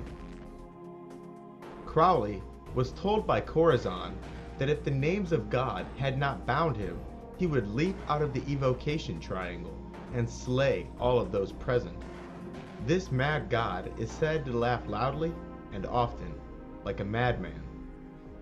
In his Equinox Volume 1, Part 5, Crowley recounts a first-person narrative of Corazon, where the demon states, "Ah, I will reach up to the knees of the Most High and tear his phallus with my teeth, and I will bray his testicles in a mortar and make poison thereof to slay the sons of men." Corazon goes on to state, "I have prevailed against the kingdom of the Father and befouled his beard. I have prevailed against the kingdom of the Son and torn off his phallus, but against the kingdom of the Holy Ghost shall I strive and not prevail." As stated earlier, Satanists make numerous references to a devilish force stealing the creative power of the Most High God, and this has given birth to much phallic symbolism. Subservient to Hades are many lesser demons, some of which are merely empty shells with little intellect. For the novelist H.P. Lovecraft, Hades went by the name Azagthoth, the mad, blind god. Azagthoth is presented as the leader of the demons and resides at the center of the universe in a dark underworld called the Agigi. Azagthoth is described as the embodiment of chaos, extremely powerful, and rendered sightless in some battle. The mad god sits upon a black throne, where he rules the dead spirits of the outer void. The black man of the Sabbat, Baphomet, is considered the messenger of Azagthoth, and his will made flesh. When the stars assume the correct positions, and the rays that come from them are no longer poisonous, Azagthoth will lead the Titans out of the abyss and into the world of man. The old ones intend on ruling the earth as they once did. In this new age, the human race will of course be reduced to slaves and food. In Egyptian mythology, Apep, called the Chaos Serpent, lurked in the Tuat, which is the Egyptian underworld. The Tuat was considered a dark, alter universe. Every night the sun god Ra would descend into the underworld, and there he would find Apep lying in ambush. Reminiscent of Corazon and his 10th ether, Apep's domain was called the 10th region of night. This serpent, also symbolized by a crocodile or dragon, is purported to have a hypnotic gaze. In Greece, this monster of chaos was known as Apophis. As the story goes, Set, who is also a god of darkness and chaos, and once the defender of Ra, did battle with Apep and defeated him. It is said that total victory over the Chaos Serpent is impossible, as the wicked demon can regenerate and return to life. Many Satanists make mention that Set did not destroy Apep, but instead absorbed the essence of Apep into his own being. Set became the master of Apep and gained new powers from being merged with this mighty demon. This probably contributed to further corrupting Set and driving him from the light. Apep, whose number is 333, is therefore half of the essence of Lucifer, whose number is 666, and therefore complete. Apep, who became the shadow aspect of Set, has titles like the Great Rebel and the Evil One. This guardian of the abyss is sometimes spoken of as a female character, and is frequently associated with a single, lidless eye. This being is also closely associated with the triangle being a three-sided shape, and his seal has often been depicted as 3 triangles in an arrangement that resembles a nuclear or radiation symbol. Leviathan appears to be another name for the demon Corazon, and is associated with the West, and is called the guardian of the gate to the abyss. Leviathan is commonly described as a writhing mass of demons bound in a single body. Leviathan is also closely related to the primal goddess Tiamat, because it is said that she had been at war with the angel race before the fall of Azazel. Imagery of water is frequently related to the abyss, and so Leviathan is called the serpent or dragon of the depths. I have also heard it remarked that it was another fallen angel, Dagon, who bound Leviathan in Tartarus.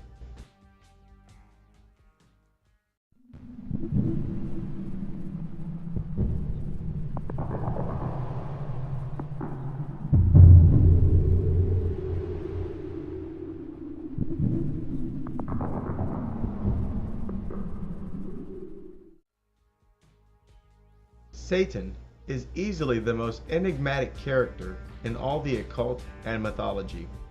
No character out there is more shrouded in a cloak of names. I admit much remaining confusion regarding the details of this character because of the name game that magicians tend to play regarding his different aspects. The first thing you should do is free yourself from the mindset that this character Satan has anything to do with Christianity, for it is often accused that Christians have fabricated stories of this character as a scapegoat for the evils that beset the heavens and the earth. Perish the thought. This character Satan has a name in every religion and mythology on the planet, and, because of spiritual merging that I just spoke about, may be connected with multiple gods in the same tradition. Satan is spoke of as he who was instrumental in the war against the Titans, and once sat beside the throne of God, but desired it so much that he was cast out of heaven. Satan is called Shaitan and Iblis by the Muslims, Set and Seker by the Egyptians, Samael by the Hebrews, and Ahriman by the Persians. Satan is the god who carries away the soul. A well-known symbol, that of an all-seeing eye, is related to Satan and has been called the Eye of Set. Satan is a god of the setting sun, and is therefore often symbolized by a black sun, or a sun that is in total eclipse. Perhaps it was a time before the merger of Satan and Hades, but once these two beings competed for the souls of the Nephilim who had died in the flood. Satan sent Ishtar to the gates of the underworld, demanding the souls of the Nephilim from Hades. Lucifer, who is also called Azazel and Prometheus, absorbed the essence of Satan. Think of Lucifer as an avatar of Satan. And it must be remembered that Lucifer is Satan only because of the merger.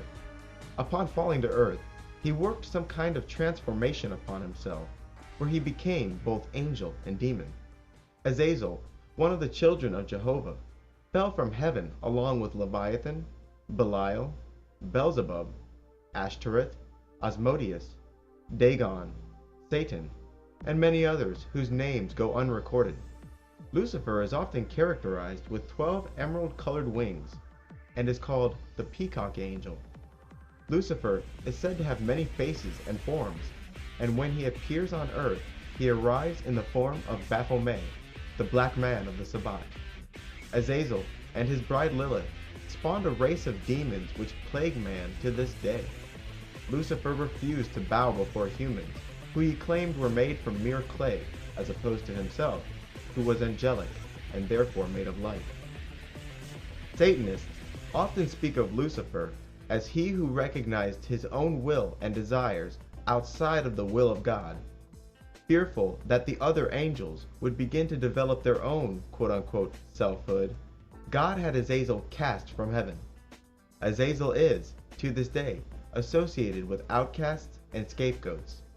Lucifer, who is now both angel and demon, is called the bringer of the black flame and represents the ideal of every Satanist to achieve union of their angelic and demonic guardians.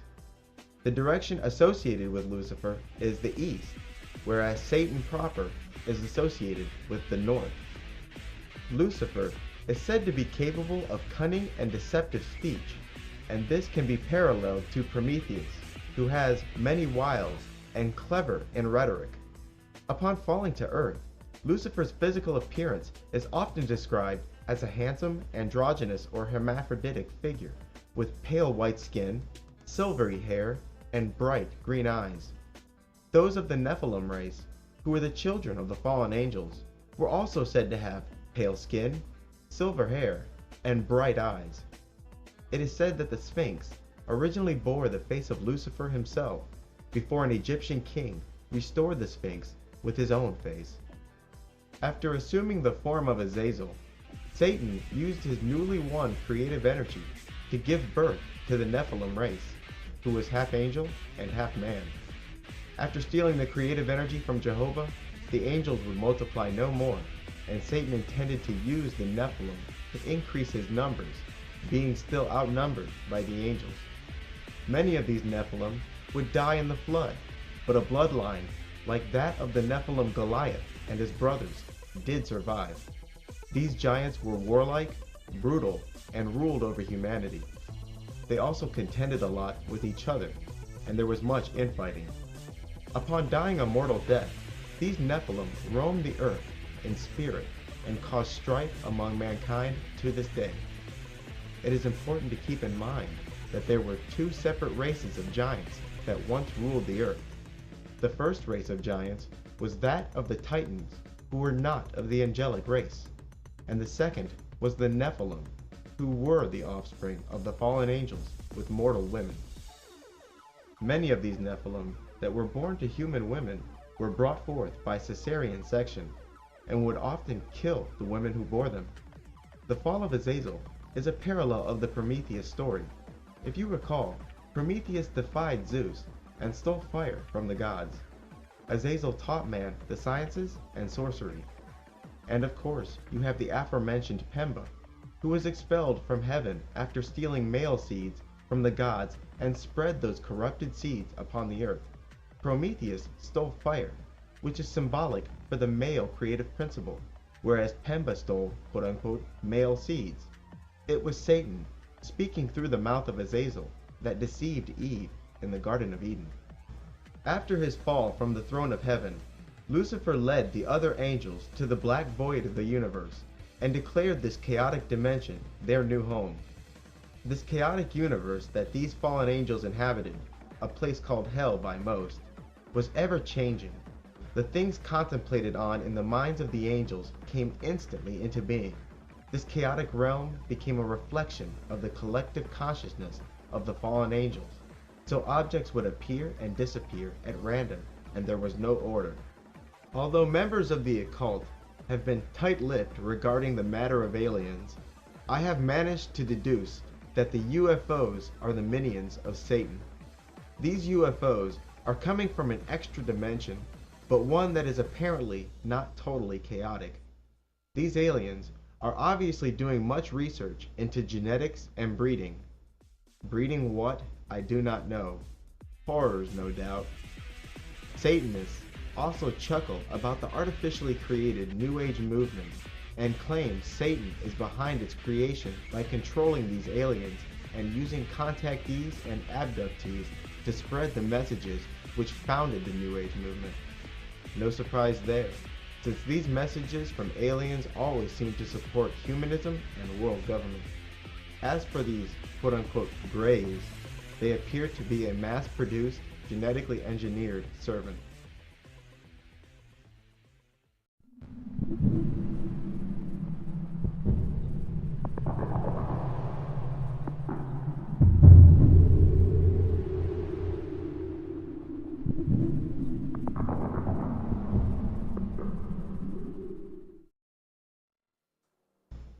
Asmodeus is an archdemon and servant of Lucifer.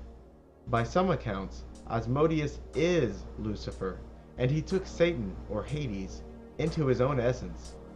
Asmodeus is further associated with Samael, who is also associated with Lucifer. Asmodeus is a powerful, high-ranking demon and one of the lords of the Cliboth, or the underworld. He is a demon of lust, whose duty it is to estrange newlyweds. It is said that King Solomon once had power over Asmodeus and forced him to help build his temple. Asmodeus is said to be frustrated and under the dominion of Archangel Raphael. This fallen angel is called the Demon of the Wounding Spear and is often depicted having 3 heads and riding a dragon. One of his heads is that of a ram, one of a human, and the last of a bull. He is often called the god of the witches, the god of sorcery, the god of the circle, and is sometimes called the serpent. Asmodeus is responsible for many of humanity's scientific achievements and has long taught sorcery, mathematics, and the arts. Asmodeus, also called Eshma, Asmodee, and Chashmodee, is considered a prime initiator in magic, which further connects him to Lucifer and Baphomet. He is a prince of hell and governs 72 legions of spirits. Asmodeus is considered extremely fast-moving and very much plays the role of a messenger for the dark gods, because he is the earthbound one. Asmodeus is extremely insightful and psychic. He is highly intelligent and makes excellent predictions regarding the future. He also may be subject to abrupt mood swings. Asmodeus, like Lilith, has also approached the gates of Sheol.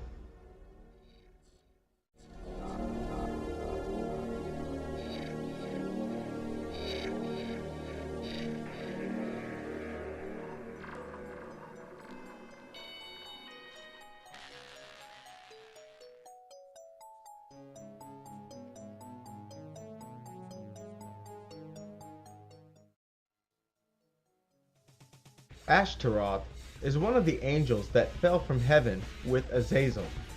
This demon, who is one of the princes of hell, inspires laziness and teaches the liberal arts. His description is that of a man pale as death, with jet black eyes without pupils, wearing a crown, holding a serpent, and riding an infernal dragon. Like Lucifer, he is also an angel-demon mix, and is considered an initiator, and can aid the magician with spiritual development. I have heard it remarked that Ashtaroth is simply a male emanation of the goddess Ishtar, who is Lilith. It has been reiterated that this spirit works closely with Asmodeus for quite a few magical operations, like fortune-telling. Cain, as the Christians know him, is the first son of Adam and Eve, and also the first murderer. Cain was jealous of his righteous brother Abel. So one day, while out in the field, Cain murdered Abel. The Lord, enraged at what Cain had done, drives Cain away from his parents and places a mark upon him so that people who cross his path do not slay him. I have always thought that the standard Christian interpretation of this story was wrong. Just listen to the wording. Here's the Lord speaking to Cain after his crime. In Genesis chapter 4, verse 11, we read, "And now thou art cursed from the earth, which hath opened up her mouth to deliver thy brother's blood from thy hand. When thou tillest the ground, it shall not henceforth yield unto thee her strength. A fugitive and a vagabond shalt thou be in the earth." And Cain said unto the Lord, "My punishment is greater than I can bear. Behold, thou hast driven me away on this day from the face of the earth, and from thy face shall I be hid. And I shall be a fugitive and a vagabond in the earth. And it shall come to pass that everyone that findeth me shall slay me." And the Lord said unto him, "Therefore whoever slayeth Cain, vengeance shall be taken on him sevenfold." And the Lord set a mark upon Cain, lest any finding him should kill him. And Cain went out from the presence of the Lord, and dwelt in the land of Nod, on east of the garden. And Cain knew his wife, and she conceived, and bare Enoch. And he builded a city, and called the name of this city after the name of his son, Enoch.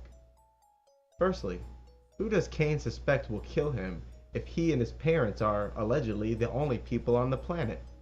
Secondly, how would a literal mark on the body stop anyone from slaying you? And thirdly, who's this girl he met in the land of Nod when, again, his parents are allegedly the only other humans on the planet? Occultists have a different view of Cain. They claim that Cain was the child of Lucifer and Lilith, and they sometimes speak of Lucifer as possessing Adam, while Eve herself was possessed by Lilith. Other times, they speak of Azazel as the direct father after his merger with Satan, seducing Eve and quote-unquote spitting filth into her. Still in other cases, they speak of Cain as the direct child of Lucifer and Lilith.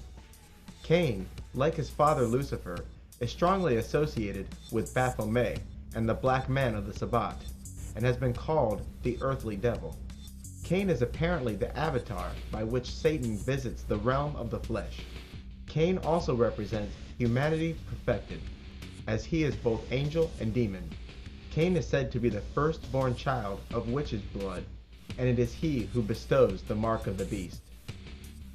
Belial is yet another character who is spoke of as another aspect of Satan, who rules over Hades. Other times, Belial is spoke of as a separate entity from Satan. In some accounts, Belial was with Azazel when he fell from heaven, and was given guardianship over the gates of hell. In other accounts, he fell from heaven before the fall of Azazel. He is the ruling prince of Sheol, and is perhaps another name for Hades. According to the Kabbalah, he is God's worst enemy. This demon is capable of granting favors and making enemies into friends. Belial is also half angel and half demon, and is also considered an initiator who can perform the surgical operation of transformation upon one's spirit. He is said to govern over 50 legions of spirits and demands sacrifice. Belial is associated with the north, and may arrive with the appearance of two beautiful angels riding in a chariot of fire.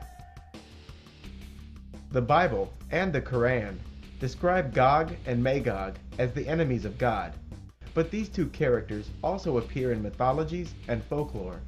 In the Bible, after Satan is freed from 1,000 years of imprisonment, in Revelation chapter 12, verse 7, we read, "And when the 1,000 years are expired, Satan shall be loosed out of his prison, and shall go out to deceive the nations which are in the four quarters of the earth, Gog and Magog, to gather them to battle, the number of whom is as the sand of the sea."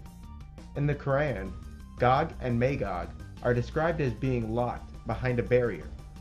In the Quran, chapter 21, verse 96, we read, "But there is a ban on a town which we have destroyed, that they, the people of the town, shall not return, until the Gog and Magog are let through their barrier, and they spread out and from every direction."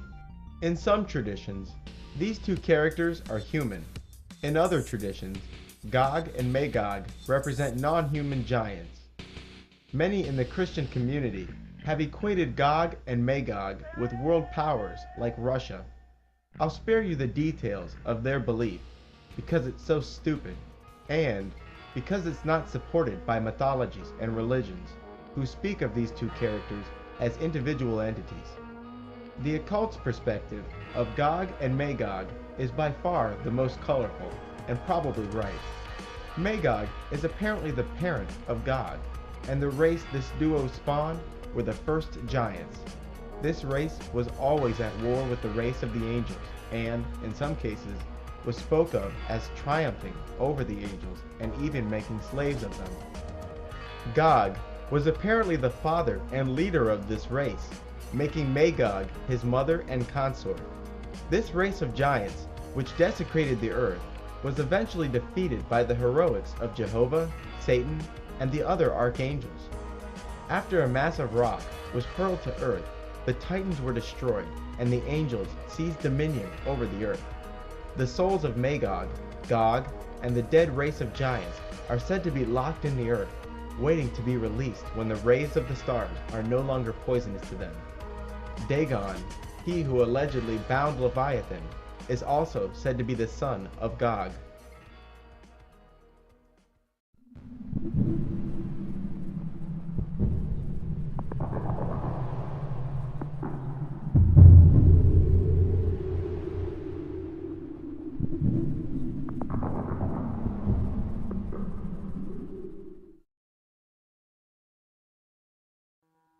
I'm just a guy from Florida who found out about 9/11 in the spring of 2006. As my research began to expand, I felt like someone who was plunged into a fog and yet never saw things more clearly. All those times my grandmother explained to me the things my generation would see, and all the times I was told the meaning of the eye on the dollar bill, and all the times I inwardly chuckled at her stories, seemed to echo from the past and chuckle back. I started to suspect that quote-unquote conspiracy land already had all the answers, and that the most I would have to do is find and study the work of the right researchers. Never was I so big-headed as to think that I would play any part in the unveiling that is happening in our time, nor discover anything new, and I was perfectly content with being a mouthpiece for other people's messages. But I also saw much flaw in conspiracy land, which came in the form of disinformation, misinformation, and everyday hair splitting. I was also slowly growing aware of a repeating theme in mythologies and movies. Over a period of 2 years, I would make 6 or so documentaries regarding Illuminati symbolism and mythology in Hollywood movies.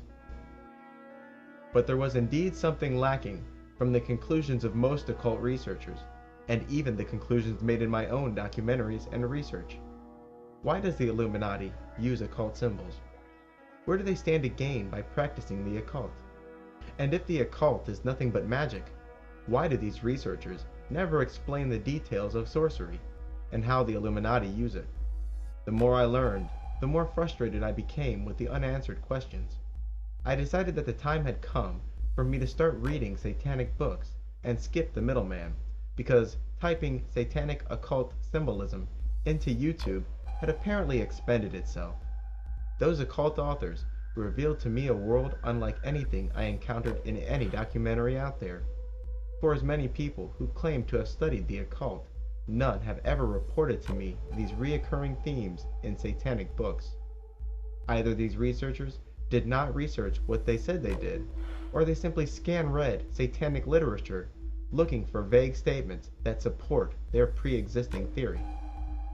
Anything these researchers found in those satanic books that they did not believe in personally was obviously not reported to us.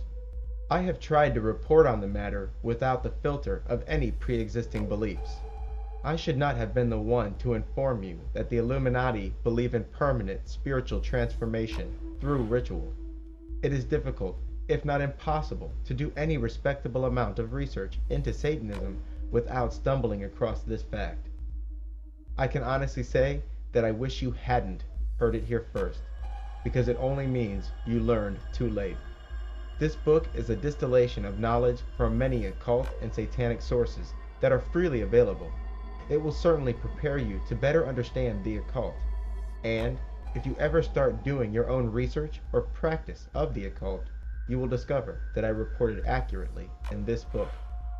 I wrote this book with much haste, and whole chapters could be written on subjects I glazed over in a single paragraph, but, as I stated, I will waste no words here.